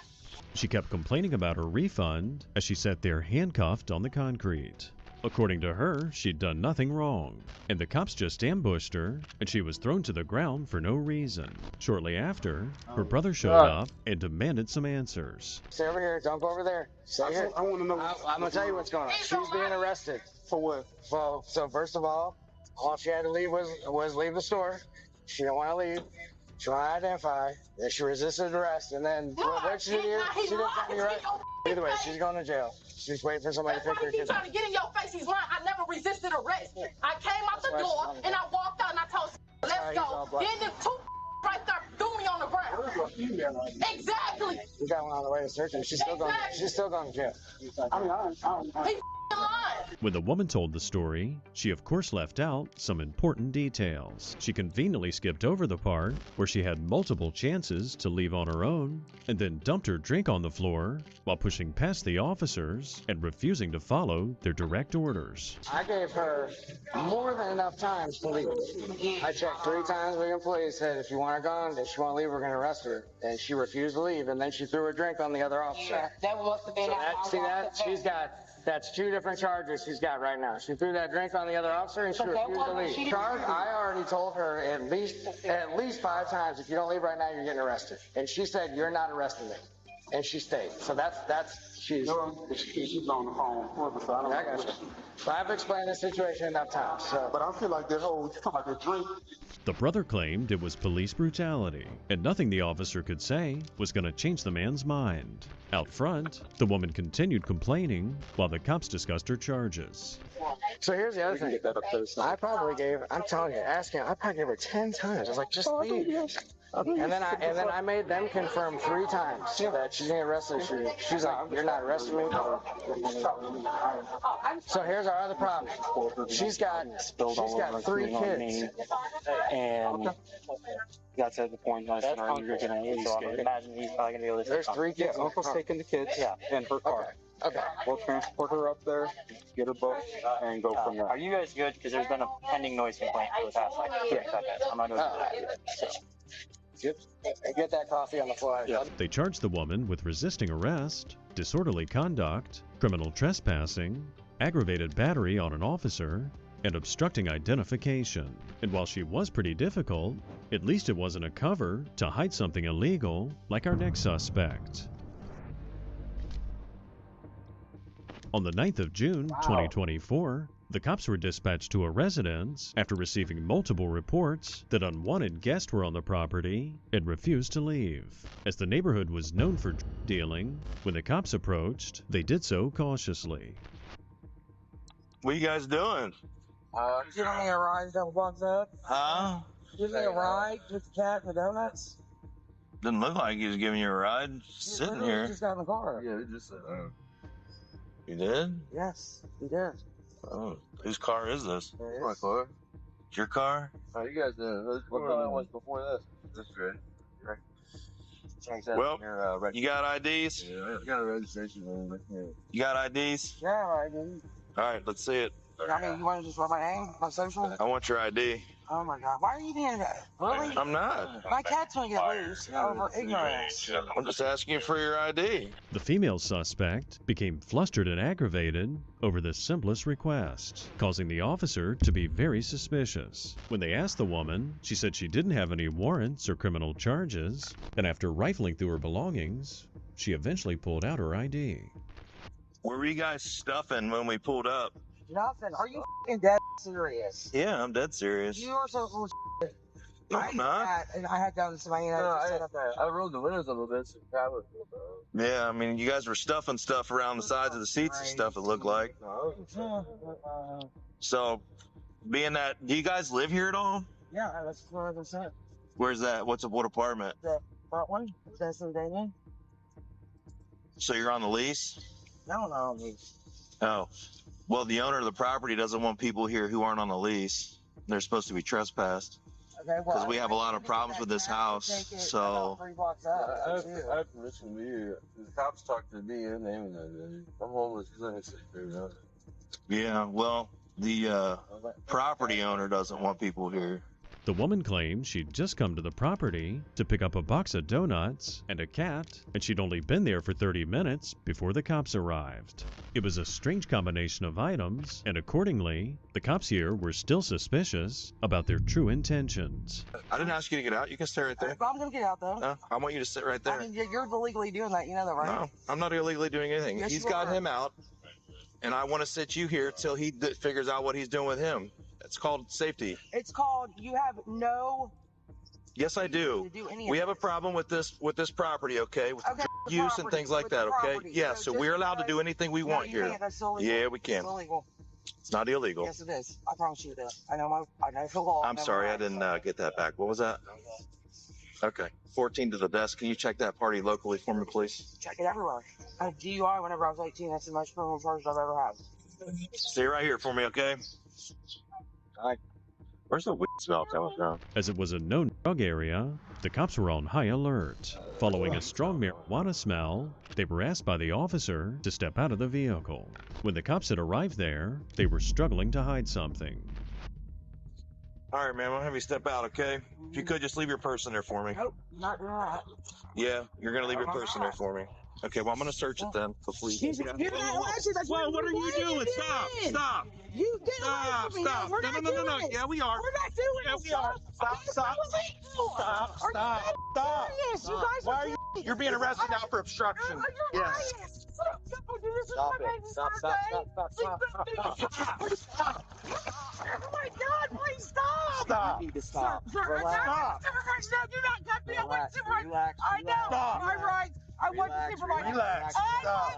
want to supervise right now. Relax. Stop. You're gonna get tased. Stop. Relax. You're okay. Struggling was utterly pointless, and furthermore, nobody fights with cops like that unless they're hiding something. Even when the cop threatened to pull his taser out, the woman still refused to let go of her purse. You're gonna get tased. You're gonna get tased. Harassing me. Nobody's harassing I you. swear to God, Ma'am. give me the supervisor.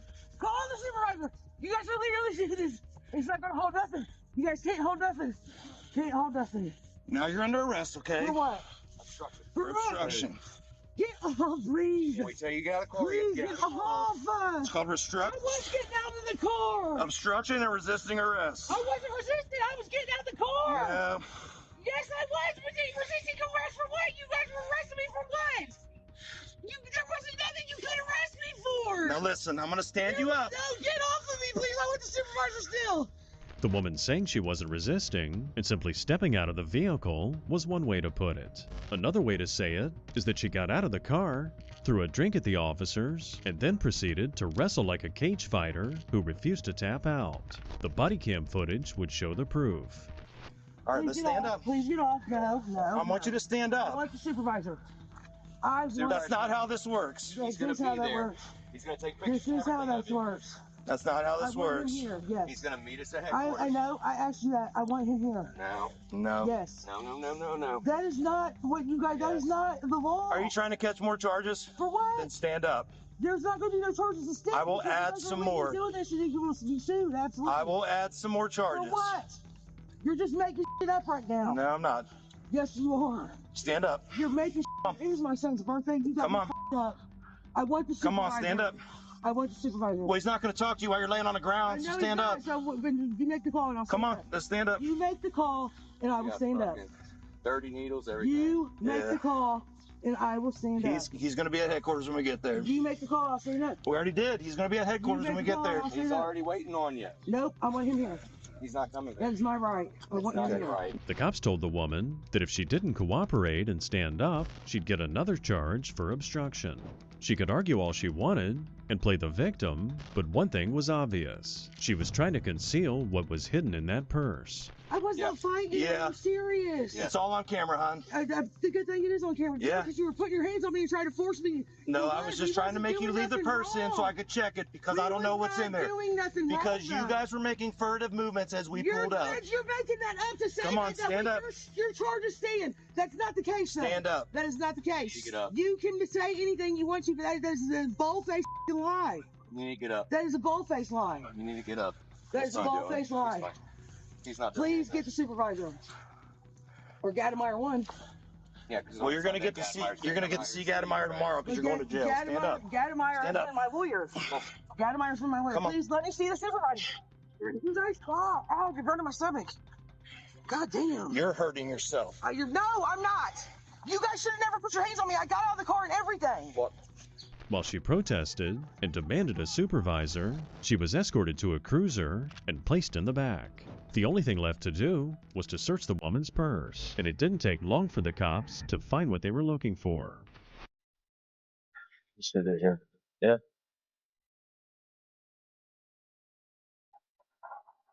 Nice. There's your weed smell. There's my weed smell. It smells, yeah. Be careful, there's open needles.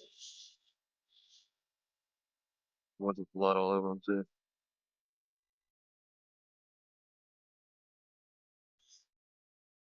What name did she give you? I got her ID.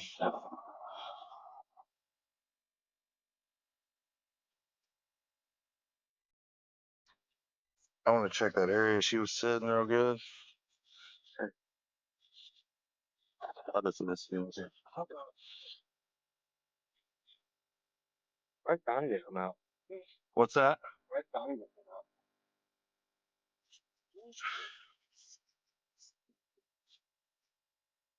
That's a tourniquet thing. Tie off. Or yeah, tie off. They charged the woman with resisting arrest, obstruction, and possession of a controlled substance. On June 14, 2024, an officer spotted a woman speeding, so he tried to initiate a traffic stop. While she did eventually pull over, it wasn't too long till she decided to make things worse for herself. Hey, roll down your window. Put your car in park. Put your car in park. Because I'm stopping you. Put your car in park. Speeding. Put your car in park. Put your car in park. Put your car in park. You don't have no jurisdiction over me. Put your car in park. You don't have Put your car in park. You don't have jurisdiction over me. 925. We're stopped in traffic. Not with a car. Put your car in park. Stop. Station to be district. One female subject with child in the car. Going southbound. Continuing. The level of entitlement here was just astounding. When you're pulled over by police, you don't get to decide whether or not you want to comply based on how you feel about things. If you ignore their commands and drive away, anything could happen, but one thing's for sure, it's gonna get ugly. Subject advised. We don't have jurisdiction to stop her. Subject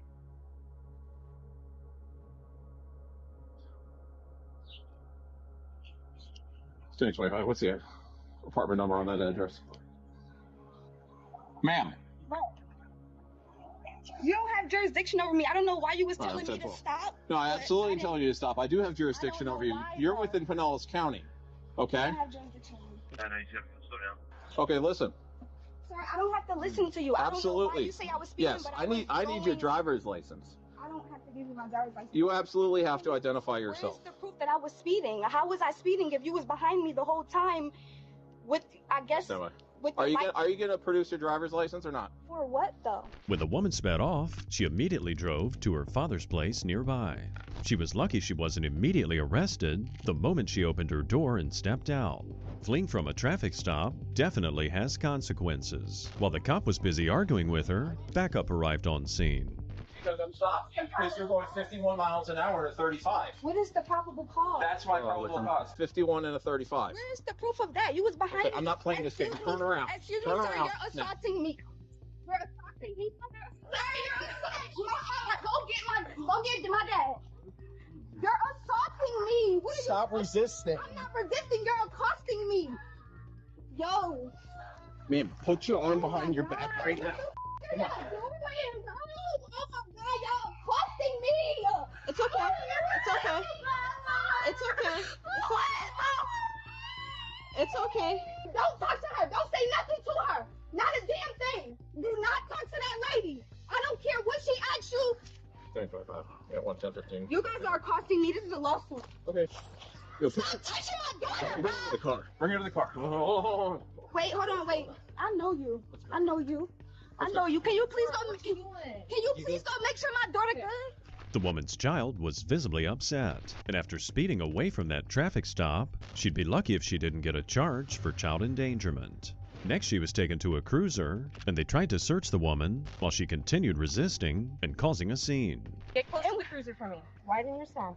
Face the cruiser. I was at a red light. I'm gonna let you talk. I don't want that lady talking to my Moving. You ain't got no Stop. me. I want all y'all cards. Stop moving. Yo, y'all gotta be. Yo, alright. Lawsuit. Okay. Ma'am, I was at a red light and this guy just came and banged on my dad's window for nothing. I'm like, what the are you doing? He's like, oh, get out the car. I'm like, for what? He's like, oh, well, I didn't even hear what he said. And I'm like, you don't have jurisdiction over me. I didn't do anything. He just tried to get me to, I don't know what the hell happened. Well, then I just kept going because I don't know you. You have guns. I don't know you. Get in the car. Get in the car. This is a lawsuit. This is a lawsuit. I just dealt with y'all, bro. I don't have to tell you that she was absolutely wrong. Any lawsuit she filed would have been baseless. The only person who did anything illegal was this woman when she rolled her window up, drove away from an officer during a traffic stop, and resisted arrest.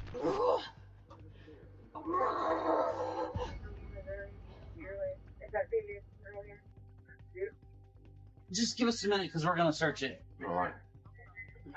I swear to God, Dad, this guy, I'm at a red light. This guy right here just came out of nowhere banging on the door telling me to get out. Okay. Because he's grandfather taking. She's grandfather. Take custody. Yeah. Okay. I gotta go to that crash, so I'll be on. This is a lawsuit. I can't believe y'all doing this to me again. You just came out of nowhere banging on my dad's car, ordering me to get out for nothing. Like, what did I even do? I don't even know you. Like, y'all don't have no jurisdiction over me. I'm not even from here. I'm from a whole different state. Y'all done f***ed up. I hope y'all know that. The woman somehow seemed to think that because she wasn't from that state, the cop didn't have a right to pull her over. By that logic, literally, you could just travel to another state to commit crimes, and the cops there could do nothing about it. I never gave him consent to search my stuff. I promise y'all this a lawsuit. No. I want to hear I'm about to tell you exactly what happened. Okay, I'm coming from. Please do, but don't yell. I'm upset. He came out. I'm driving.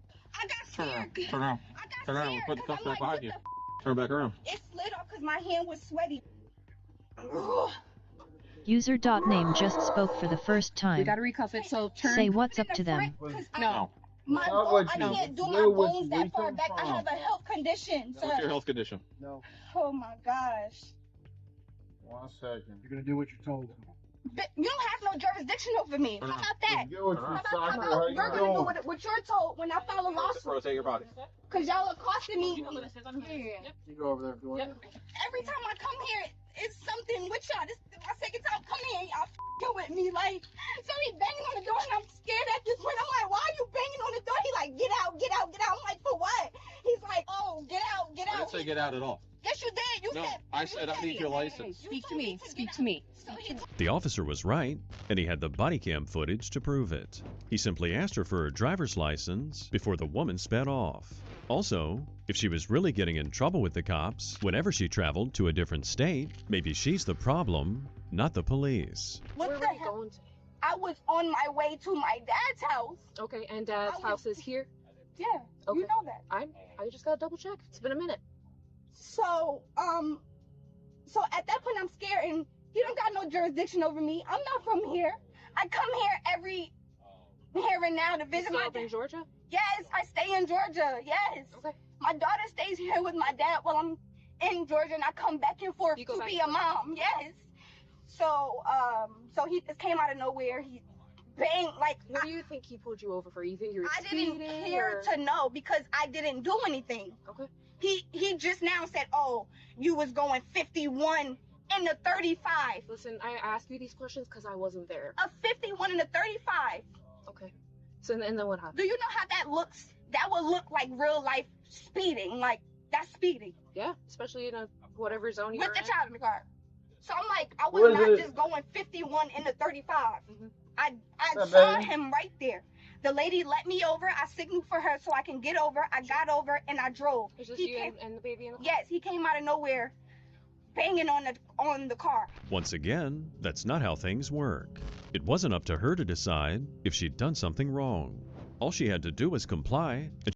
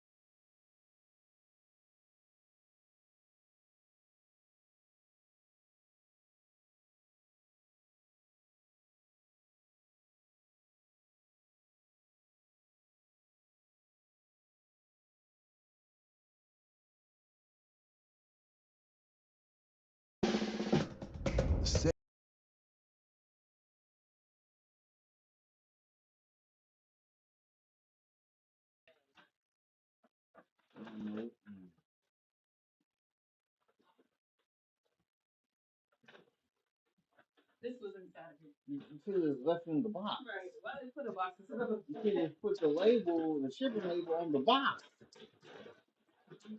That just wasted paper.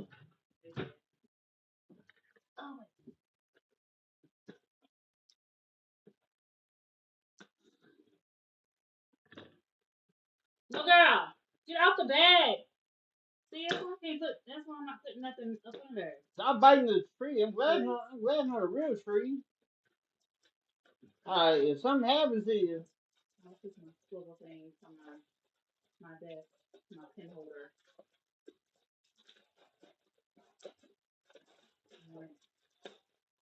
Purple stuff on my desk. Now that I have a home and I'm stationary, I'm like,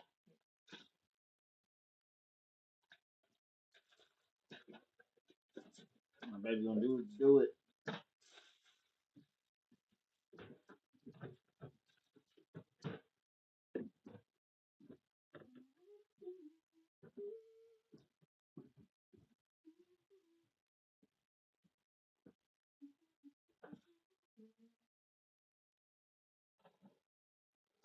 Delivering food the Saturday before Christmas.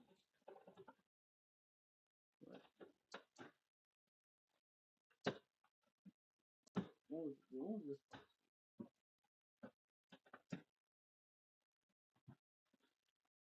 Oh, this was a day ago. Saving money feels right. Just like when things are packed tidy and tight. Get auto insurance that fits your budget and your needs. Save up to 10% when you bundle auto and holidays. And I had to test that theory. Uber was also saying that I could earn even more and help out the community if I did some shopping for customers. So I'm like, well, if they're really pushing it, looks like I'm going to have to do it. So I decided I was going to go ahead and just spend an evening just doing food delivery. I knew it was going to be a lot busier, or at least it should have been a lot busier, especially because it was in the evening, because everyone doesn't want to go out during the busy traffic. So they would just want their stuff on a Saturday evening brought to them, so that way they didn't have to leave the house for any reason. I got on Uber, did a little bit of delivering there. It started slowing down a little bit, and then we did a little bit of DoorDash. I hadn't done DoorDash yet, and so I figured, well, we'll go ahead and throw that in there too. Might as well. It's the same thing as Uber Eats. Kind of, sort of. And I figured I would bring you guys along for a ride along. I see that there's a lot of YouTubers who do these ride alongs where they bring you along for their food delivery excursions. And so I figured I would just give you guys kind of a rundown what it would be like running Uber and DoorDash in my area. Come on along. Time to go deliver. Nice keyboard. The one that I'm picking up right now is actually pretty damn good. It says 2 packages. I don't know if it's actually packages. Oh no, it says pick up 2 orders. So I'm sure it's probably going to be groceries. They were 2 GMD batches, which if you don't know what those are just basically like regular general merchandise orders. It's usually just 1 item per bag, or, you know, a couple items, but nothing huge, not groceries.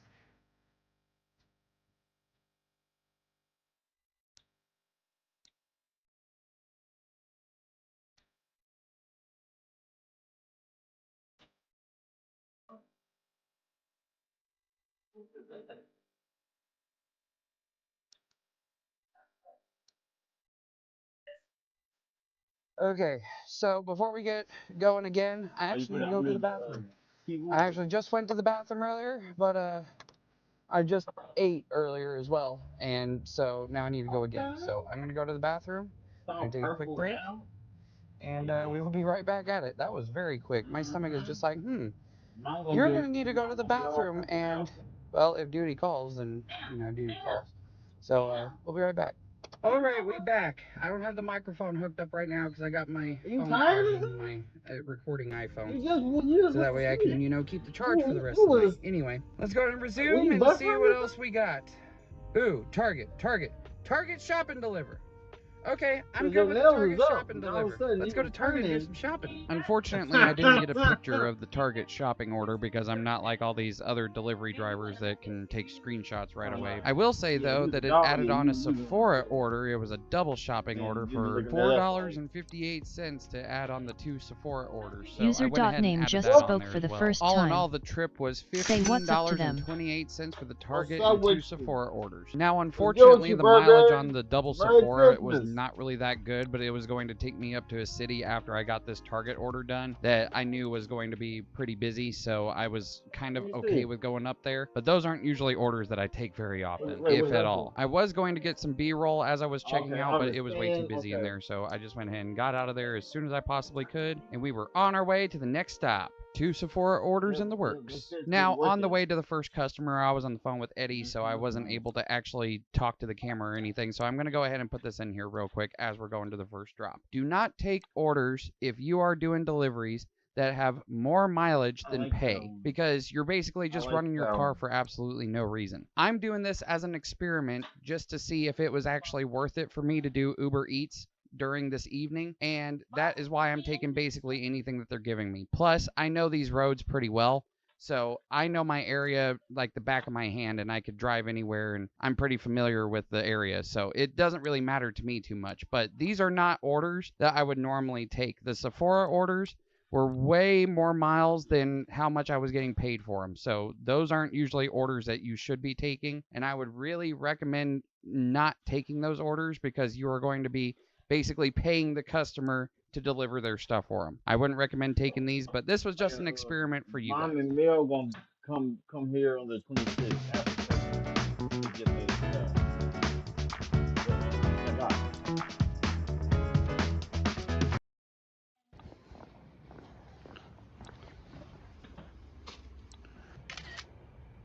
Lots of lit up houses.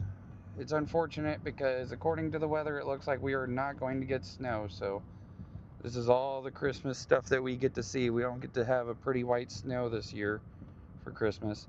I haven't seen snow for Christmas in a very long time, and it makes me upset because I really like having snowy Christmases. It's just so pretty outside, but no, we can't have that around here. Is that bad? Because the weather hates us. You cookies? I'm gonna hydrate a little bit on my body armor.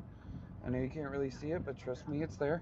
It's all gone. No more body armor. Even at this comfort? Alright, now we just gotta confirm the delivery, and we'll be squared away.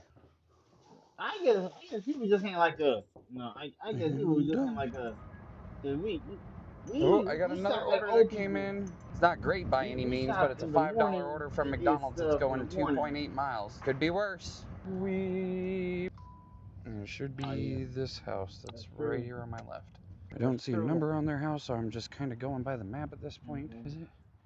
Yep, that's the number. I like their porch. They have a very nice looking porch. By the way, guys, look at those lights over there. Those are some pretty lights. And now we're going to Mickey D's, which is right around the corner here. Back up into the parking space. Like people in St. Matthews, like Uber y'all bought for air nothing gas. here to buy. Y'all bought everything. Yeah, no problem. Yeah, let's see. It says C9C, and then I have no idea what the other two numbers are. Alright, awesome. Thank you. You too. We got the goods. Don't run me over, please. I don't want to go to the hospital. I'm also kind of annoyed, guys. I saw that the outer part of my microphone is all scratched up. I don't know why. Whenever it comes to technology getting all scratched up and shit, it just really annoys me because I don't like it whenever it gets all beat up and shit. Hopefully you got warranty. And just the fact that I saw that, I'm like, oh, that makes me mad. I know a lot of these places, like, it doesn't really matter if it gets scratched. I mean, it's just like the outer coating of it. So it's like, I mean, what is it really messing up, you know? It's not really doing anything. But it annoys me because I like having everything of mine be all nice and shiny. Am I the only one who's kind of weird like that, where I have to have all my technology stay nice and shiny as long as possible? If I'm the only one that's like that, maybe I'm just weird. But all I know is that it is annoying.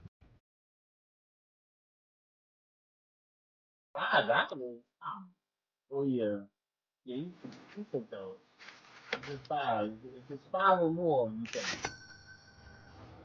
I'm gonna let the phones charge a little bit, and maybe get into a destination where I want to be, where it's kind of closer to my neck of the woods, and you know, maybe I'll get some more orders and then we'll get right back to it. Well, that didn't end up happening. I ended up getting an order from this Walmart Supercenter for $3.33, and it was going 11.16 miles. That was definitely not a good order, but might as well get the acceptance rate up because it was just for me. I didn't end up recording this part because the phones were still charging, so I just decided to do a voiceover on this, but I did get a Schlotsky's order that went 5.81 miles, and it was $7.15. So it was a little bit better with the pay, not really great on the miles, but it did at least get me closer to my destination that I was actually trying to go to.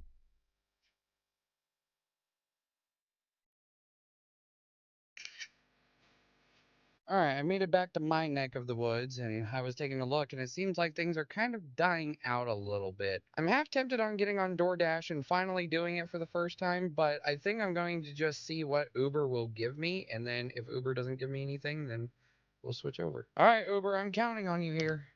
Give me something. If I sit here for too long, if I sit here for about 20 minutes and I don't get anything, we're switching over to DoorDash. Well, Uber got lucky. It actually sent me 3 orders, but the first one was a Handel's ice cream order that was going right around the corner from where I was sitting right here. And then it gave me a P.F. Chang's order and a Tacos for Life order, but it sent me back up north to the city that I just left. Unfortunately, I had to go all the way back up there, but it was $12.91 altogether for the 3 orders. Unfortunately, the distance was 14.97 miles, but it was definitely better than that $3.33 Walmart order that I did. All right, so I'm doing a shopping order, and I got 7 items that I need to find. So this should be pretty easy. All right, I got most of what they need minus 2 substitutes. Now I'm gonna look through the coolers and see if everything else is here. 1, 2 bags, and 3, and 4. I found everything that I needed. It was just all over the place in there, so I couldn't really figure out where it was in the beginning, but I had a nice girl in here help me. And also, if you're already an Uber driver, you probably already know this, but if you are looking to get into Uber or Uber Eats, make sure to keep the receipt just in case if anything does happen, and also use it for tax records if you end up, you know, paying for it with your own money and then Uber owes you. See, I'm always so afraid about one of these apps not paying me properly because I've got PTSD of it from other delivery apps. And so I'm like, I really don't want to have to pay for this and then have to wait on y'all to pay me back. And then it takes forever for you to pay me back. So you're going to pay for it. So I use the Uber Pro card, and that always works out because then Uber can just pay for it and then I don't have to worry about it. Also on the way, added a Burger King order, and for the 2, it was a total of 6.66 miles, $8.01. They were at least back to back, so it wasn't like they were too far apart. Alright, 1. At least I still got my platinum status on DoorDash. And a 4. Boom shakalaka. Watch the car. There was some weirdo looking out his window across the street. It's the dog park. The old cone of shame, right? It's called an Elizabethan collar. There's nothing shameful about it. Right. No. It's the dog park. Protect your furry friend with Progressive Pet Insurance.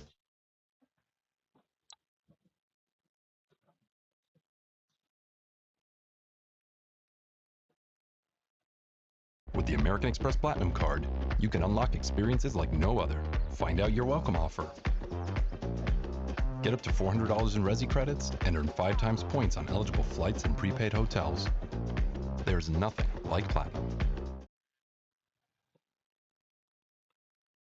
I don't mind doing Uber, but they're just not really paying me that well. It would be better if it wasn't for the fact that I've taken 13 trips, I've been online for almost 5.5 hours, and I've only gotten $66.76. I'm still waiting on $3, so it's $70.76. But, I mean, I kind of wish that it was a little bit more.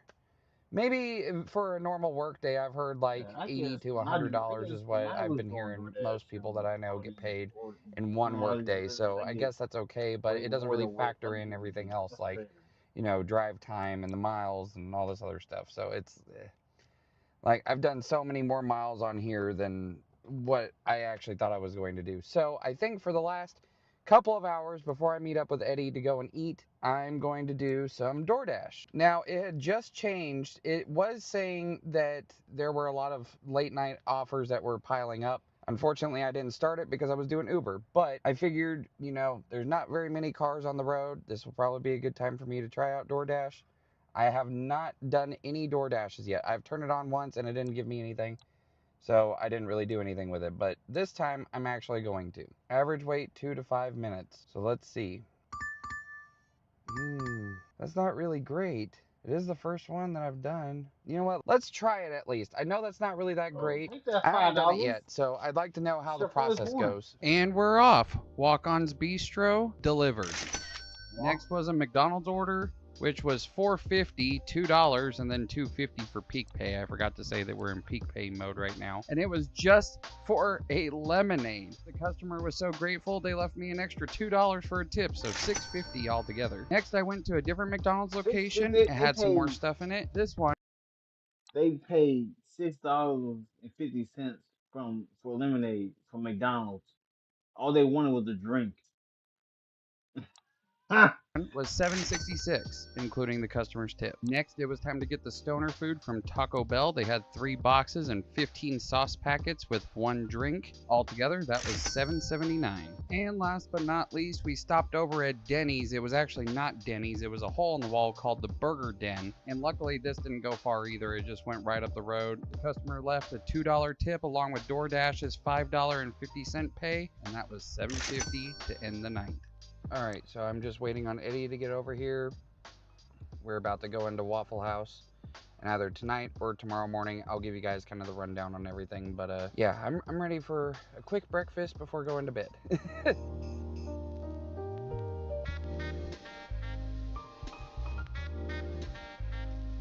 He already finished that bowl. He was hungry. Alright guys, I'm going to tell you this right now. I'm pretty well beat, so I think I'm going to watch a little bit of YouTube and just kind of chill and relax, and then we'll get into earning stuff in the daytime, because right now I'm just too exhausted. It's also really cold in here, so I'm trying to warm it back up a little bit, and yeah, we'll catch you in the manana. So I actually had a different outro plan for this, but because I found out some more stuff about DoorDash, I decided to just re-record this outro for you guys, so that way I could give you guys some accurate readings on what it is that I made between DoorDash and Uber Eats. Now, Uber Eats, I'm pretty sure that one was pretty self-explanatory. I got $69.76. I actually thought it was going to be $70.76, but I think I just miscalculated a little bit, but it was late in the day. I was tired. Okay, so yeah, I was $1 off, whatever. That kind of equates to, I believe it was $11.50 some an hour or something. I'll put the calculations there. It was like $11.50 some an hour, I believe. Is that great? I honestly expected a lot more to come out of that, and it really didn't, and so I was a little bit disappointed with that. I was like, well, you guys really wanted me to come out here, and you gave me more orders. However, they still didn't have that great a pay. So I would probably say that I don't really think it was worth it too much with Uber Eats. Now, I was looking at DoorDash, and I was calculating based on what it was telling me from the screenshot that I originally had. I thought that I was basically online for almost 3 hours, and it was going to be roughly the same amount per hour that I was getting with Uber Eats. However, I did find out something different. So I went into my earnings tab, because I still haven't really messed with DoorDash yet or anything, because I still don't know exactly how to use it. I did find out the dash time was actually 2 hours and 15 minutes. I thought it was 2 hours and 55 minutes, because that's what it was saying previously, but now it's saying 2 hours and 15 minutes. That's a whole different thing. So I was actually online for less time than what it originally quoted me for. So if that is the case, here, you know what? We'll just go ahead and use some Apple Chat GPT. I'm still trying to figure out the new Siri. What is $34.45 divided into 2 hours and 15 minutes? Yes, I want you to use Chat GPT. It shows $15.31 per hour. Now, that is a lot more than what I thought, because I thought it was going to be roughly like 11 or 12 something an hour.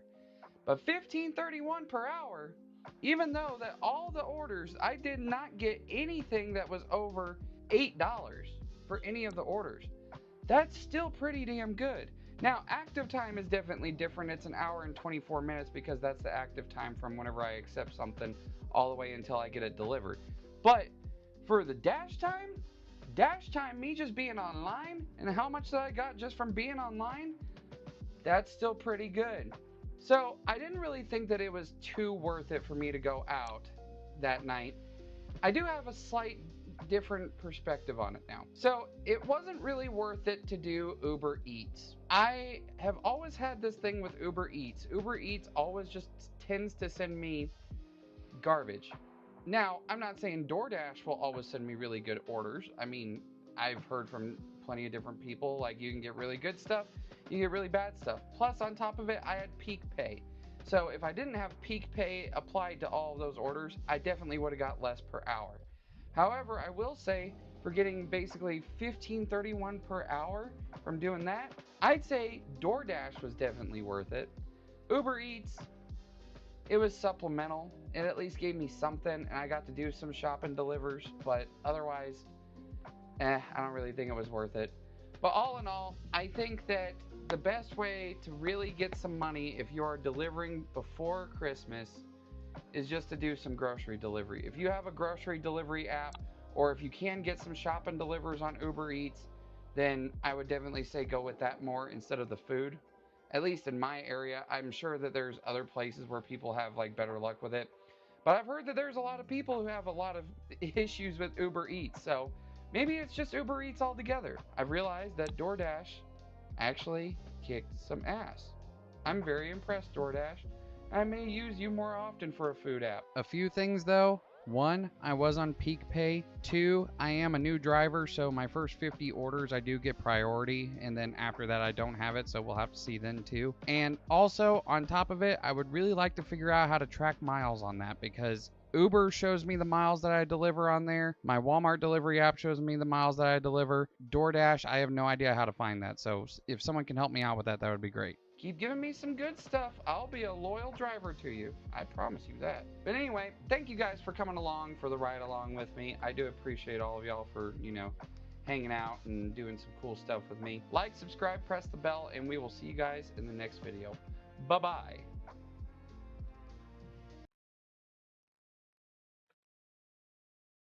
Oh, shoot.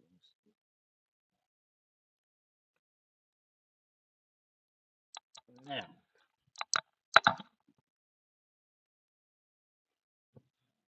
About to see what we got. I've been on since 11, no 10, 9:30.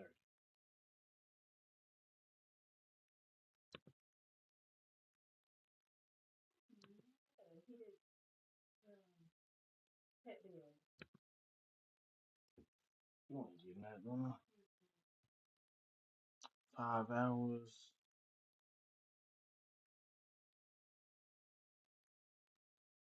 I think that's cool.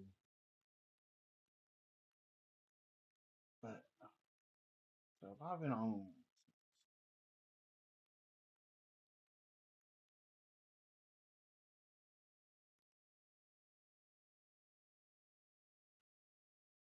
I'm trying to understand. I've been on for 5 hours. I might wait till it's 6 and then I'll be done.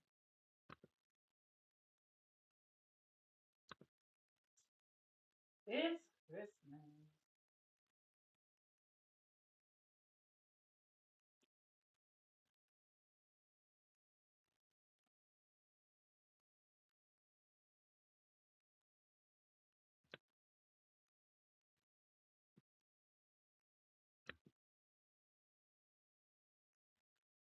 Did you know you can AFK Bloods and Zaya whilst learning to... This will be the last video. The last one. 30 minutes of people regretting their insane purchases. Let's see. Code and Python? Go to boot.dev. We've known our students to pull it off. Here's how. Monitor...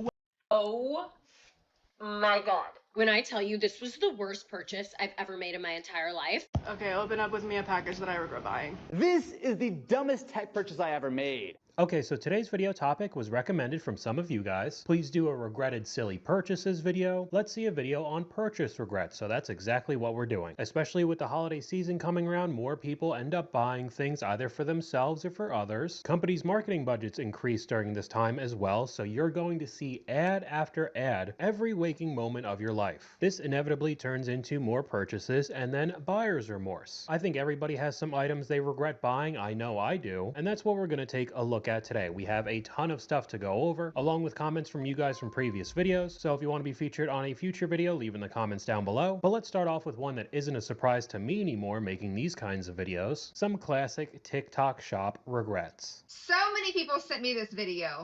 Fingers crossed, everyone. It's solar powered, so why was the video inside? I don't know. Rather small.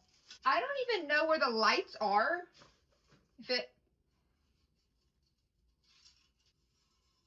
I'll put it outside for a little while.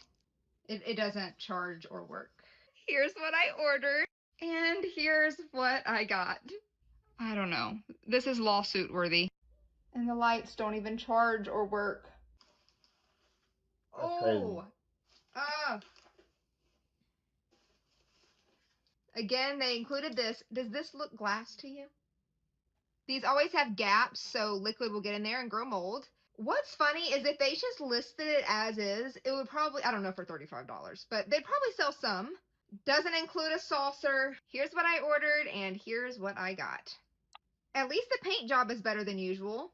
That's a win. Either way, it's not worth $35, and it's not as advertised.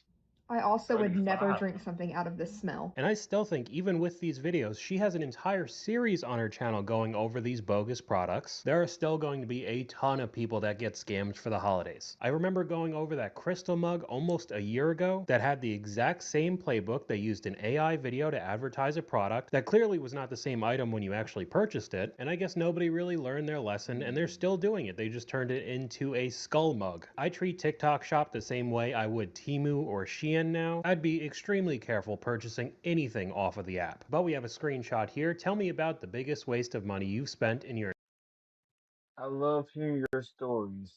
Tell me about the biggest waste of money you spent in your life, in your whole life. I'm talking about 1,000 slacks that ripped a week later. Some you paid for on your mental breakdown vibe. First off, fix your language.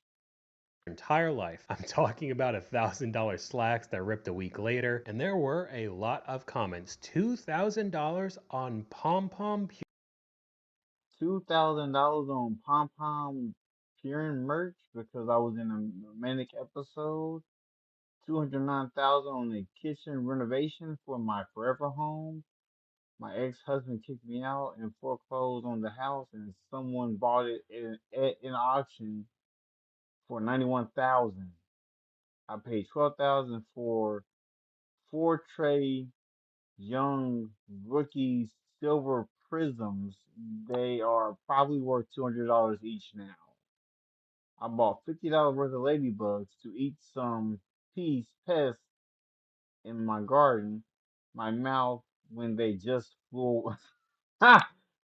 Purine merch because I was in a manic episode. I have no idea what that even is. I have to look that up. Okay, so it just seems like it's some sort of cartoon that's related to Hello Kitty, and that fandom is pretty nuts about merchandise, so $2,000 on that seems pretty believable to me. $209,000 on a kitchen renovation for my forever home. My ex-husband then kicked me out and foreclosed on the house, and someone bought it at auction for $91,000. Is this a burner account for Gordon Ramsay? Who needs a $200,000 kitchen? And it kind of sounds like they could not afford it. Then they got divorced. Good portion of marriages end because of money problems, get foreclosed on, and somebody else bought it for under 6 figures. Wow. I paid $12,000 for 4 Trae Young rookie silver prisms. If you don't know what that is, it's sports cards. They're probably worth around $200 each now. It's crazy how much people were paying for cardboard, especially during COVID. I bought $50 worth of ladybugs to eat some pests in my garden.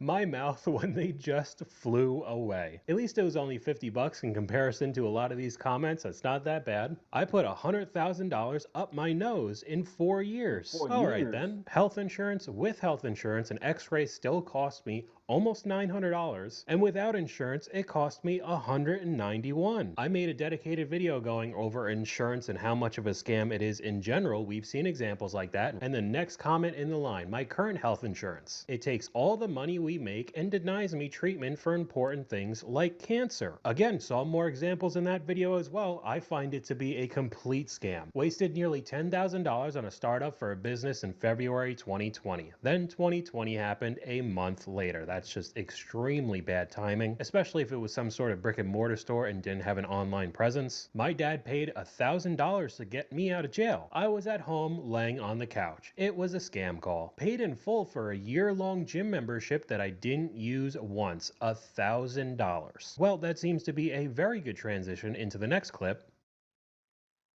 What if you can create your own website by saying, this is what I want? With Wix, you can. First up, let's talk about... Warning, as someone who is chronically online all the time, scrolling through TikTok and easily influenced, I'm going to start a series called Things I Regret Buying because I have a lot and I want to share with you. The first one, if you know me, then you probably already know this, but my Ultra Human Ring was one of the dumbest purchases of 2025. I use my Apple Watch way more. This doesn't always sync to my phone. It's been weirdly like not charging and it's just not been a great purchase. I do think it's better than the Oura Ring because they are really similar, but it's just not something that I needed, but I thought it would like fix my health problems. And I wanted to put this in because we are nearing the beginning of the new year. Most people have similar resolutions. They want to get their health in check, start going to the gym, exercising, all of that. And in turn, I've found that many people just start buying a whole bunch of different fitness items when overall they probably didn't need it or don't use it enough to make it worth it in the end. She bought the ring when she already had an Apple Watch that are both extremely expensive. There are even more items that I've seen. I believe the Oura Ring is also a subscription service. Same thing with the Whoop, if you've seen that advertisement out there. Kind of just looks like a bracelet, costs a couple $100, and then you have to pay a monthly service for the thing to actually work. So overall, I'm not trying to get you to not care about your health and well-being. I just think people go a little overboard with the items they buy. Most of the time it's not worth it. It ends up collecting dust, and people chalk it off to just something they had to buy for their health. I invest in purses. You invest in purses? They're an investment. You invest in purses? What is the most expensive thing you'll do on this trip? Buy a couple of purses. What kind of purses are we talking? Probably Burberry, Louis Vuitton. Go to Chanel. Hold on, he's shaking his head like hell she is. Did you budget for this trip? No. What do you mean no? What'd you do? I just said, only live once. Come on, let's go. You just YOLO'd it on the credit card? Is that what you did? Exactly. Can you tell us, like, what is your checking account balance right now? Do you even know? I haven't checked. It doesn't exist. She hasn't checked. I'll check when I get back home. You're like, he's got money. He's got money. It's fine. Exactly. Sounds to me like that relationship will crash and burn eventually, but we'll get into the designer brands and all the purses. A big argument that I hear is that it's an investment. Eventually they'll become vintage and just skyrocket in value. But we could go right over to the comments. Those brands aren't even investment pieces. Unfortunately, you'll get no money back from reselling Louis Vuitton and Burberry. She's just using it as an excuse to buy these purses. They're not even really what people want overall, and part of the reason why the vintage market is doing well for 20 or 30-year-old purses is because back then they were actually made with solid materials and the quality was there, unlike today's world, even with the designer stuff. So that'll be a pretty hefty regret in the future when you spent 4 or 5 figures on your credit card as well because you didn't have any money, and when you're panicking trying to sell them, they're going to be a fraction of what you paid. Oh my God. When I tell you this was the worst purchase I've ever made in my entire life, because it literally looks like I have a dead sheep on my hip. So bad. It's actually insane. Hear me out. I really wanted a fun winter fall bag, and I thought, what would be more fun than like a fluffy, oversized bag? However, I did not realize what oversized meant. This isn't even oversized, you guys. This is the most insane thing I've ever seen. Imagine you see me walking down the streets of New York City like that. So I guess this was just purchased online without That is seeing dumb. it in person That's because the it dumbest was a thing, man. YSL bag that honestly I'm going through and I can't find the specific one, but easily thousands of dollars. I'm seeing anywhere from $3,000 to $6,000 for these bags. And now you look absolutely ridiculous if you go out in public like that. Some of the comments, it looks so cheap. This is a duffel bag, LMAO. But she was talking about walking on the streets of New York City, so we could go over to another viral news story because now New York City has their own Erewhon type of store. I'm about to try New York's most expensive new grocery store, Meadow Lane, and the line wrapped around the block. They even have a bouncer outside, and it's a maximum of 5 prepared items per person. There is a bounce. So New York has a new grocery store, and it has a bouncer outside the grocery store. What? 85 bucks for sweatpants. Well, I just spent 45 $85 minutes online for and spent $110 on 5 items. We're On officially 5 living in a items. simulation in New York. It felt like shopping at $110. And they spent that on 5 items. 5? some What? high-end clothing store. The staff was super nice. What annoyed me a bit, though, was after all I spent, the tip screen still popped up on $110. Amazing. You walk around a wildly overpriced You want me store, to get tip all you of your own more, items, and I go and just pay spent over for it, and they $100 want a something? 20% tip on top of it. But the store was set up by some sort of influencer online that definitely took the Erewhon overpriced grocery store and just brought it to the East Coast. And just like the hype with all the new products that come out, the Starbucks Bear Cup, any of the Labubus, the Stanleys, people just eat it up. I'm going to spend a ridiculous amount of money that I don't have and wait in line to get in. What's new with Google Ads? Google AI powers campaigns that work for you. Your ads multiply. So far, one of the best coffees I've had. Something interesting is that they're selling ketchup for like $9, like water, really interesting? caviar. I think I spent like $94. That's $100. Okay. This was 50. 40 something. I didn't buy anything. $55 or less than you thought. You know, a little bit more, but it's okay. It's the experience, I'll say, yeah. I came for the chicken salad. Once Bethany Frankel said it was really good, like I was like, I need to try. I really like Bethany Frankel, and I know like she had a lot to say about his chicken salad, and so I definitely want to try it. I did see Bethany's chicken salad review, but other than that, I hadn't seen anything else. How long did you wait in line? Probably like 7 minutes. I came on Friday, but the line was like 2 blocks down, so I didn't go. So for anybody who's saying that marketing or influencer culture is dying, whoever that was that did a chicken salad review got a whole bunch of people to try out this wildly overpriced store. Not one NY accent was heard. They all sound like they're from the Valley. I swear it's a social experiment. And in the same way that all the previous trends go through their cycles, in a couple months, everyone will realize how much money they wasted. If there's one thing I've learned about being into clothes and fashion, you're going to make a lot of stupid purchases, most of those being trend hopping. So here's some I regret buying. Vivienne Westwood necklace. It's not that it's uncomfortable or, you know, it's just made really shitty. I just don't wear it. I think I got this about 3-4 years ago, and I've worn it maybe less than 20 times. I just blew a ton of dust off of these. I don't know if you can see that. It's not that I don't like Regowans, it's just, this was kind of an impulse purchase. I was in New York for my 18th birthday over a year ago, and I just really wanted to take home some new shoes, so I got these. Sometimes I forget I actually have these in my closet. I wanted these for such a long time, but when I finally got them, I just realized I don't really like them. They're also really uncomfortable, and these wear down very fast. This really does add on to the point of the last clip as well, trend hopping in clothing. This guy's buying stuff that is also wildly expensive for the sake of trends or buying something on his 18th birthday and then realizing after that he didn't even really like the item in the first place, doesn't wear them. They're not even comfortable. This is only a small part of the video also. I'm cutting a lot of these much shorter. Some of the comments, impulse buying is almost never talked about in fashion. It's honestly the gateway a lot of people have to take. You gotta gotta go through this stuff and finally find what you truly like. God knows how much money I would have saved. I know I'm definitely not the best example when it comes to fashion. Even if I had $100 million, I'm not walking around in any designer clothing. I end up wrecking my clothes one way or another, so there's no reason to get anything super expensive. But I could have honestly made an entire video just talking about these types of purchases. There are so many examples online. Things I regret buying. This is probably going to be a no-brainer, but I regret buying belt bags. These aren't even like half of them. I already sold majority of them, but I feel like I was completely obsessed with that trend of like staying up to date with those new belt bags that were launching at Lululemon. They are practical, I'm not gonna lie, especially if you go out for a walk. So I'm definitely gonna keep like one or two, but it just wasn't necessary to buy every single colorway.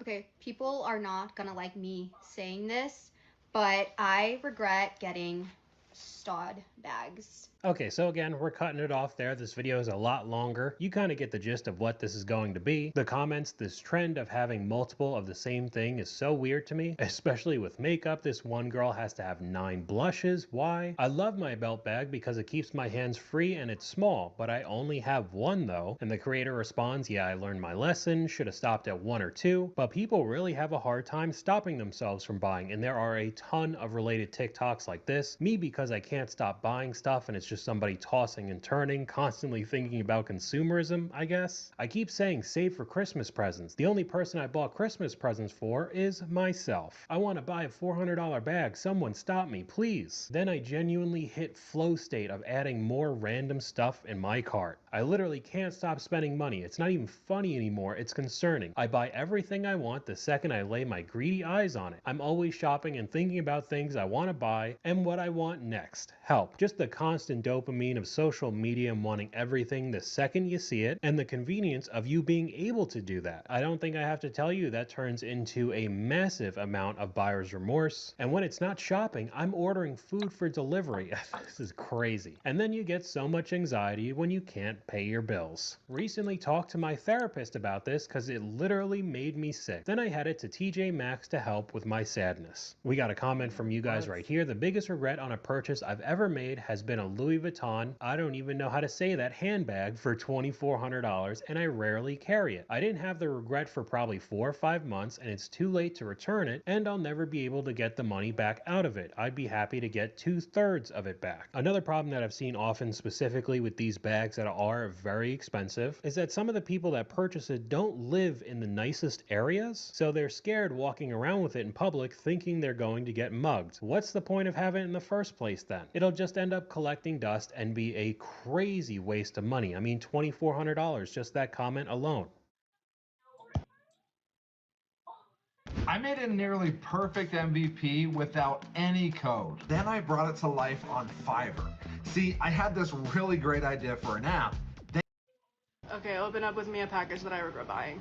So if you're on Whatnot, you know that sometimes you're bidding for things and you don't really want that thing, but like bidding is so fun that you keep doing it, and then you realize you bid too high and no one else wants to outbid you because you bid too high, so then you accidentally buy something. It is no one's fault but my own. I bid responsibly, I know that. But at the end of the day, the way Whatnot is built, that's bound to happen, and I bought a $50 Littlest Pet Shop house, so let's open it. Okay, let's see what's inside. I mean, like, it's wonderful, like, it's huge. This is her. It's all in here. The house, it's full, it's complete, it's perfect. That's why I was like, oh my god, I need it. Not $50 though.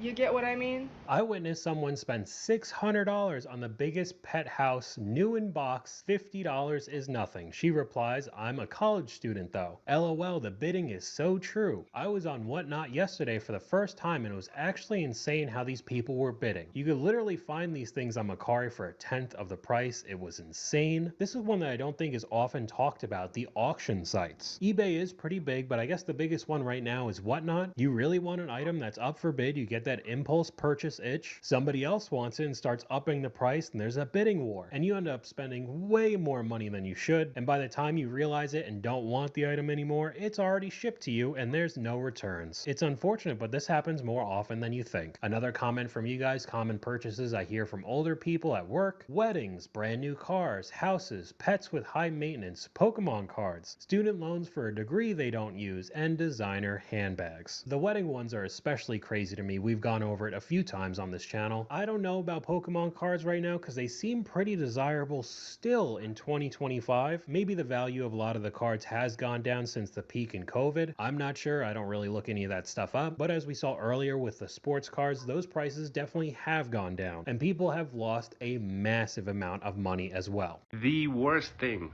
about doing overtime is the temptation to spend all of it. You're tired, you see a big paycheck, and suddenly everything feels like a reward you deserve. That used to be me every single time. But at some point I realized overtime was not supposed to upgrade my lifestyle. Overtime was supposed to help me buy back my time later. That's why I use overtime to escape overtime. Work, home, rest, invest, repeat.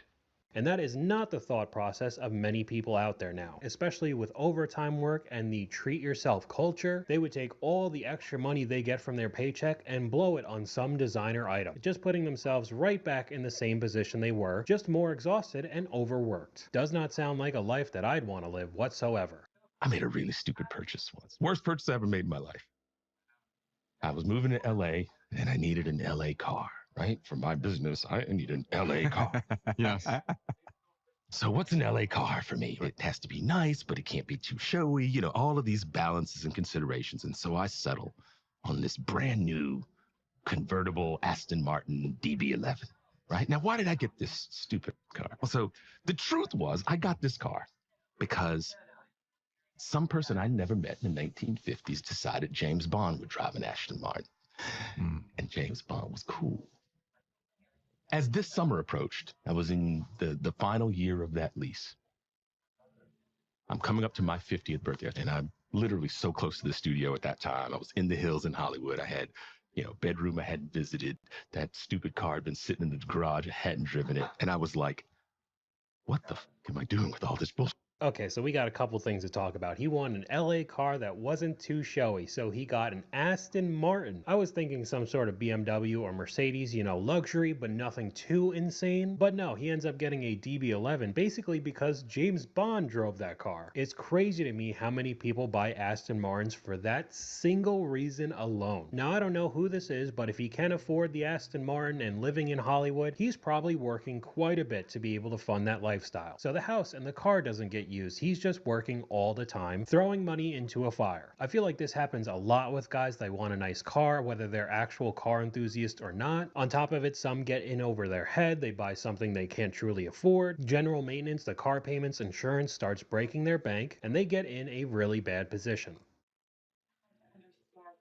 Shopify is a platform that helps entrepreneurs get started down the path they want. Sometimes starting a business can be scary. I feel like I lost a little. This is the dumbest tech purchase I ever made. So back in 2017, I spent $35,000 on this Red camera. Now it seemed like a great idea on paper. All the cool tech YouTubers like Marquez were buying these, and it promised crazy image quality. 8K, RAW, I mean, look at this thing. However, the reality of using it quickly set in. I remember one time Ken and I were on a shoot in Austin. It was that big client thing. We were out at a racetrack all day. This camera completely shut the bed and stopped turning on 20 minutes into the day. Thankfully, we had a Sony camera as a backup. But the problem is that while this is great on paper, unless you're a whole film crew, it doesn't make sense. Which is why, these days, we shoot entirely on Sony a7S Mark IIIs and FX3s. Okay, so I wanted to put this in because it seems like a ton of people want to start making content, whether it's on TikTok, YouTube, really anything. You start Googling equipment that you should buy or watching YouTube videos, and then one thing leads to another. You start buying very expensive camera equipment. Now, this is on a completely other level, the Red cameras. Hey, look, if y'all want to thug it out on creating content, y'all better thug it out through your phone or basic laptop. But even what he was shooting on there, these Sony cameras are thousands of dollars each. If you have a somewhat recent iPhone or Samsung Galaxy, the cameras are all in 4K. The quality is definitely good enough for you to start. You don't need to go over and get a $4,000 Sony FX3. If anything, my advice to you would actually be getting a very expensive microphone. The one that I'm currently using, the Shure SM7DB, is a lot of money. This costs $700. But the difference in video quality between your phone and some sort of mirrorless or DSLR camera isn't too far off, but the audio quality between the built-in mics and what I have here is definitely a big difference. People would much rather watch a 1080p video with a high quality microphone compared to a 4K video with a built-in mic audio. However, there is a two-part to this when we're talking about recording with your phone. I know I'm not the only person who bought the iPhone 17 just to make some cinematic videos on, so now I do have some bad news, okay? Before you buy the iPhone 17, I want you to understand something.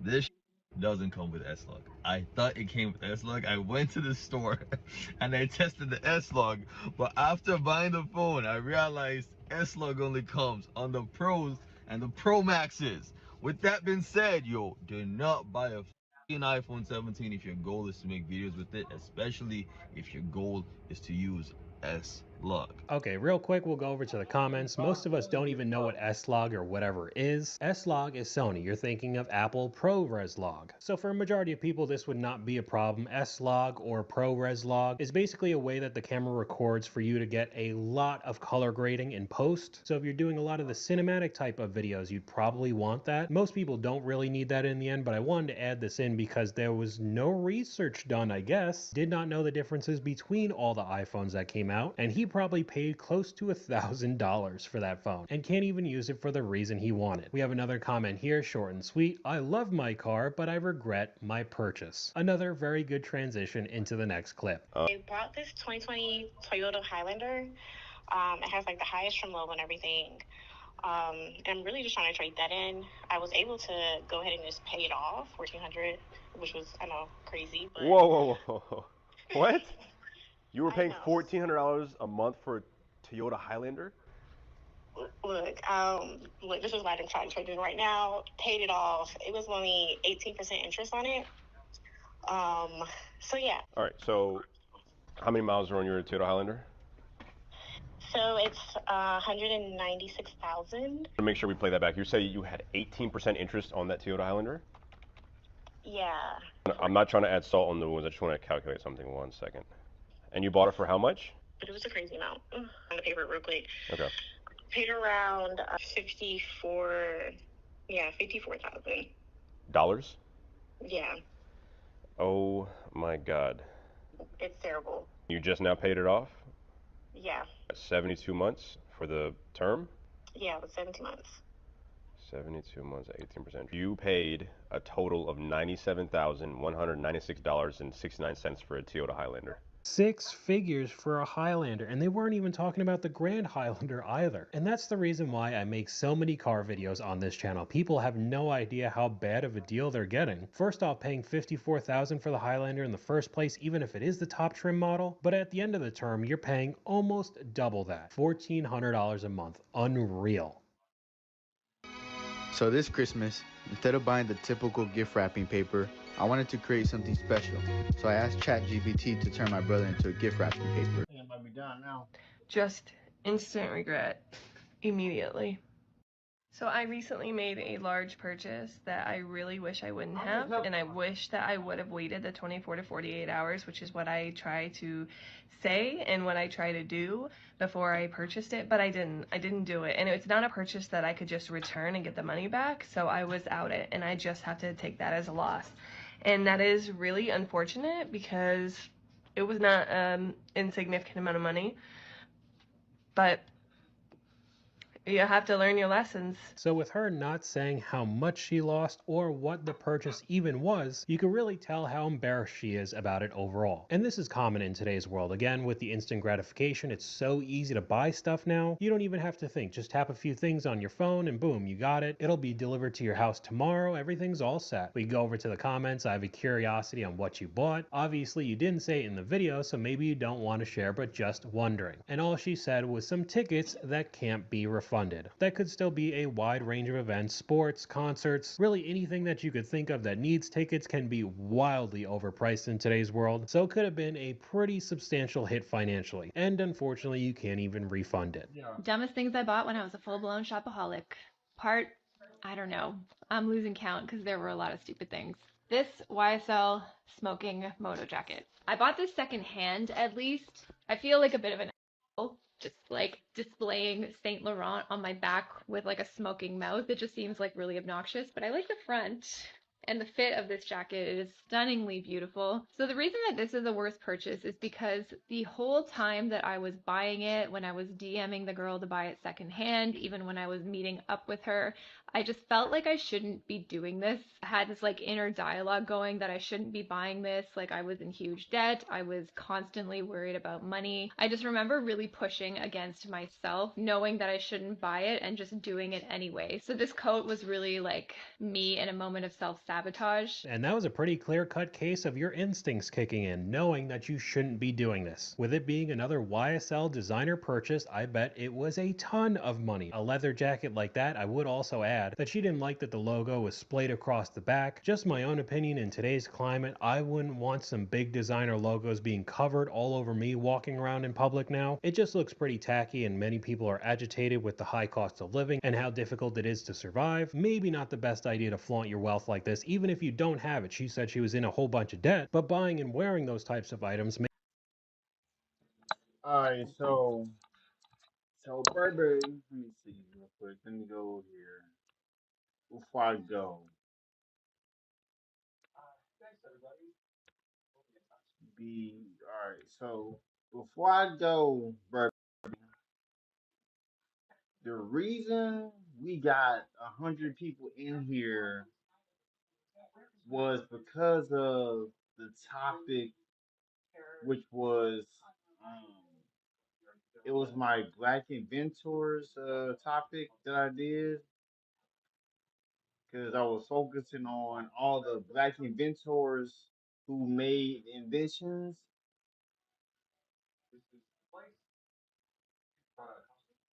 and there was a lot of engagement for that. That's why there was like over 100 and some people in here.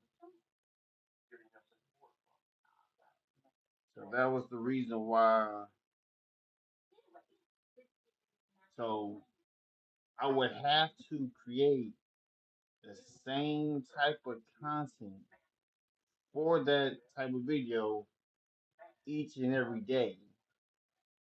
But I'm trying to create different content each month. I'm not trying to like make the same content every day, because then it would get boring.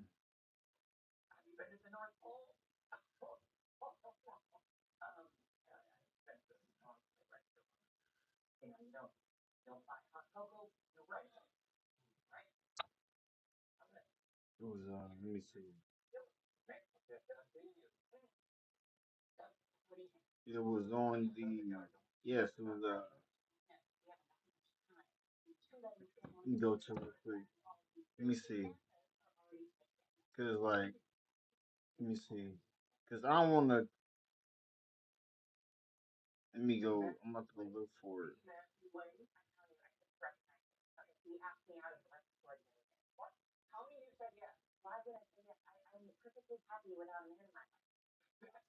User.name just spoke for the first time. Yeah. Say what's up Let's to go, them. Bills. Yeah. So I might not be able to do any recording tomorrow because it's Christmas. Be spending it with the family.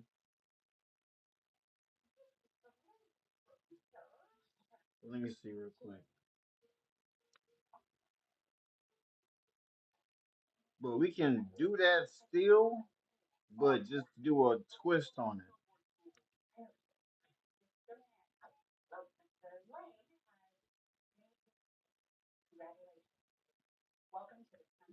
Cause like I don't want to have the negativity. That's what brings the negativity in. Let's see.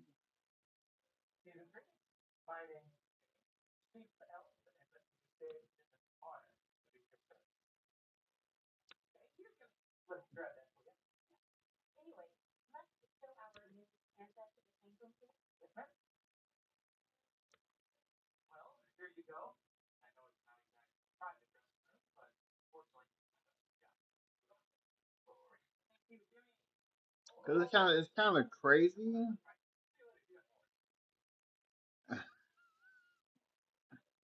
Yeah, that's what happens, man. That's what happens, Burberry. Once you speak about what got the people in here, it's gonna bring them here. Cause like it makes no sense. Cause I'm looking at my channel stats, and I have over I have over 150 people watching my videos, but they're not watching my live. They're watching my shorts.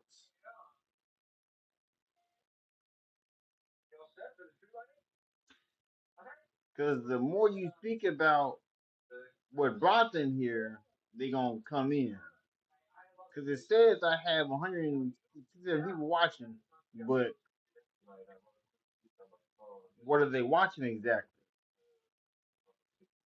Because my audience I had, let me see, what was this? When I post this?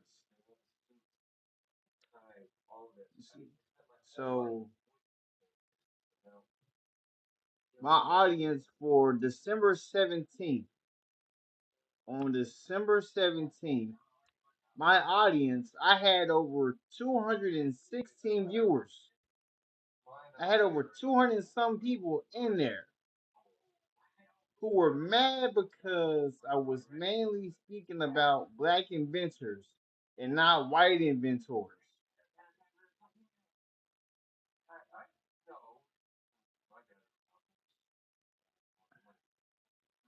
And let me see. Go to.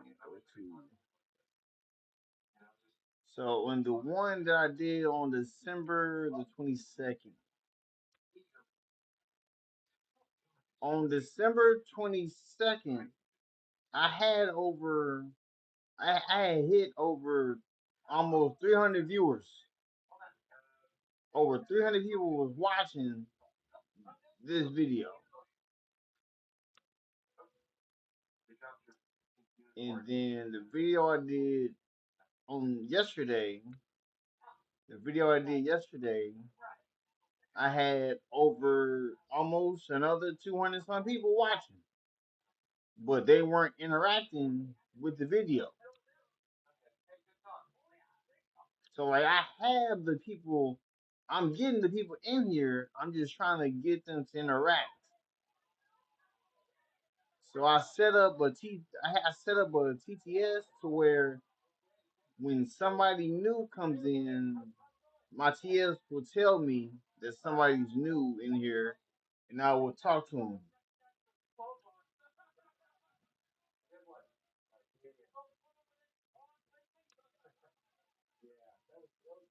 Like my rage baiting topic, I did almost another 200. So I'm gonna create more because the 1% YouTube channel,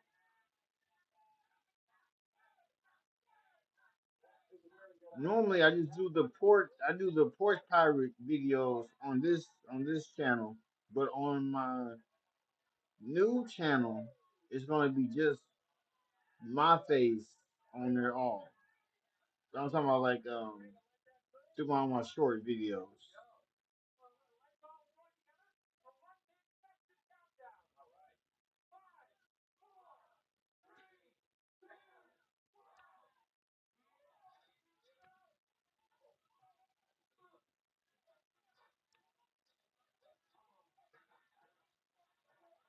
That's crazy. And my RPM is crazy. My RPM is amazing. I have a great RPM. Yeah, once this channel like grow, it's gonna be good. Are you too? I'm about to be out as well. I'm about to be out as well. So, peace, everybody. Merry Christmas to everybody. Tomorrow, I will not be here because I will be with family. So, peace. Subscribe to the channel. Like, comments. We out.